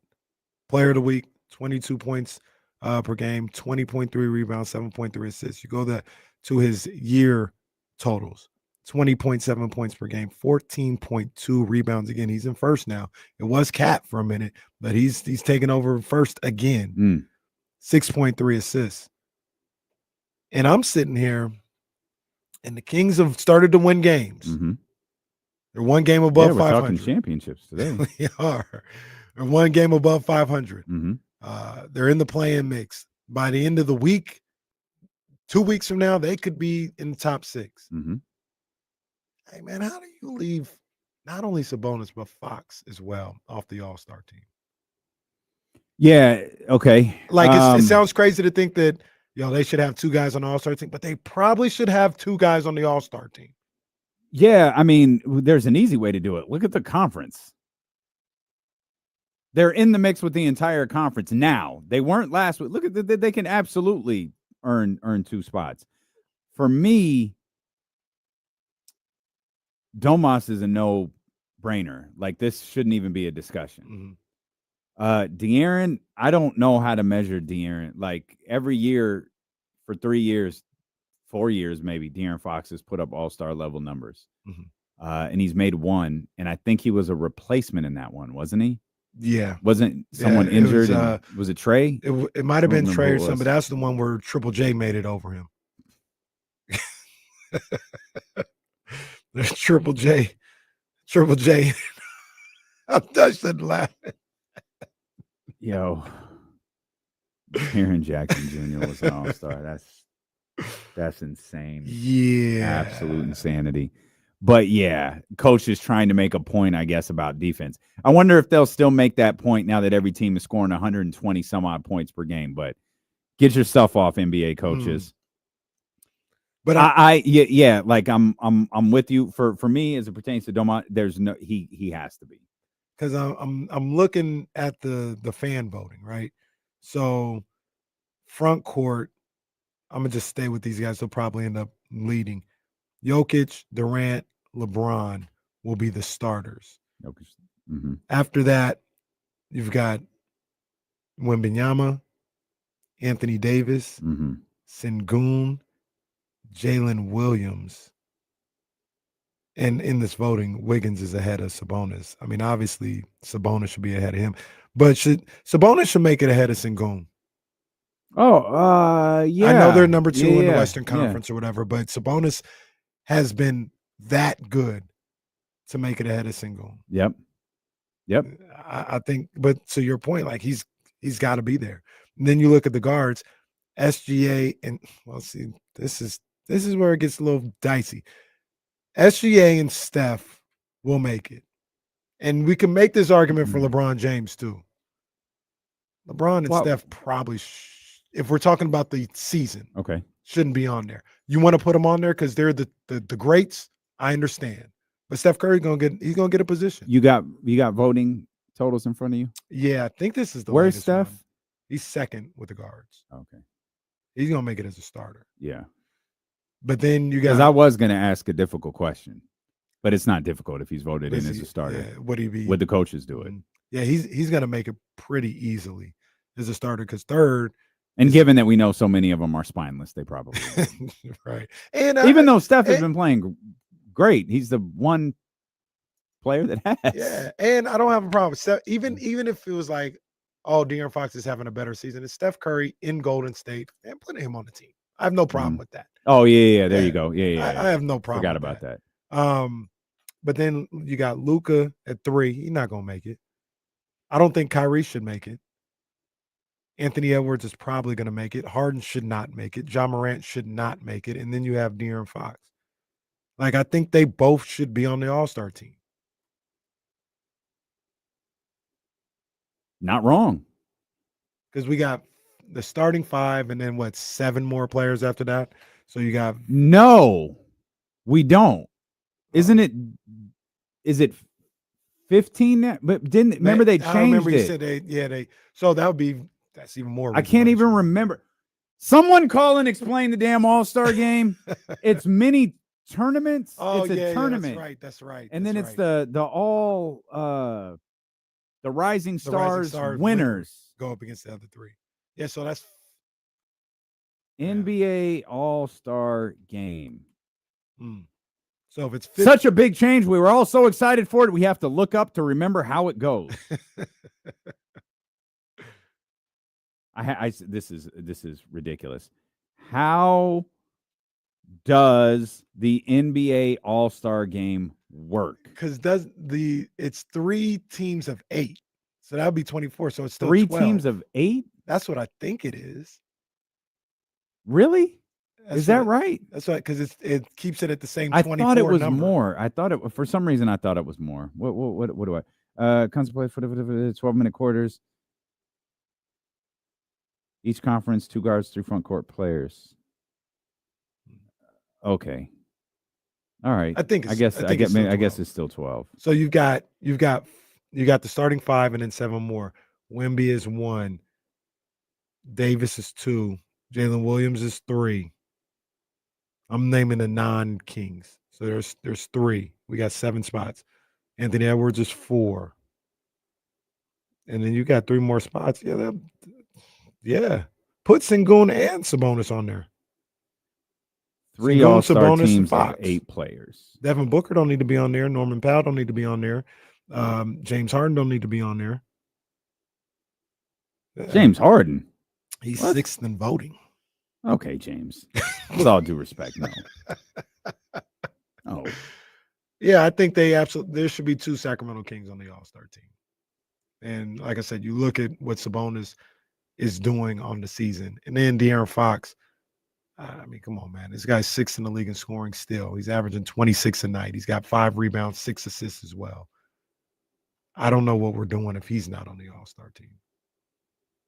So just something I thought about with DeMontis getting this Player of the Week acknowledgement. Okay. Bookmark. Check. You want to talk about that Monte McNair? Yeah. Conversation. So I was a big, I think a week ago or whenever we talked about it, I was like, it doesn't matter. Like the scenario I laid out is here. Like Golden One Center going to be going crazy on Thursday. People are tapped in crazy because they're winning. They didn't do no press conference. Didn't matter. I've been the one saying that. I also do believe have the press conference. Like just have it. Yeah, you're not going to win the court of public opinion, but this is part of the job. This is part of what you got to do. You as Vivek Ranadive, or you can have Monte McNair do it. Somebody's got to sit up at a podium or in a media scrum and answer some questions. They cannot say nothing, but you have to do it. So, yeah, I understood that. Did Friday night, was that good enough for you or for others? Because it wasn't good enough for me. It was worse. The strategy was 10 times worse. And I'll tell you why. And I want to make this very, very clear. I'm analyzing a conversation between two people. I love Mark Jones, and in the situation that he was put in that day, Mark Jones was an employee of the Sacramento Kings.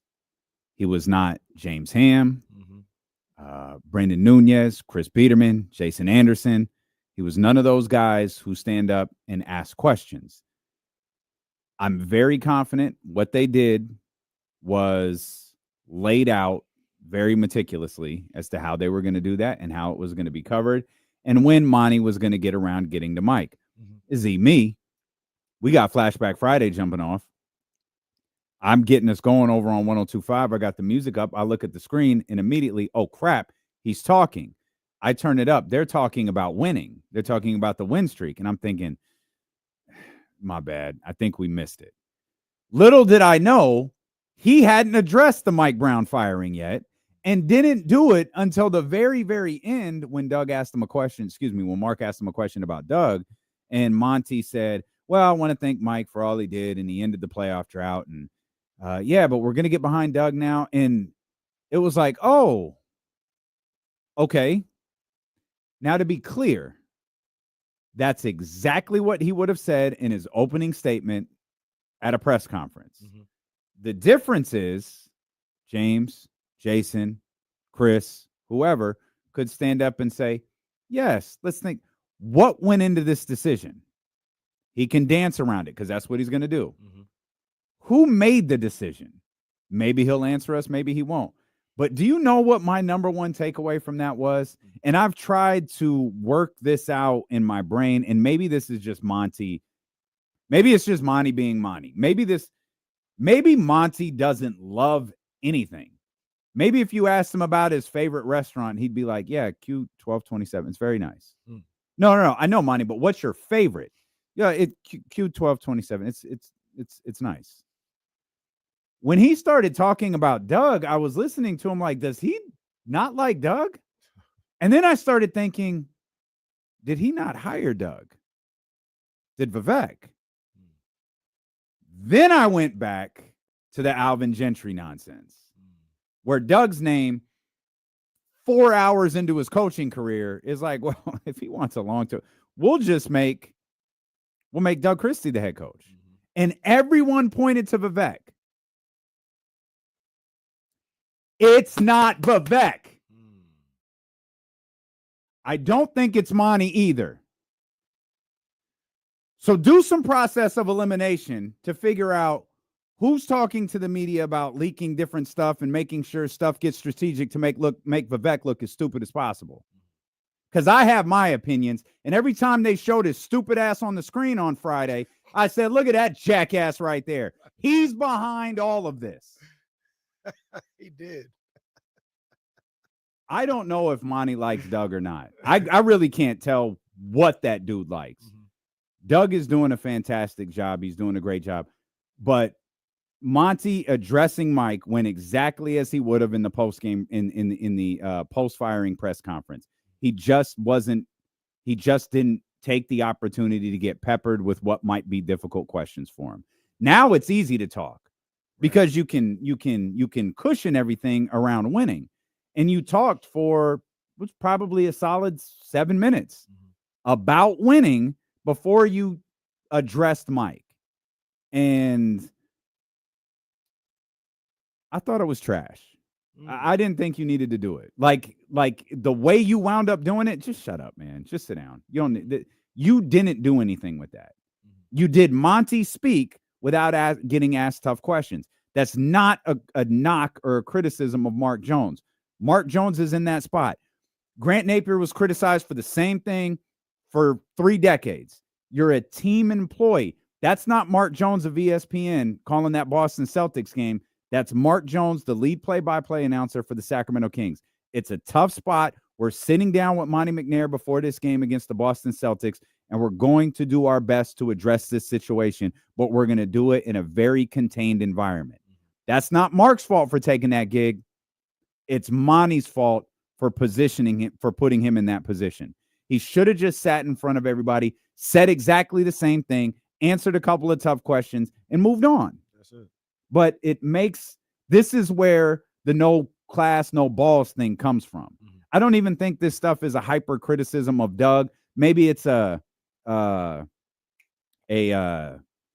backing of Mike Brown, but it's this stuff. It's Monty allegedly, very strong allegations. He was on the phone with Mike for a minute, 60 seconds to tell him your services are no longer required, or, paraphrasing. That's whack to me. And that's where the perception of this organization comes from. And it's just, I don't understand who's letting this type of stuff continue.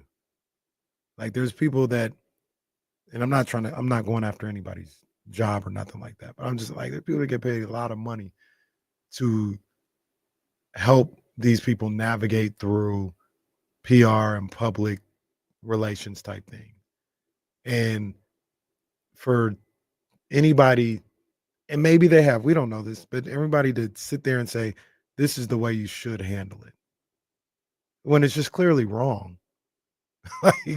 What are we doing? Somebody in that building, somebody in those front offices, just sit there and say, you know what?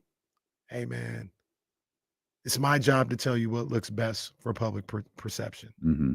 It really would just be best if somebody get out there and say, if Vivek, you don't want to do it for whatever reasons, whatever your reasons are, make Monty do it. But somebody has to sit up there and answer some questions, because that's my job. PR is my job. Yeah. So I'm telling you what's best for public relations.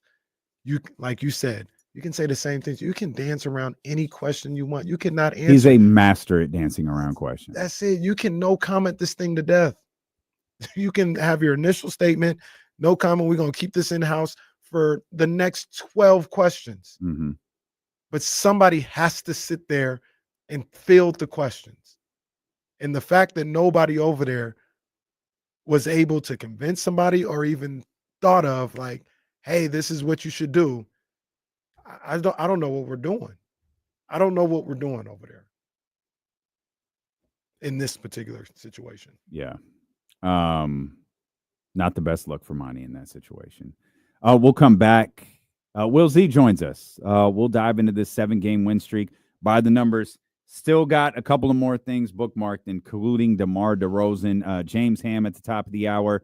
The hottest team in the league is right here in Sacramento. Yeah. Do you know who the second is? We'll talk about it. It's D'Lo and KC here on Sacramento Sports Leader, ESPN 1320. And for the record, I won't tell you who we're talking about, but everybody that said Martina, you're dead wrong. You're dead wrong. It is not Martina who we're talking about. Not at all. I know that's been the person everybody points to this whole time, because I don't know. I think the public heard Martina's name like once or twice, and now they think just everything is Martina. I'm not here to talk about like in the past or what was good, whatever. That's not who it is. It's not even close to who we're talking about.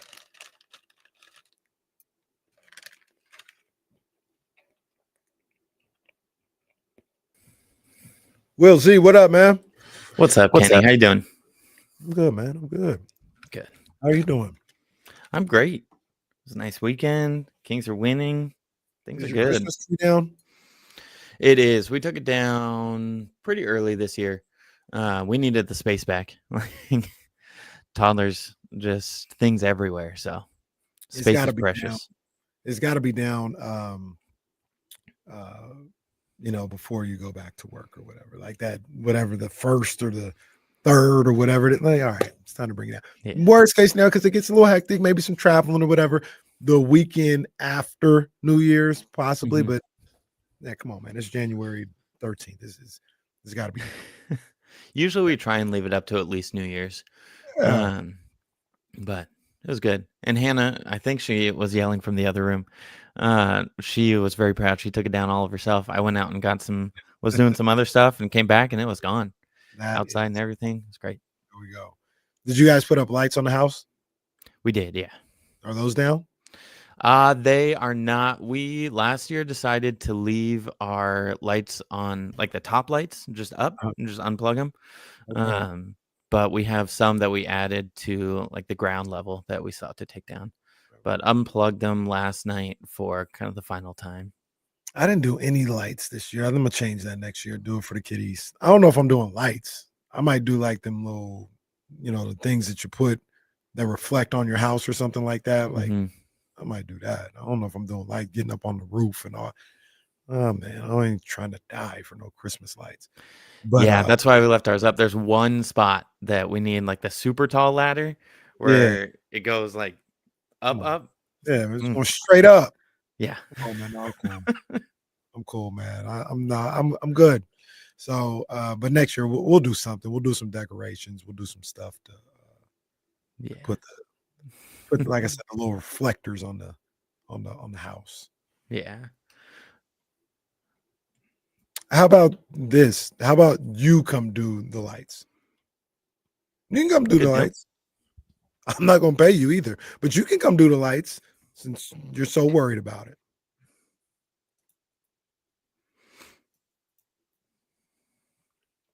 See, I don't know if I can show chats, but from Mark in the chat, I've shared that picture of Doug in my classroom when I was in, I think, 4th grade.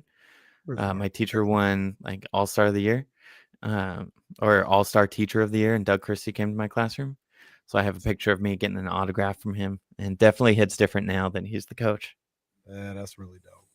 That's really dope. Securing the Bagley says, Casey, you have a rodent guy, but no light guy. Yeah, no, that's important. Rodent guy is important. The light guy is not. And then I also, like, if it got to the point where, like, I'd pay somebody to put, then I'll be like, I'm not paying nobody to put lights on my house. Like, then I'll just do it. I'm not going to pay you. Hold on. Well, here we go. Hi, we're back here with our man Will Z of SI National Media's Will Z, on loan from the national media. Very, very kind for Will Z to join us here. Well, there is a lot to talk about. The Sacramento Kings win streak hit 7. Boy, your appearances here are a lot more fun than they were a couple weeks ago. It's a good time. Can we start with Keegan? We've been singing Keegan's praises today, and I know you wrote about him for your latest column, man. He has been terrific since returning from that foot injury issue, whatever kept him out a couple of days, man. He's been terrific in his return. Yeah, he's been so good, and I think it really feels like the entire Kings roster is just kind of figuring things out, and roles are getting a little more defined. Maybe that would have happened under Mike Brown with just getting to this point in the season. We're almost at the halfway point. But looking at Keegan's numbers, like you guys have already touched on him, 54.5% shooting from beyond the arc in the last 3 games. But what stands out to me is that he is taking more threes and less twos. So if you look at his 2-point field goal attempts in the first 32 games, he was taking 5.4 per game. That's down to 3.7. And he's upped his 3-point attempts from 5.5 to 7.3. So he's focusing more on the 3-point shot. Total field goal stays about the same. But I don't think we're seeing him kind of being forced into that role of off the dribble shot creation that we all thought would be the next step and the next evolution to his game. It felt like they were really forcing that at the beginning of the year. Maybe that was coming from Mike Brown. Maybe it was him. Maybe I don't know who that was coming from, or if it was just me thinking that. But I don't think we're seeing that as much. So just more simplicity, which is everything Doug's been saying, is just simplify everything. And part of that probably trickles down to Keegan, where it's just go out, play defense, hit the threes. That's all we need you to do. And that, it feels like, along with him being healthy probably for the first time all season, maybe not fully healthy, but healthier, is really paying off well.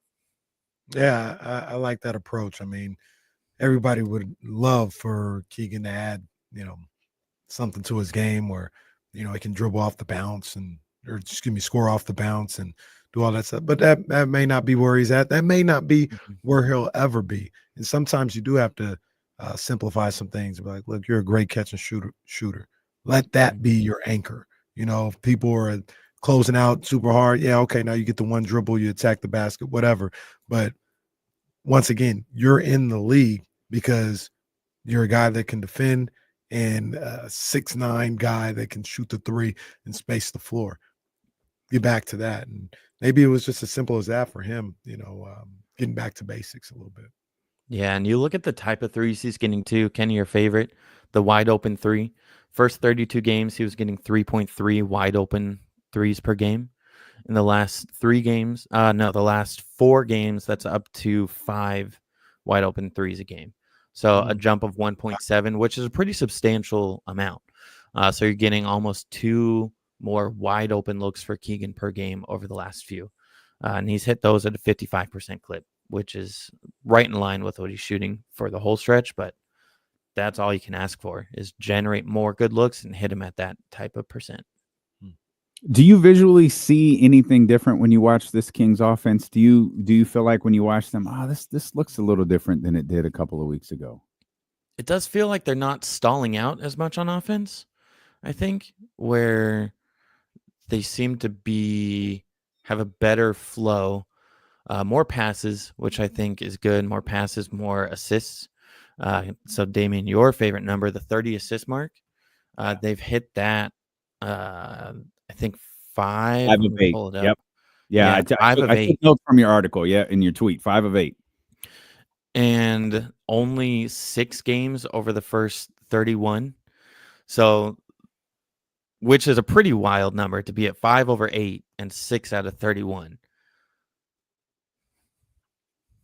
I'll take it. Yeah.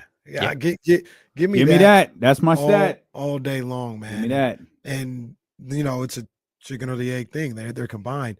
You also see these point totals just kind of skyrocketing in the last 7-8 games or something like that. And we were trying to figure out what that might be a testament to, but that could also just be, playing with pace, playing free, playing for each other. I've talked about practice. Less practice as well, right? Like Mike Brown. I looked at a play last night that just really stood out. It's like a second quarter play or something like that. Malik Monk gets the offensive rebound, gets the ball, kicks out to Kevin Huerter, who has a look at a shot. Like, he could shoot it if he wanted to, but he made the extra pass to get a great shot for Keegan Murray, who drained a wide open three like we were talking about earlier. And it's just little stuff like that. Like, keep that ball moving, which is where the assists come from, but always looking for a better shot than maybe you have, and looking for your teammates as well. And, the assists go up, the point totals go up. Yeah, and it's not just Keegan who's getting more of those wide open threes. I looked at numbers over the weekend, so they're a little outdated now with some games, but the team as a whole is getting more wide open looks. They're taking more threes. At the same time, on defense, they're limiting opponents' wide open threes in 3-point attempts. So really, they're doing it on both sides of the ball, just little bits of improvement that I think are really compounding on each other. And that's where you see games where you're able to not only outscore the Bulls, but games where you're able to play really good defense against the Celtics. And Kyle Madsen has been saying it a lot. Like, they're winning in so many different ways again, which was one of their trademarks 2 years ago. The original Beam team is they could beat you by maybe getting to the free throw line 30 times a game, or beat you in the restricted area, which is what they did last night. And I loved I keep saying last night. I had to delete. I normally do in my tweets, like, bonus tonight. I had to delete tonight and switch it today so many times. Yeah. But they. By the way, I'm all for the 12:30 starts. Oh, I loved it. I'm all for the 12:30 starts. I mean, it was cool. It was cool, but 7:30 around the corner too. Oh, no, it's too late. Yeah, we already got the 7:30 game. Yeah. But they didn't panic last night, which I thought was good too. The Bulls were hitting their threes, and they just kept attacking the paint. I think they shot 70% in the restricted area, and they didn't panic. They just kept with their game plan, and it paid off. Is there one thing that you can point to whether it be numbers wise or I guess eye test wise, that like this is a big reason that the Sacramento Kings are here. This is a big reason they're a game of above 500 and have won 7 straight. I don't know. I think it really is just a lot of little things. Yeah, that's what we were talking about. So with Doug. many. Yeah, that's what we were talking about a minute ago with Doug. Like, it's not like, okay, we're all searching for the reason, when in actuality, there's several. And, Chris Biederman was writing about, the practice schedule. And Chris Biederman also wrote about, the offense, how the offense has been simplified a little bit. It allows these guys to freestyle a little bit more. And it seems to just be a combination of things that are working really well. We talk about them playing free and loose and with joy. Feels like Doug is doing the same thing. I'm sure he's stressed all to hell because this is his opportunity to become a head coach, but he's not coaching like it. And I think one of the best examples, Casey, was the one you brought up earlier.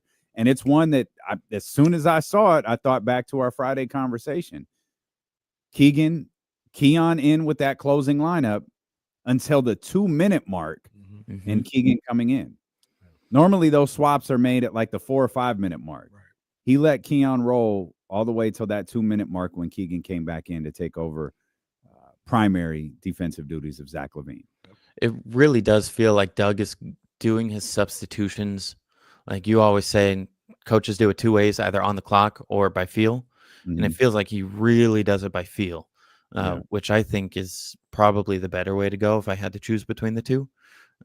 Especially when you have so many talented players, when you have 6 players that could potentially close out a game, to be able to just change it up as you need to and not have like the one set lineup in stone. Just go with what's working and be willing to make adjustments. Like, yeah, you don't see 2-minute substitutions in a close game very much. One of the guys during this Doug Christie tenure that I think is kind of going under the radar, and it goes into some of the things that we talk about when trading guys, is Trey Lyles. In the 8 games since Doug Christie's become head coach, 9.3 points, 7 rebounds a night, shooting 43% from the field, 35%, from beyond the arc. Pretty good as a bench player. He's doing it in 24 minutes. Like, I would say that's solid bench production. I think a lot of people may be looking for 13, 14 points per game, like 6 minutes. Like, that's not always what it is. Happen. Yeah, like what he's been doing has been very vital for this team. And, is it simple as him just, kind of being in better shape? I think so, part of it. And also I do like the matchups that they've had with him out there. They've been really good for that small ball lineup, where we haven't seen Len the last few games, where Trey just kind of everything works. Maybe it's something where they continue to go back and forth between the two, but I'm ready to really just roll with Lyles as the backup 5. I like that 5-out offense. It gets tough still when you have those really big backup bigs that Alex Len matches up well against. But Lyles, his rebounding, I think, is what stood out to me the most. Over his last few games, 8 rebounds, 11, 6, 9, 6, 7. Like, he's grabbing a good amount of rebounds every night. And you see him battling inside. And that's really the weakness that you have when you go for that small ball lineup. But if he's able to be on the boards like that, as consistently, great. If he's making his threes, that's a bonus. But he's been so good at filling that void on the bench that they desperately need in that backup 4 or 5 between Keegan's and Sabonis. Can we talk about that 11 for a second? That was Boston. That was 11 rebounds. 5 of them were offensive. Yeah. That second unit was really good. Because that was the Devin Carter game. Yep. Because Devin Carter has a game now. Devin Carter was really good against the Boston. I mean, if you're going to be really good against somebody, be good against the world champions. Yep. And I thought Carter and Trey, in addition to Keon, who was still in that starting role, But I thought Devin Carter and Trey Lyles were really, really good in that game against Boston, and those 5 offensive rebounds are huge. Yeah. And then I know this is a little off topic, but before I run out of time, you guys, I loved the beginning of the show, how it was all like happy vibes, and then you guys just started fighting. It wasn't you guys; it was these two. I know these two were, they were demanding championship now for the Kings, and I was like, man, I thought we were riding a 7-game win streak, and oh man. But I've got some names to throw out for you guys, and Kenny, I think I'm with you, where I don't think they need a big change anymore. I don't think there's minutes to go around for someone like Cam Johnson, but some ideas to throw out. So I got 3. If I can remember the third one. Oh, yeah. Okay, so Zaire Williams from the Nets fits with the Nets. Everyone's on the table. 6'9", 6'10" wingspan. What I am looking for when I go in and like look who is like a bargain trade that they could possibly get, I want to look at the stats that the Kings staff knows and love. So deflections, steals, things that they are already doing schematically. Zaire Williams averaging 2.7 deflections per game. Lengthy, could fit right behind Keegan in that 3 and 4 spot. So someone like that I think would fit in really well because he would come off the bench like pretty clearly. You can get him for, I think you can absorb him into the mid-level exception, so you don't have to send back equal money. He's making like $6 million-ish. So you could do theoretically Zaire Williams for Colby Jones and whatever second-round picks it takes to get the job done. So someone like that, I think. And then 2 other names for some backup bigs. I've said it before in the chat. I'll say it again. I really like Drew Eubanks. I think his game is very similar to Sabonis's game, which we haven't seen the Kings have a big that can back up and play like Sabonis. That's why James, our Lord and Savior Mason Plumlee, has the same type. That type of player you can just plug in and continue to play the same type. He can get up and get an alley-oop. He's deceivingly athletic, can pass and block shots. So someone like that. And then Kelly Olynyk as well. Another big, I think you could just plug and play. Him and Lyles on the court together, I think would be a really good backup big duo. But to me, that's the kind of player that I would be looking for on the trade deadline, is someone who is going to just come in off the bench, play hard. You're not looking for another 15-plus point scorer, I don't think, with this roster. They have plenty of those, in my opinion. I like all 3 of those. I made a little face when you said Kelly Olynyk because you're not wrong. I just don't like watching this game. I get it. Oh, Kenny's going to boycott the Golden One Center if the Kings get Kelly Olynyk. They're not wrong. He'd productive. He'd be great for the Kings. I think he'd work fantastic. I just don't like his game. It looks sloppy. Yeah, I get that. Maybe is he the type of player who you like when he plays for you, but don't like when he's on the opposing team? Could be. I like Zaire Williams a lot. I like that. I like that thought. Yeah. But it'll be really interesting to see what they do now. I hope they do at least something. Don't just sit on your hands. And even if it's a small little move, I think there's still ways to improve the roster. But it'll be really interesting to see what happens. Great stuff, Will. We are tapped in. These visits are way more fun than they were just a couple of weeks ago, man. So true. 7 straight wins for the Sacramento Kings. Will, we appreciate you. Thank you, my friend. Where are you, by the way? Yeah. Very strong, like Undertaker vibes. Like if that little bottom frame of the picture wasn't up there, it looked like you were in the Undertaker's coffin. Yep. There. We switched some things around. So I am in the bedroom. We moved the Peloton out into the office and the desk into the bedroom.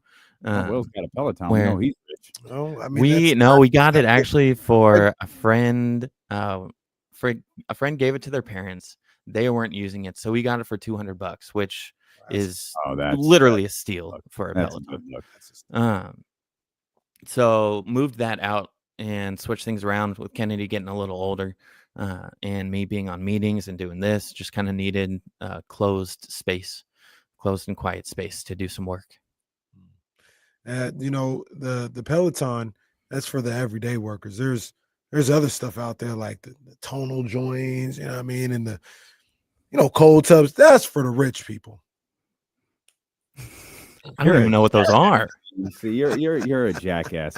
You love the cold plunge. You can come over and cold plunge. I wish I had a cold plunge. You can't. But Will can. Awesome. You would hate that. Yeah, you would absolutely hate that. Feels so good. I bet it would help. Kelly Olynyk. I know it would help. I don't want any part of it though. Kelly Olynyk, have you done the cold plunge? I love it. The sauna to cold plunge combo? No, not yet. The sauna. I'm hoping to add the sauna after the backyard project is done, because I want. I want. Jesse, that. you hear this guy? This is crazy. It's a little project, huh? This is a little something. Wow. What is your project after the sauna? Enjoy it. The plan to make gym memberships. That's a good idea. People come in there. Good idea. $25. Nah, it's a high. It's a high class one. So that's probably like a $75 a month membership. Come in there, getting the cold plunge, getting the sauna, getting the pool. Can't use the pool though. Oh damn! The $150. Well, $150. You can use the pool then. You can definitely use the pool. Only till 4 p.m. That's right. It's That's closed. right. That's right. You can get the hell out of my house. Okay, so we'll just move to the other part of the house. Is it cold in your house? Because you look like you are, like cutting firewood like right before you joined. I was wearing a green sweatshirt that's about the color of this wall behind me. So I was like, I need a different jacket. And then I realized I'm also wearing a green shirt, so I needed some to offset. But we do keep the house pretty cold. I think we have it set at 64 throughout the day. You're with you're my man. I do the same thing. Like when the heat clicks on, I almost get an attitude like, how cold is it outside? Yeah. And I say, it's 63 degrees. Like it's clicking. We appreciate you, Will. Thank you as always, my friend. Thanks, guys. Have a good one. That is SI's Will Z. Hopefully a couple of visits from Will this week. You ever gonna let the Kings train at your facility? That's a good question. I don't have the basketball court in my backyard. You don't need a court, but maybe just run sprints or something. You got the sauna. Oh, that could be a team building situation. Yeah. They have their own sauna at the Golden One Center. I don't think it's like it's not as cool as yours. I don't have one. Yet. You're making one up in your head that doesn't exist. I do not have one. You don't have one yet. You don't have one yet, but hold on. Do you have a place that's it would go here? Do you know where that would go yet? Oh yeah, we're cooking. Yeah, he is. It's all planned out already. Like I said, I'm a man of the people. Fashion Nova, go check this out. You know what I mean? I'm a man of the people. That's not fashion. That's the first domestic that's sweater. Not fashion that's Nova, the first domestic sweater you've worn in 4 weeks. Not Stop true. That is not Fashion Nova what you have on though. It's not. This is yours actually. Most people don't know this. We got this out of Kenny's closet.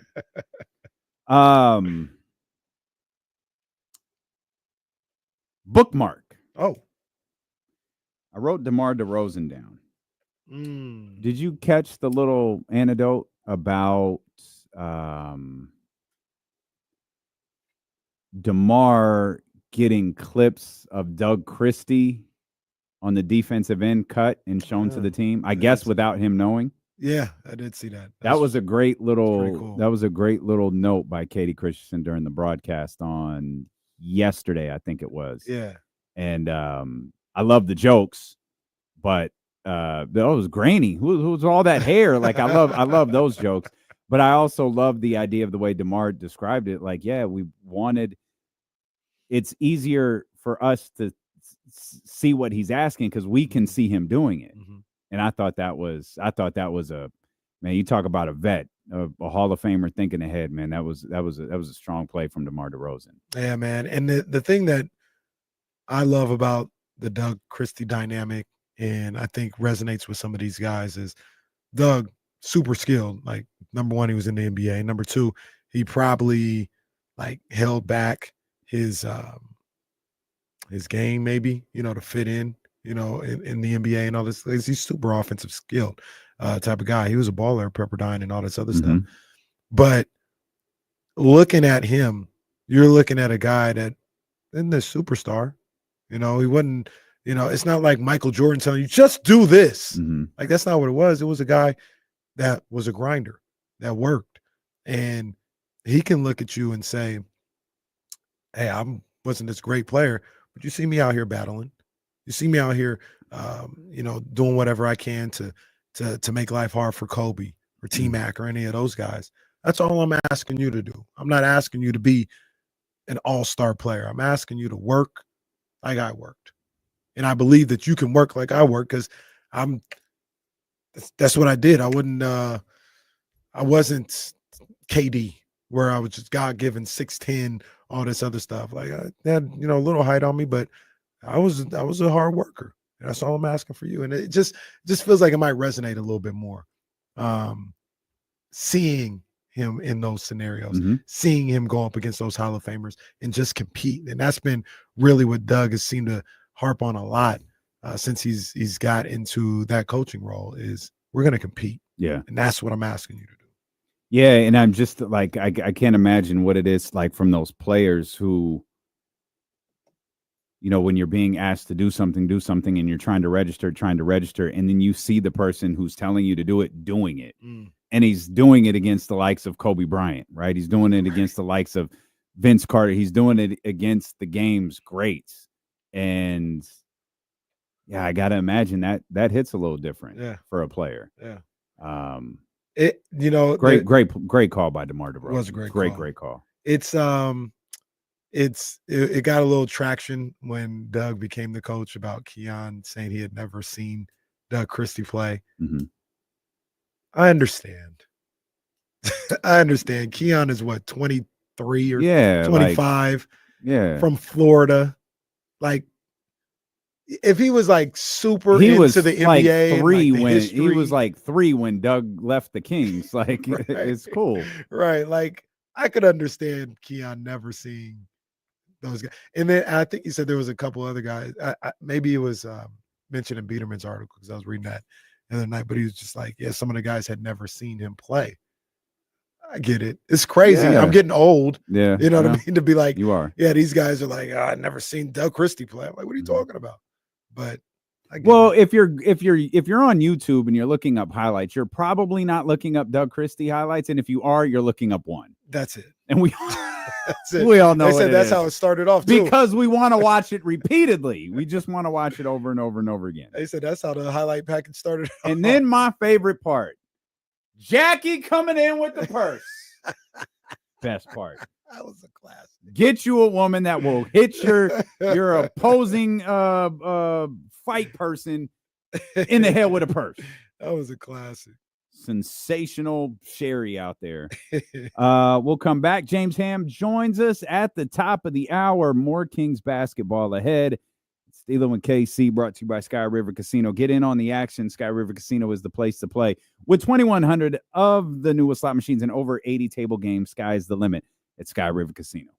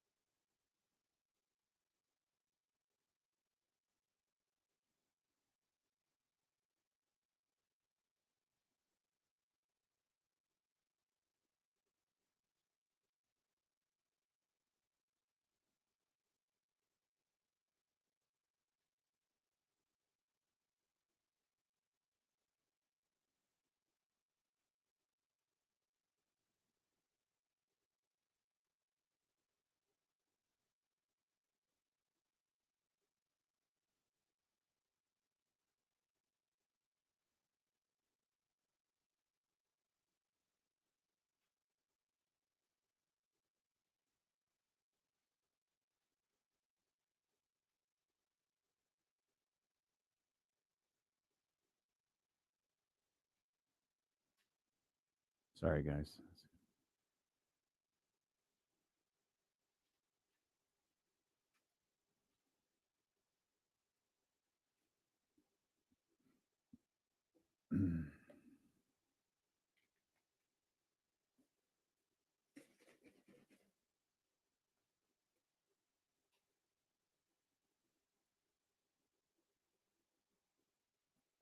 I'm a little bit familiar with Pentagon Jr. Like, I wouldn't say I'm familiar. Do I know who he is? Yes. Aware of his background? Yes. Know what to think about his debut tonight? No.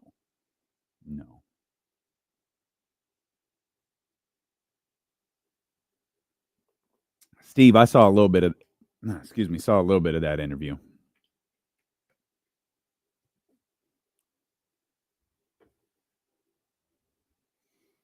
Oh, I thought it was both our stations. That's my bad. Is that right? Let me check. Let me check real quick. Okay,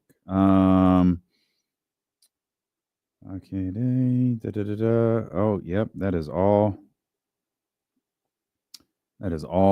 purple. Yep, you're right. My apologies. It's just on 102.5.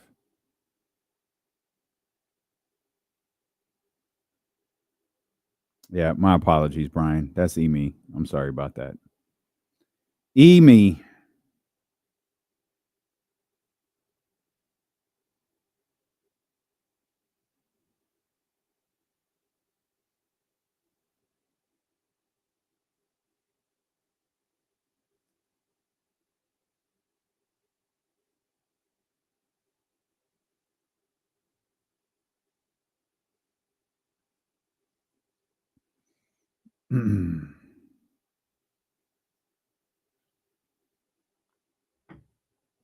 Yeah, I'm kind of curious to see what this second night looks like, without all the pomp and circumstance and all of the silliness that surrounded last week. I'm anxious to kind of keep an eye on. We'll probably keep the football game on the TV, but put the Amazon or Netflix on the iPad.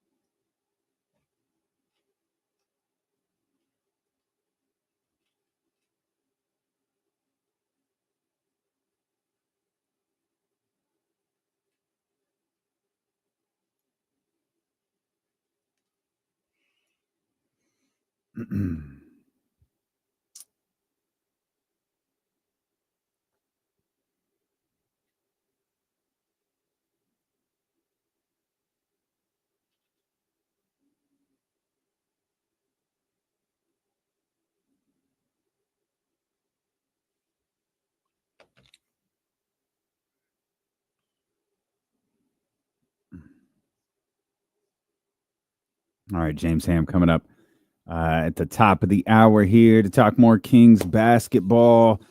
Let's see what other things mention this. Kings are the hottest team in the league. Mm-hmm. Know who's second? I got an idea. Yeah. What you thinking of? It's the team that ended the Cavs winning streak. And I was watching that game sparingly. After the Kings game, I was kind of tapped into the NFL. But on the iPad, I had, one of the multi-views on. And I feel like Cleveland was up by like 12, 13 in the third quarter or something like that. And then I saw I went away and I saw Obi Toppin had a dunk and it was on Twitter. And I was like, oh, then cuts the lead to 14. Yeah, whatever. I go and let me see what's going on with the scores of this game. I go back. Cavs are up by 15. The Pacers are up 15. I said, wow, They came back in a crazy way. That's a big time win by them, man. And they won 6 straight. Yep. Yeah. It's not 7. It's not 7. Not everybody can go out there and win 7 straight. Not everybody can do that. It's us and the Thunder. That's it. Us and the Thunder. Well, the Cavs did it. Past tense. The Knicks did it. Past tense. Past tense. Yeah. No, but 6 is cute. It's a cute little story. It's a cute little story. The Suns have won 3 in a row. They've kind of pulled themselves back into the playoff picture here. Yeah. I haven't watched a ton of them, to be honest. I was a little upset our clip with Eddie didn't get more traction. You know where it actually got some run was on Instagram. Our man DJ Automatic from the Dana Cortez show on 102.5 tagged us in it was like a Suns fan, like King's Herald type thing for the Suns that had our interview that some of our clips of our conversation with Eddie attached to it. But yeah, they've pulled themselves back into the playoff picture with the Spurs and Warriors, with the Kings and Suns moving up. The Spurs and Warriors have fallen on the outside looking in right now. Yeah, in the Warriors situation, they were able to get that win on Thursday against the Pistons. The back-to-back with like everybody out. They weren't able to, do anything with that. And then they're back at it tonight, I believe, against Toronto. So, it's one of those things where, hey, they got to try to find a way to hold on. Minnesota lost over the weekend as well. I think they play tonight. Yeah, they play Washington. They should get the win. I think it's round 2 of this one. We got Memphis and Houston again tonight. Yeah, it's going to be a good one. This one is in Houston, I think, this time. That's right. Yeah, they played in Memphis before. Yep. So, yeah, the Kings are getting themselves in that discussion away from that bottom 5. You know what I mean? When I say bottom 5, I mean in the conference. And they're getting further and further away. I don't expect to see a Timberwolves loss tonight, but a Timberwolves loss. Well, there's a couple of Clippers loss. Yeah, so it's the Clippers are home and they will play against Miami. The Lakers are home against San Antonio. Yeah, that feels like a win-win. Anytime the Lakers lose, that's good. It is. I need this. No disrespect. I need this farce of the Spurs to kind of go away. Farce? Yeah. Explain. It's not time for you guys to make the playoffs. It's not time. It's just not time. Well, they're not in the playoffs. I don't want to see them in the playoffs or the play-in. Let's postseason. Let's get these guys as far away as possible. So I'm not even gonna dispute it. Go ahead, play the clip. That's what I'm looking for tonight. That's what I'm looking for. What are you doing? Nah, I need the Spurs away because they're not. The Lakers aren't going away. But the Lakers aren't going away. I can now you're co-signing. Get the Spurs out of here. I'm just saying. Get them away from us. This is about number 130 of Casey dropping the leg again on Macho Man. That's crazy. You said play the clip. I'm just saying I knew it was coming. I caught the shot. Why didn't you just? Yeah, you should have just said it. You say it yourself. You should have just said it yourself. No, because I don't even say that, but one time because my boy Melo had signed and he was back in the league. That's the only time I played that. Leave it in the chat. Play the clip. Yeah, it's real. It's crazy. Come on, man. What is this? And it was only because of Melo. You having an unnatural allegiance to losers is not like you. Yeah, shout out to Cat Williams. Yeah. Cat back at it over the weekend. Was he really? Yeah. Oh, jeez, I'm talking about Jamie Foxx. I don't even want to know, man. Oh, you're saying something crazy. I don't even want to know, man. Yeah. But all right, catch Casey's Lakers tonight, though. Well, I didn't say all that. Kings are a game and a half. Kings are a game and a half out of the 6 seed. And Casey's like, nah, they can win today. I need to get the Spurs out of here. I love that I said the Celtics guy and the Lakers guy are arguing about Kings trades, and he got mad at me. And then an hour later is like, no, play the clip. Well, because I need them to win. I need the Spurs out of here. You need them to win, huh? I need the Spurs out of here. I do. I don't want them around anymore. They've been hanging around a little too much for my liking. Get them away. Like I said, if there was a possibility of the Lakers going away, then sure. But, the Lakers, they're going to stick around. LeBron James. You talking about 2 All-Stars. Oh. LeBron James and Anthony Davis. What's Anthony Davis doing this year? Let me see. Oh, he's cooking. Yeah. Can't not have him out there. Yeah, no, Anthony Davis is having a season. Speaking of the Lakers, and he is cooking 25.8, 11.9, 1.3 steals, 2.1 blocks. Oof, he's going crazy. I wonder if the Lakers losing D'Angelo Russell might not be beneficial for them. Mm-hmm. People were already ready to move on from him, and they got Finney Smith. They gave it. Oh no, man. I think they lost some offensive creation and shot making with D'Angelo Russell leaving town. I got my eye on that. I want to see what goes on with that. Because now you're really looking at, and I guess you got Austin Reeves too, but you're really putting the onus on, and it's fair enough, 2 All-Stars, 2 All-NBA guys, I guess, LeBron and AD, to be your shot creators at this point in their career. And shot makers from beyond the arc as well. We'll see. Look, I hope they fall on their face, but I do need the Spurs out of here. No one believes you. Need this farce of the Spurs. So okay, so the Spurs season's not real? Is that what we're talking about?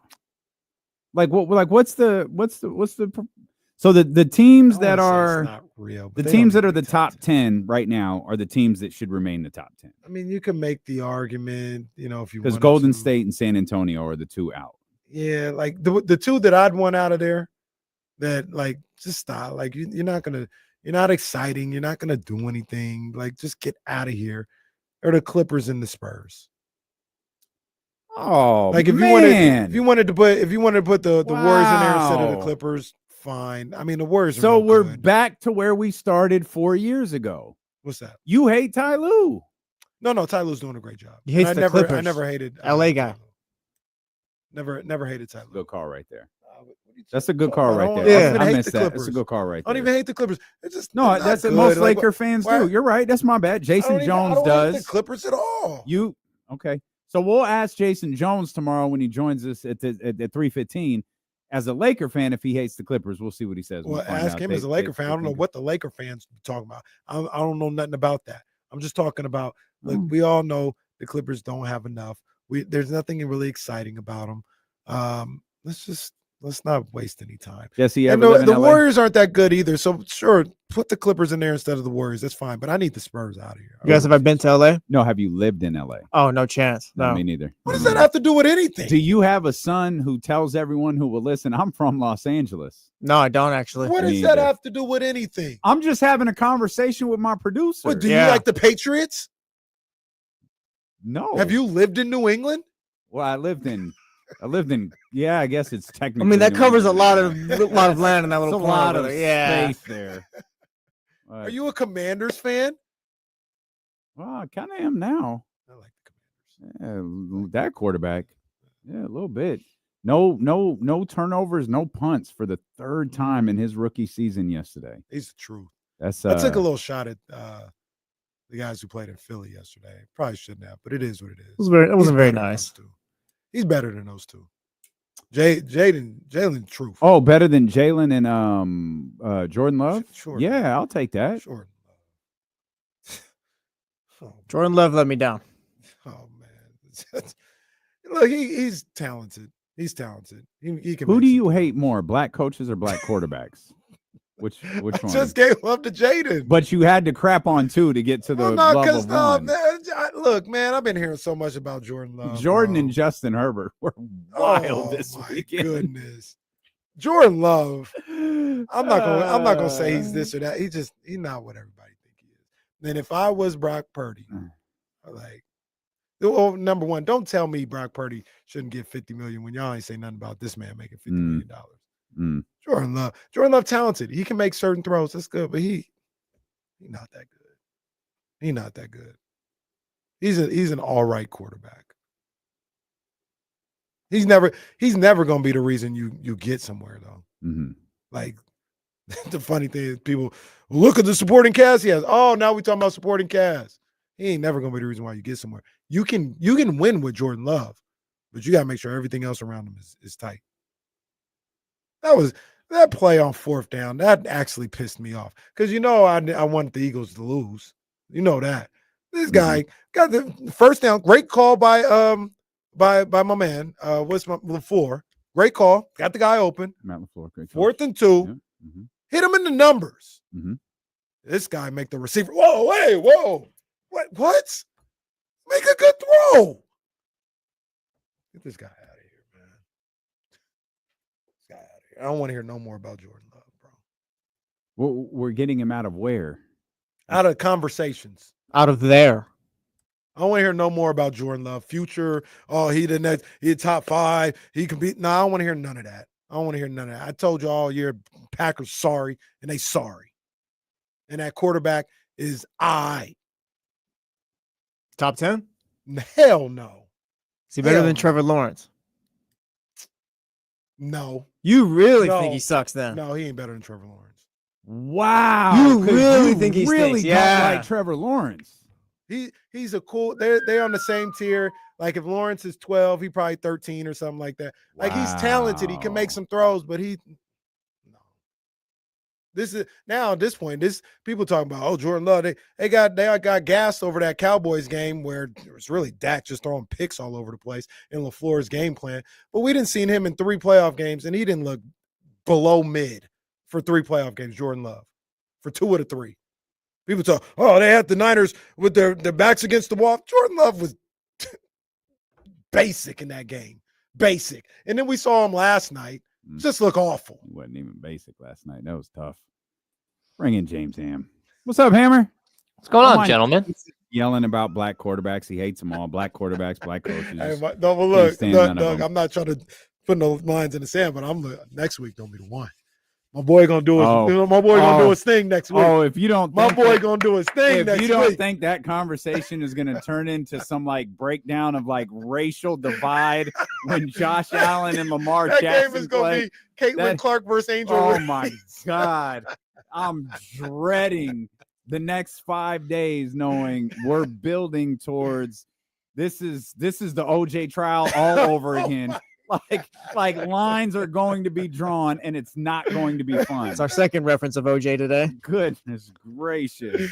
That's gonna be the game though. I can't wait for that. That's gonna be a great What game. the Sam hell did I walk into? The Ravens and the Bills, the Lamar Jackson and Josh Allen discourse over the next 5 to 6 days is going to be absolutely insane. Hammer, man, 7 straight.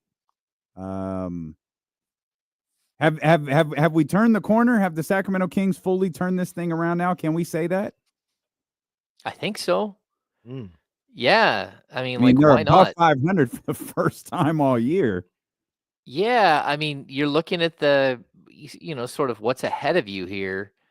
And, there's a little bit of leeway to start building something here. You got back to 500, you got over 500. We talked about it the other day. Like, if the Kings went 2-1 on this road trip, I think we all would have celebrated. That would have been a huge victory, and they've already cemented that, and they have a possibility to go 3-0. And then the homestand, you got to look at the same way. If you go 2-1 on the homestand, that'd be great, but 3-0 is sitting right there for you. And those are things that, like, this team, if they want to continue to build this momentum that they've got going, like, why not? And if you're De'Aaron Fox, if you're Domantas Sabonis, man, this is a moment to put your foot on the gas pedal and say, I want to go be an all-star. Because if you're the hottest team in January, you make it all the way to early February and they start announcing all-star bids, and these guys are all the way up to the 5th seed or the 6th seed in the Western Conference, and they're rolling and they're, getting Western Conference Player of the Weeks and stuff. That's a moment. And that's how you get to the all-star game right there. And so I'm intrigued to see what happens right here. Yeah. I want to ask you about the whole all-star thing in just a second, but let me go back Friday night, that game against Boston. I like to think that I'm, one of the more optimistic Kings viewers around, but I didn't go into that game think like, they're going to beat Boston at full strength. And they played a heck of a game. And I know we talked about them needing to play, the Kings needing to play in a game. And I think I made the comment, or somebody made the comment about, like, they can play an A game, but they got to find a way to not let Boston play their A game. Because if they both play their A games, I think Boston's ceiling is a little higher. Well, I give credit to the Kings on Friday defensively and the game plan that they had, because it feels like they affected Boston a little bit, at least in that game, not allowing them as many 3-point opportunities as they normally get, or, being able to execute with Domantas Sabonis and DeRozan late in games. I thought they did a phenomenal job on Friday. Big shock for you to see that game play out the way it did on Friday night, James? Yeah, I think it should be a shock for everybody. I mean, honestly, that was a tremendous performance by Sacramento, and it just shows you that they're all pulling one direction, And to me, watching them outshoot Boston was spectacular. Watching Domantas Sabonis just absolutely dominate the best team in basketball, like what he did on the glass was just crazy. It looked like he was the only one rebounding. I'm not sure what was happening there, but he had that one rebound where he just like ripped the ball right off the top of Porzingis and then shoved him out of the way and went right back up for the bucket. Like, they were just the most dominant team on the court, and you saw them like, I think they were up by 2 after one. They were down by 2 at the half. By the end of the third quarter, they were tied, and then they just stomped that team and won by 17. I mean, to me, that was like by far the most impressive performance that we've seen in the last, I don't know, probably 10 years from that team, walking into a place that's unfriendly to them, placed against a full strength championship team, and just show up. I just super impressed. The 3-pointers from Devin Carter just started walking into 27-footers after missing one so badly to open up his stent. You're like, oh, that didn't sound good at all. And then to just have the confidence to keep going. But all of them, just kept showing up, and just super impressed by that performance. Speaking of Devin Carter, how would you describe him? Like, what would you say Devin Carter is to the Sacramento Kings right now? A handful of games, obviously, into his career. I mean, intriguing. But again, like I'll keep saying this, like, you already have problems getting Keon Ellis on the court, and like finding time for a young player. Sometimes it's going to work like it did against Boston, and sometimes it's not. And we saw that what happened with Chicago. I mean, he played 10 minutes and couldn't get back on the court. And that's how you have to handle a rookie. There are going to be times where you're super excited about what he does. He's going in and doing all the dirty work and, grabbing rebounds and hitting an occasional shot. There's other times where you're going to be like, okay, like, look, kid, we don't have time to wait for you tonight. And that's what being a rookie is all about. But also being a rookie who missed the first 30-something games of the season. Like, that's just, and all of training camp and the whole entire summer. Like, he's just so far behind the 8 ball. And I'm impressed with just like his overall basketball acumen. He clearly can play ball. I am concerned about a couple of things, like his 3-point shot just takes way too much time to get rid of. And it'll be fine if you're playing, 10, 15 minutes a game and you're not part of anybody's scouting report. But if you ever become part of somebody's scouting report, that's not going to fly at the NBA level. And so you're going to have trouble with that. But overall, I do like, I like his approach to the game, and, sort of the toughness and the willingness to get on the floor and fight for a ball. And the Kings just need that type of scrappy mentality, whether it's from him or Keon Ellis or anyone else who steps on the floor. James, just a side note, you mentioned, how long it takes for him to get his shot off. I wonder if that changes over the course of his career. And the one that comes to mind when I hear that is Lonzo. Remember how Lonzo shot when he came into the league, and it has changed, visibly changed. And then he's, we saw it yesterday firsthand. He's become a very reliable 3-point shooter. I just want to see the evolution of Devin Carter's shot specifically over the course of these years, man, because he does shoot it well when he has the time, but he's going to have to learn to, shoot that with not as much time and be able to get that release a little quicker as time goes along. Yeah, I mean, the game is going really fast for him right now. maybe it is just that while he's been working out and shooting for the last 2 months, that he's just been taking way too much time with the coaching staff, just kind of leisurely getting up 3-point shots. And that could be it. Maybe he's just like out of practice a little bit, but like the player it reminds me of is Tyus Edney, way back in the 1990s with the Kings, where it almost looked like he had like a 3-point motion, like he would draw it back and then prop it up and then finally get rid of it, and it just took so long. So like, look, he's gonna have to speed that thing up. I think he's a player that you don't mess with, sort of like the basics of his shot. Like he shoots way too low. We've seen that. But like again, if he's going to shoot that low and then he shoots the ball so high, like there's a whole bunch of things that I'm concerned with when it comes to it. But I guess the fact is, as long as it's going in right now, it's okay. You just have to understand that, again, the better he gets, the more minutes he gets, the more he's going to become part of somebody's scouting report. And once he becomes part of somebody's scouting report, they'll just send somebody right at the middle, right at his chest, and you'll be able to get to the ball, because it just takes way too much time. How do you think Doug did yesterday with the full complement of players available to him maybe for the first time in like 4 or 5 games? And actually maybe for the first time period, because Devin Carter comes in. I think guys are out. He didn't have Devin Carter available before that. How do you think Doug did? Because that was the number one thing we were worried about was, how do you keep Keon doing what Keon does? How do you continue to get Devin Carter minutes? And we saw our first, full version of this roster all season yesterday. Yeah, I think it's interesting. It's going to be a game-to-game situation, how you're dealing with your starting group, how you're dealing with, who plays and who doesn't. And I think Doug did a good job of sort of managing the egos. I think if you go back to that game, you can watch that. I think Malik Monk came out like firing. He clearly had this idea that he was going to come out and bring the energy from the early point in the game. And I thought he was pretty sloppy. I thought his shot selection was all over the place.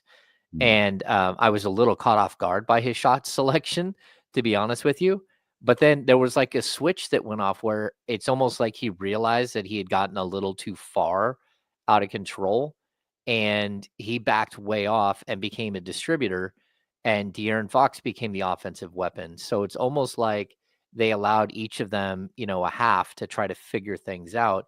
And for as much time as those two have played together, it's still a different situation. Like Malik Monk had 9 assists total, but 8 of them came in the second half. And I think he had probably 15 points in the first half and finished with 18. De'Aaron Fox ended up having 17 points in the second half and only 9 in the first half. And so you're seeing this, they're trying to figure out how they're going to play. And I think Fox playing off ball a lot is probably the best thing, especially if we can start seeing, there was a game right when Doug took over that Fox started doing a bunch of back cuts and just moving really, really well without the ball. I need to see more of that. But also, like, he shot 4 of 8 from 3. And, there was a confidence level to his, like, sort of the catch and shoot. And I need to see more of that. And so I like the balance. But again, like, that's going to be Doug's biggest issue is managing egos, managing expectations. Again, De'Aaron Fox has a lot riding on this season. Whether it's in Sacramento or he decides he doesn't want to play here anymore and he pushes his way out this summer. Either way, if he's all NBA, we're talking max money. If he's not all NBA, it's the difference in, like, I don't know, tens of millions of dollars. And so I'm kind of intrigued to see how they work this thing out and continue to build off of this momentum that they have, but momentum while they're plugging and playing pieces as players get injured and healthy and all that stuff. I'm just kind of chuckling because just another thing to add to the lore. Malik Monk. Oh, goddamn! Yeah. I think we all might have yelled that at our TV when he took some of those shots in the first half. Go through the whole, oh, damn! Hey! Always in the paint, man. So the microphone picks it up every time. He yelled and won at least 40 times. Yeah. Malik Yeah, is he a to go, treasure. bro. He to go for that, man. Treasure. I wanted to ask, Devin Carter, though, going back to Devin Carter a little bit. One of the things that I see in him, I want to know if you see the same thing, is his addition to the roster helps out so much, and it helps Doug out. And unfortunately, Mike never got the opportunity to use this. Is he's one of those guys, Devin Carter, where at the very least right now, he's not taking anything off the table when he comes into the game. And I think that's valuable. He's I said it earlier, he's either like a neutral guy or he's a plus like he was on Friday, but he's never a negative. He's never a guy like, oh, you got to get him out of there because he's just lost out there. Now, he's a rookie. He may get overwhelmed by play here and there. There's a learning curve, but I just keep saying it, but he's a guy that doesn't take anything off the table. He's going to work hard. He's going to play hard, and he can hit some shots for you from time to time. Do you see the same thing with him in the 2 weeks that we've seen him play? Yeah, I mean, I do think there are moments where he has been overwhelmed and just not ready for the speed of the competition. And that's going to happen. Again, like anything that he's doing that I would say is like quote unquote wrong is just because he's been out of the game for 9 months. It's tough to just like, hey, how's your shoulder feeling? It's like, it's all better. It's like, okay, go play one G League game and then you're in the big leagues. Like he really hasn't had a moment to fully digest and to go out there and find his own self. And he's not going to get that opportunity for the most part. Like this is going to have to be learning on the fly. In some games, he might earn 20 minutes. In other games, he might play 5. And he's got to be okay with that. And, he can be frustrated by it, but it can't be a problem. And to be honest with you, like everybody keeps pining for more minutes for Keon Ellis. And I agree with it, but Devin Carter is the least of your worries. You got to figure out, how to get Malik and De'Aaron playing on the same page and how those guys blend in with Malik still and with DeMar still. Like this thing is not perfect yet. They're just gritty and keep finding ways to win. And so I definitely think that you're going to be like a little bit concerned about, his development in year 1, but also this is about winning basketball games. It's about Doug trying to earn the job as a head coach. It's about, again, De'Aaron trying to earn all NBA honors, and it's about trying to get to the second round of the playoffs. All of these things, it's not going to be about waiting to see what Devin Carter is and who he is as a basketball player. That you'll figure that out, this summer. You'll figure it out early next season. But for right now, if he plays well, he plays well. If he doesn't, you move on to the next guy very quickly and get back to your basics.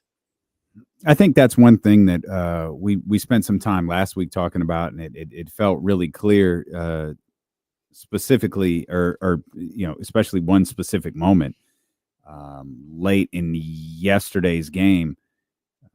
Keon was in with the closing lineup until about 2 minutes left when Keegan Murray came in. And we've talked about these players, and they've all talked about playing free and with joy and all of these different things. It feels like Doug is kind of like coaching free. Like he's coaching. We use the term, some coaches coach on a clock, which I think was Mike, and it's a lot of other coaches. It's not just Mike Brown. There's a lot of coaches that coach on a clock. And then there are coaches that coach on a field with like a structure, with like an idea of what they want to do. It feels like Doug he's on vibes and feels right now, and he's trusting his players to do what's asked of them when they're out there. No, I totally agree. And I hope that as he gets more and more comfortable as a coach, and again, like you can say the same thing about Devin, about Doug that I've been saying about Devin. I mean, this is a rookie coach trying to figure his way through games, but I thought Mike did rely on the clock too much. He relied on, again, his assistant to do the sub patterns all the way through the first half and all the way through the third quarter. And then sometimes in the fourth, it's like all bets are off. There were too many times where I saw, DeMar DeRozan hit 3 or 4 straight jumpers, and then, it's your time to go out of the game. And they pull him. And it's like, hey, how about you ride the hot hand? How about you steal 3 minutes for him at the beginning of the next quarter instead of instead of pulling him right now. How many times De'Aaron Fox started cooking early, and he doesn't do anything for the first 3 or 4 minutes, but then boom, boom, he gets a couple of drives to the key and starts finding guys, and then 6-minute mark, it's time for you to go sit down. Like, I do think that this team over the last couple of years has played by the clock way too much, and not by the feel or by riding the hot hand, or again, if Keegan Murray hits 3 threes, I want to see if he can hit 6. There's no reason to stop feeding a guy and have him go sit. Just keep going, keep giving him the same look and see what you can get out of somebody. And so I'm hoping that Doug does play by feel, and I think that's what we saw. He saw that Zach LaVine was going crazy, and there's nothing you could do to stop him. You couldn't pull away from the Bulls because Zach LaVine kept pulling. Like, there was one play where he got the ball in transition about like maybe 3 feet above the top of the key, and he just got the ball, caught it, faked like he was going to hit a cutter, and then just released a 3-point shot and hit nothing but net. Like, that dude was on fire. So I think that's why he stuck with Keon, and he said, okay, I'm going to try to at least make it so I've got 4 guys who are free to play really good offense, and Keon is going to try to take out their one score. And, I think they did a good job doing it. Yeah. Zach LaVine he was really, really good yesterday. He was really good. And that whole Bulls team, I talked about it earlier. I mean, some of the stuff that the Kings were able to get offensively in the paint was an embarrassment with the Bulls defense. But offensively, I was really impressed with what they were doing. And that was without Kobe White. They got guys that can create some offense. But in that moment that Damian was talking about, like I said, I got to salute Doug Christie, because I didn't want to see Keegan Murray come back into the game. I felt when Keegan was guarding Zach LaVine, Zach was really comfortable. And even though he was hitting some shots to get Keon was making him work and getting him in spots that were just high difficulty, degree of difficulty shots. And I thought he just was comfortable against Keegan. And you see, when Keegan came into the game, Zach LaVine said, all right, it's time to go to the cup now and do all this. The first play, it was great team defense, great help by Sabonis off that high pick and roll. The second time, Keegan gets beat, but salute to him for continuing to play and got a chase down block on Zach LaVine on that play. And that's a situation where, his 6'8" frame allows him to, even if he gets beat, if he continues to, hustle on that defensive possession, he can still affect the shot. And that was just a great call by Doug Christie, because like I said, I was sitting at home like, no, I wouldn't bring Keegan right now. I would stay with Keon, but he made the right call there, and Keegan rewarded him for it. Well, yeah, and I mean, that's the key to having multiple defenders that can go out there and give you something, and I'll also point out, Keegan Murray 2 weeks ago couldn't have made that block. He just physically wasn't able to. Like, taking the 2 games off really, really has helped him. I mean, look at his shooting percentages in the last 4 games. He's shooting over 50% from 3. Like, everything looks like the normal Keegan Murray. I really do think that he was out there on a bad wheel, and we didn't understand sort of like the limitations that he was under. And now you're seeing him like move freely and look 100 times better. And like, look, it's not always going to be that way. There's going to be times where Doug just sticks with his main 5 and just plays it out. But I think Keon has earned the right to be the 6th starter on this team. And that's kind of how I always looked at Malik Monk. He was a 6th starter, not the 6th man. He came in and just ran the show like he was part of that group. And I he does it a totally different way with the defensive side as opposed to Monk with the offense. But I still feel like it's someone that you want in the game as much as possible. And you feel like he's part of that starting group. He just doesn't actually get to walk out there and shake hands and be there for the tip-off. So that, and I would say this too, Malik Monk, Domantas Sabonis won Western Conference Player of the Week, but Malik Monk was also nominated. And I think Malik has done an incredible job of adjusting from 25, 26 minutes a game to 35 minutes a game very quickly. And even when De'Aaron Fox was away for 3 games, even the pressure was on Monk. He's the guy that had to handle all of it. And not only did he succeed, but the team succeeded, and they won all 3 of those games. So I think that's something else I'd point to, that, like whatever they've got to do here, I wouldn't mess with it right now. Like, there is no controversy over who should be starting at the shooting guard position at this point. You just go out there and try to get Keon on the floor as much as possible. Okay, we'll come back. James Ham of the Insiders is with us. We'll talk more Kings basketball. 7-game win streak headed into the final game of this 3-game home stretch, or 3-game road stretch, against the Milwaukee Bucks coming up tomorrow. Lots more to talk about with our insider from the Insiders. It's James Ham with Dealing with KC here on Sacramento Sports Leader, ESPN 1320.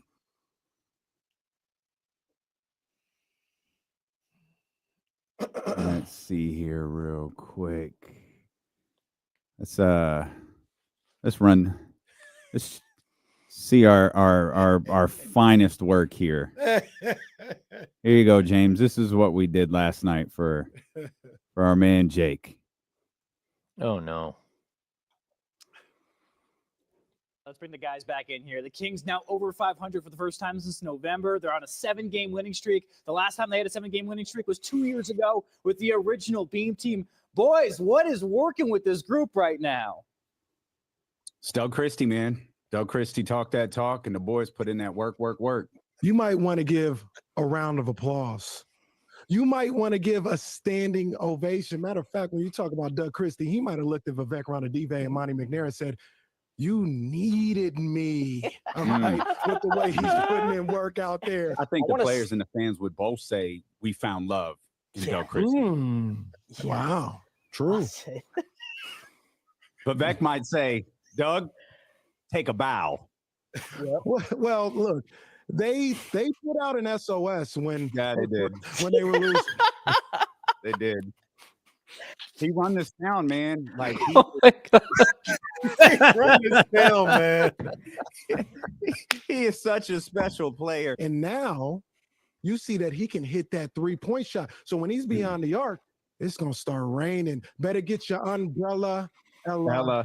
Dang it, Kenny! I wanted to use that line. I'll save it for another time, I guess.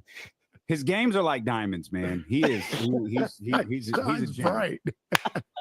Shines bright, boy. Shines bright. Yeah, I got some wild thoughts about how you work Devin Carter indoor. Man. I got so upset that Kenny lost that short order to be. Y'all need to straighten out, man. We're trying to do a live broadcast. I can't. You guys are making it hard. This is incredible. This is incredible television right now. Incredible television. And then you've got De'Aaron Fox coming back from his injury, and you see you implement him. I honestly think this is our De'Aaron Fox in the fourth quarter. You've got DeMar DeRozan in the fourth quarter, and at that point, pour it up, watch it all fall out. Rex Ryan. That one came out of nowhere. Yeah, Rex Ryan's available if you want. We don't need Rex Ryan anywhere near I'm San good. Francisco. Rex Ryan can stay over there in Bristol. I Niners like can stand on their own 2 feet. Right. I see what you did there. All right. It's gone Anyways, off the rails. Robert Saleh is who I was going to pick, but I don't know how I'm going to eloquently discuss Robert Saleh after that line. What an immature show this is. This is going to get the best ratings of the week. Am I wrong on this? It should. I don't know. Great. There might be other things that might the have return great of Jake Gayden should get the best ratings of the week. Like, what are we doing here? Yeah, you know. Jake, you are the man. Let We it love be Jake known, Gayden. we ride with Jake Gayden here. That's good stuff. That is good stuff right there.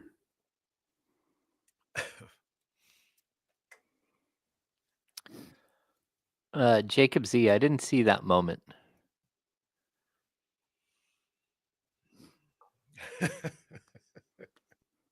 I did see that. Who were you, sir? I think that's the guy you were talking about. Oh, the one who was he's had his arms wrapped around Doug. Man, get out of here. Did Doug know him? I don't know. He talked. It was a pleasant conversation. It was a very exciting conversation, and Doug was showing love back. But I was like, get off the coach.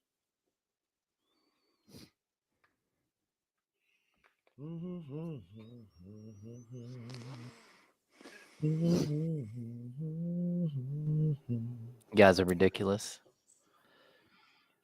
In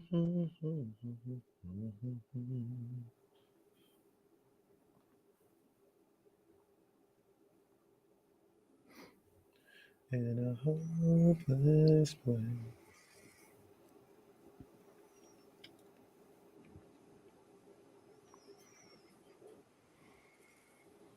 Is that on Twitter? The clip we just played? Yeah. We're coming back. Shout out to our guy Jake Gayden and Brandon, the crew over at CBS 13 for having us on Sports Sunday. And shout out to our guy Jake for just laughing a little bit. Yeah, man. That's my guy, man. It's my guy, Jake Gayden, man. Laughing a little bit, man. We had a good time last night for sure. Back here with James Ham as the Kings ride their 7-game win streak into Milwaukee tomorrow. By the way, national TV coming up on Thursday against the Houston Rockets. Don't let us take an 8-game winning streak into that. I'm going to tell y'all right now, it is in the league's best interest for the Sacramento Kings to lose tomorrow. Because, man, if you've never seen a fan base not know how to act, we going tap in. We are going up. Hammer, how'd De'Aaron look to you yesterday? I think it took a little bit for him to figure out where he belonged, in the game. And it was a little strange to see him be apprehensive, almost like, the team has been playing really well and he didn't want to mess everything up. And then once he kind of got loose and played into the flow of the game, I thought he was really good. The thing that stood out to me was the 9 rebounds. And, I talked with Kyle earlier about this. Maybe while he was sitting there watching the Kings play over the last week, he saw Devin Carter just run down and go grab a bunch of rebounds, because it seemed like De'Aaron figured out that there's a spot on the floor that Devin gets to where you can get all the rebounds. And, he just kept flying in and grabbing rebounds. And it's something that De'Aaron doesn't typically do. So I thought it was, again, it took a little bit for him to get involved. I thought he started to find himself in that second quarter when he's out there with sort of second team guys. And then when they opened the third, he just looked like he was ready to play and looked like his normal self. Yeah, I thought he looked really good, especially in that second quarter. And we always talk about the fourth quarter with these guys, and him and DeMar DeRozan in that fourth quarter. I mean, they stepped up and brought this thing home, man. And that's kind of what last night, obviously, and then what DeMar did on Friday in the fourth quarter. That's kind of what we all envisioned, right? That's what we all hope for. Having 2 guys that can bring you home in a close game. And we got to see that yesterday in Chicago with the team that was the Bulls were firing haymakers right back at you with Zach LaVine and everything, and they just didn't have enough firepower to combat Fox and DeRozan in Chicago. Yeah, and I really do think that Bulls team, they're not a horrible team. They've got plenty of talent. They've had talent the last 5 years. They just haven't been able to put it all together. They're almost like they felt a little bit like what the Kings have looked like the first 25, 30 games of the season, where you just kept looking at them like, man, your talent is way better than sort of the outcome, right, of what's happening. And so I think what we have seen here, though, is that, it's going to take time to meld all these guys together. And, I think Fox is, he needed a little bit of a break. He's had a lot going on, mentally with the pressures of what's happening, and, sort of the way that, Mike Brown was let go, and a bunch of a bunch of people heaped a bunch of blame on him, even though he had nothing to do with what happened with Mike. That the whole situation with his agent coming in and talking to Monty and West, that became a bit of a distraction. I think every once in a while, for a player like him who hadn't missed a game before he took that spill against Memphis, it's good to sit down and to clear your head and to get not away from the game, because it's not like he wasn't there, but at least mentally where you're not in the same space, and you can just kind of reset a little bit. And I think this whole team has kind of got that reset button got hit somewhere along the way, and they're playing like a team that just looks like they're opening a season and are motivated to do as well as possible. Real quick, just our guy J.A. just tweeted out Malik Monk questionable for tomorrow's game against the Bucks with a growing injury. A growing injury? Questionable Malik Monk. So I don't like that. Why? Like, come on, man. Like, that's why I said, don't let us. Don't let us. Don't you just can't let us have nothing nice. Well, basketball guys. No. All right. All right. So obviously we'll monitor that situation over the next 24 hours or so. Hammer, you mentioned him earlier. I feel like it probably deserves a longer conversation. Domas has been phenomenal. And when you look back, that 28 rebound game against Boston, especially in the context of them winning that game, is spectacular. He was 10 of 15 in that game. He was 3 of 4 from 3. 23 and 28 for Domas.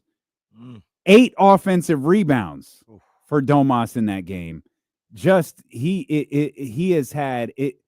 It's amazing to say this, and even more amazing that I mean it. It feels like Domas has gotten better and better each full year that he's been here. Yeah, I mean, he's shooting 46% from 3 right now. I mean, I don't think anyone thought that would be possible. Greatest three-point shooter of all time, Domantas Sabonis.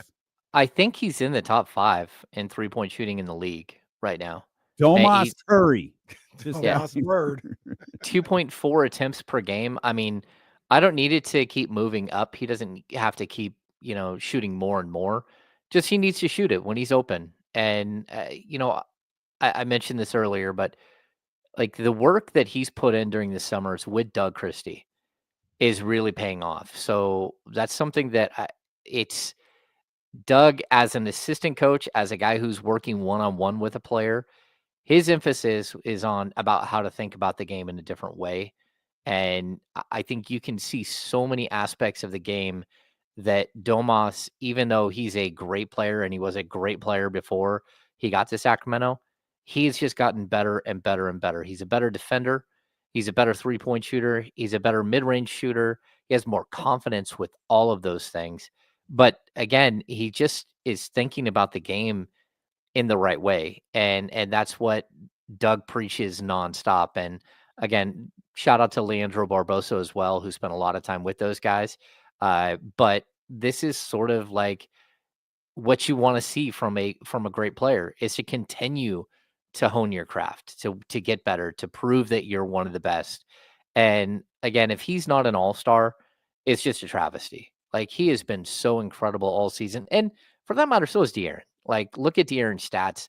He has been really, really good. And that's why I think it's really, really important right now for this team to just keep winning. Just keep doing everything you can do to climb in the standings and give your guys an opportunity to represent, at All-Star Weekend, to be part of, the NBA's, elite class, because both of them are, and they don't seem to get the recognition they deserve. But this is a moment where I think that it's possible that they could, especially if you can continue this hot streak. That was the next question I was going to ask you, James, because we talked earlier about it's got spawned from Domantas Sabonis being player of the week, and looking at his numbers this week. You look at his numbers from the first of the year. You look at his numbers just on the season in general, and yeah, he's got to be an all-star. And then you brought it up, De'Aaron Fox. I agree. I mean, this guy is number 6 in the league in scoring, 26 a night, averaging 6 assists, averaging 5 rebounds. And it was pretty bleak 2 weeks ago thinking about, that type of production would net the Kings 2 all-stars. But here they are, a game above 500. You talked about maybe the next week or two, if they're able to, the streak doesn't have to continue, but still play good basketball. I mean, I don't know how you can leave both of them off of the all-star team. They probably won't make it as starters, obviously, but coaches, you guys are all so damn high and mighty, know the game so damn much. Mm-hmm. How can you not have both of those guys on the all-star game? You got to get Jaren Jackson in. That's right. Well, that, and the other thing I'm going to bring up, you said coaches. Don't forget that coaches have a lot to do with this, and there are plenty of coaches that did not like the way that the Kings handled things. So they're going to punish De'Aaron Fox for that. No, be above reproach, coaches, because you guys are the moral compass. You guys always do the right thing. Do the right thing here. Don't hold no grudges. There we go. Hey, they're both playing to that level, and again, How do you have a guy who's 6th in the league in scoring and I think he's 3rd in the Western Conference in scoring? How do you have him not as part of the All-Star team when that's what it's about? That's why guys make the All-Star team, because they score. So again, Domantas Sabonis is averaging he's averaging like the most points he's ever averaged in his career. Like that's a big deal. And so, And if you KC, want to you credit said guys, he's leading the league in rebounding now, right? Yeah, he's back up to first. Took the lead from Cat. Cat was leading, I think. Well, Cat was getting like 20 a night for like a week and has And now settled down. Domas is getting So now Domas is doing it. It's great. So now you got the league's leading rebounder again. yeah, I mean, if you lead the league in rebounding 3 years in a row, I mean, I don't know what the precedents are here, but that's pretty impressive. Like again, in the last couple of years, that hasn't happened. So, yeah, if he can pull it off, it'd be an incredible feat. And the fact that he led the league in rebounding each of the last 2 years, like 13-2, and now he's at 14-2. Like he just keeps getting better. It's really impressive. Maybe he needs to change one of his names to Nikola or Jokovic, whichever one. Just change the first name or the last name. Jokovic. He probably Sabonis has prestige to it. Yeah, so is it Nikola Sabonis, and then maybe he'll get attention that way. Good point. I don't know. He really is the most underrated, underappreciated player in the league. His numbers are crazy. He really is putting up absurd stat lines that are just like, oh, cool. Like, except Keith Smith. Shout out to Keith Smith, who seems to be the only one paying attention, who put everyone on alert Friday night. Like, hey, y'all might want to flip over to this. Like, 30-30 is within Domas's reach. Like, this is an extraordinary performance he's putting on. He bashed his Celtics along the way. Don't get it twisted. But he noted, man, that Domas was having a hell of a performance on Friday night. Yeah, I mean, like, look, that's why we have to, like, as people here in Sacramento, we have to keep saying his name all the time. Like, how he's responded, how he is just continuously been so workmanlike his entire career that he's been here in Sacramento. You want to take it for granted. There's so many people out there that talk about the things he doesn't do well. And, just to be honest with you, it's trash. Like what he does on the court, how he stuffs a stat sheet every single night. I never, ever think that whatever he's doing on the court is stat hunting at all. Like I don't remember a single time where I saw him go out and hunt stats. And you can say, well, maybe the rebounding is a little bit of that. And I don't see where it's at. Like watch him play. And like, he's so incredibly impressive and so consistent. Like, is he a great shot blocker? Nope, he's not. Okay. That's okay. How many great basketball players aren't good at one aspect of the game? I mean, Michael Jordan wasn't a good 3-point shooter. Like, are we going to hold that against him and say, oh, well, he's not one of the greatest of all time? No. Like, there's so many, there's not a perfect player in the NBA. And what Domas, the standard that he gets held to for some weird reason, it just never makes any sense to me. Yeah, like win shares, he's 4th in the league. Like, and he's been in the top 4 every year for the last 3 years. He's one of the most impactful players in the league, without any question. And people say, well, it's a dribble handoff. Okay, they don't do the dribble handoff nearly as much. And his assist numbers have gone down, but his 3-point shooting numbers have spiked. His rebound numbers have spiked. He does everything. So, even his free throw shooting numbers, shooting like 78-point-something% from the free throw line this season. Like everything that you ask him to do, he goes and he gets better. And he shows you that he's ready to take another step forward every time. He's been fantastic. He really incredible. Has. He's been fantastic. Yeah. James, I'm going to ask you something. We're not going to fight about this. We're not going to argue about this. Me and Jesse already got that out of the way. We're not going to do that. Just a question. So one of the things that I was thinking about is directly and indirectly, because one of the players was under his, he had an opportunity. But since Mike Brown was let go and Doug Christie has taken his place, the Kings kind of added 2 players to this roster and this rotation that has kind of helped out the roster a lot, I think. I talked earlier about taking things off the table. Well, they got 2 guys that don't take anything off the table. Keon Ellis, who was there the whole time and, was in and out of the rotation, and Devin Carter, who wasn't there due to injury. And now you look at that roster, and do they need a 6'7" guy that can guard? Absolutely. I understand, no doubt about it. I'm not saying that. But I think the roster and the bench looks a little different already with just the addition of those two guys into the rotation. And needing somebody else on this team, I'd love to have Cam Johnson, don't get it twisted, but I don't necessarily need a 15-point per game score because I got 5 guys in the starting lineup that could score 20. I just need a guy, and we've seen it a little bit with Devin Carter. We've seen it that and then some with Keon Ellis, but a guy to come in there, play good minutes, maybe give you your, 5 to 10 points in nightly, and then get back out there for, the starters to get out there. Do they need the same type of player that you thought they needed maybe 2 weeks ago? Okay, so it's complicated. Because I think the answer is yes. But I also think that a lot of people have a misconception about Cam Johnson. So I would still chase Cam Johnson because he's not coming to Sacramento and averaging 18.4 points or 18 point whatever he's averaging right now for the Nets. He's just not. He's not going to get that kind of opportunity, but he's a knockdown 3-point shooter. He's an above average defender. He's got the length and athleticism that we talk about. I would also, like you brought up Keon, you brought up Devin Carter.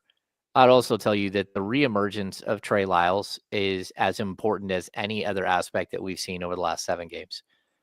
Trey Lyles has been so good. Even in a game last night where he couldn't hit the broadside of a barn. He went 0 for 6 from 3 and just really struggled. And look, if he would have hit some of those threes, they would have blown the Bulls out. There were so many wide open looks that Trey got that just went a little awry. But that didn't mean that Trey stopped working. He still got up to 6 or 7 points. He still got up to 8 or 9 rebounds. We've seen the last couple of games when the 3-point shot isn't falling, Trey goes and hits the glass. I think that his value to this team has been just completely missed. And it's definitely something that stands out. But the problem is he hasn't been able to stay healthy. And so you're always worried that, it's just like a short-term thing because, he has to prove that he can stay healthy and not only stay healthy, but be able to keep up that level of competitiveness when his body starts to hurt, because a guy who hasn't played a ton, who missed all of training camp and then missed another 3 or 4 weeks with the calf injury, there's going to be a point where he might hit a wall and you need him to keep battling through. So I do agree that those 3 guys right there are becoming, integral parts of what you're trying to do. But I also think that the Kings still need more. If you're going to be a playoff team, okay, that's fine. But if you want to be more than just a first round or even maybe more than just a second round playoff team, you're going to have to have another piece or 2. And it's not going to feel good to do it if you do actually pull off a trade. It's going to cost you draft capital. It's going to cost you a guy like Kevin Huerter who's been up and down all season long. But I still would push a button and say, yes, this team needs something else, and you need to figure out what that is and how to get it. Well, what is it? That's what we were fighting about. That's what not we. I was minding my damn business. I was enjoying a 7-game winning streak. I was enjoying the hottest team in the league. These two were bickering for an entire commercial break about who to trade, who not to trade, and well into the next segment. Hell, I think it went on for 30 minutes about what the Sacramento Kings need to do to get better. So damn it, James, who? Well, I mean, again, I think it's the type of player that we've been talking about the whole time. If you go out there's someone mentioned Nick Richards earlier. I would take Nick Richards on this team. He's definitely a dude who, he can block shots. He doesn't shoot the 3 ball, but he's athletic and can provide some defense around the rim and stuff like that. He'd give a lob threat and all that. So I don't think it has to be just one move, But again, if you could have got Dorian Finney-Smith when he was available, that would have been nice. That would have been sort of a player that made a lot of sense. But there are other players like that around the league that maybe we just aren't looking at, that we aren't thinking of, that have similar metrics. Guys on Eastern Conference teams that the group of us don't watch enough, that we're missing the boat on a little bit. But I still think, if it's not a guy like Cam Johnson, who is sort of, I think, the best of what you can get right now, then it would have to be someone, that has some of the same attributes, like a Dorian Finney-Smith, a guy who can play defense and hit a 3-ball and play multiple positions up front. And my whole thing was like, I'm not willing to give up a whole lot for a guy. I'm not trying to disrespect it, but like I can find a Daniel House type somewhere. You know what I mean? Like, so what am I giving up a first round pick and the second and all this other stuff for a guy like that who's probably not even going to be able to close out games for me? He's not going to start and he's not going to close out games. And I've said it before. I guess I'm just dead wrong. I'm not at the practices. I don't know why they're not looking at Jay Crowder. Maybe he's just completely finished. But that type of guy, I'd be looking at anywhere to get it. I'd see one of these G League guys that I have. Can they come up and provide that before I give up a first rounder and a second rounder for, once again, a guy that might not even start or close out games for me? No, I get that. I mean, you don't want to give up a whole bunch of assets for something that's not guaranteed. And that to me was why you always look at Cam Johnson, because you know who he is.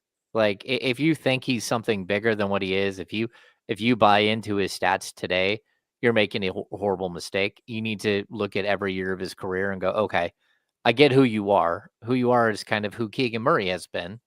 But I'll make the same claim that I used to tell you guys. Just like when they needed more Harrison Barnes and not fewer Harrison Barnes, they need more Keegan Murrays, not fewer Keegan Murrays. And if you can go get another player that's equal to the level of player that Keegan Murray is, which is kind of what I look at with Cam Johnson, then, I would still make that move, because if it doesn't have to be for today, it's for the next 3 years, where you need a player that can play that. And when you get to the first round of the playoffs, you match up against the wrong team and you could get bounced just because you don't have that one matchup. And so you got to figure it out now. Okay. We have no idea who it is. That's fine. That's fine. No clue. It's fine. You can just put a name on it. This is Cam Johnson. Just go get Cam Johnson. You ain't got enough money. And I'm saying that like, assets. You don't have enough to go get Cam Johnson. You're shopping at the Louis store. You need to be over at Nordstrom. Yes. Because I don't go back to Ross. With all due respect. Well, I got love for Ross. No, I'm not saying that. What I'm saying from a caliber. Yeah, what I'm saying is the caliber of player. If you're looking at the Louis store and you have to settle for Nordstrom's, you're fine. If you went back down to Ross, well, you went to this went bad. How about Monty steal something for once? How about that? Every other general manager in the league does it. Every single one does it. Monty, go steal something. You need a 5-finger discount to go get Cam Johnson. That's it. We just saw Dunleavy do it a couple of weeks ago. Go steal Smash the glass box that has Cam Johnson and take Cam Johnson out. Jordy will be just fine. Just fine. Yep. All right, man. Well, it's real quick while we're here before we leave. Anybody predictions for football game tonight? Yeah, Rams. Think the Rams are gonna win? I think so. I'm gonna go Vikings. Shout out to everything everybody going through in LA, man. Yeah, prayers up, but I think the Vikings are gonna get this one. Yeah, I'm sticking with the Vikings pick. I think I was 5 for 5 on the weekend. Okay. Did you guys track our picks? I didn't track, but I know me and you went Texans. Casey went Chargers. Yeah, I think I got everything the Chargers wrong. I went Commanders. Chargers, right? Excuse me. Okay. Oh no, I think I went Bucks too. So yeah, I got those two wrong. Bucks and Chargers game. Okay. Sticking with Vikings. Okay. I'm going with Rams. I'm gonna go with the Rams. You and Kyle got me watching that team a little bit different. Winner Facing plays tough. in Philadelphia. Indeed. Yeah, indeed. We might spend time talking about football tomorrow. Who knows? Literally the only station. Only one. Only one. We appreciate you so much for being with us. Hit the thumbs up before you go. Hit the subscribe buttons as well. If you're on Twitter, hit the follow buttons and make sure you are tapped in with us beginning at 10 a.m. with James Ham and Kyle Matson of the Insiders here on Sacramento Sports Leader, ESPN 1320. Vamos. Nobody. That was a fast show. Yeah. Oh, man. My wife was texting me that we sprung a leak and that we have water coming from the ceiling, so I need to run. Oh. Yep, go do that because I got distracted because the plumbing people just arrived at my house because I'm having an issue too. My God. It's a great day over here with ESPN 1320. Go take care of business, James. We'll see you tomorrow. We're going to go. Bye. See you guys tomorrow.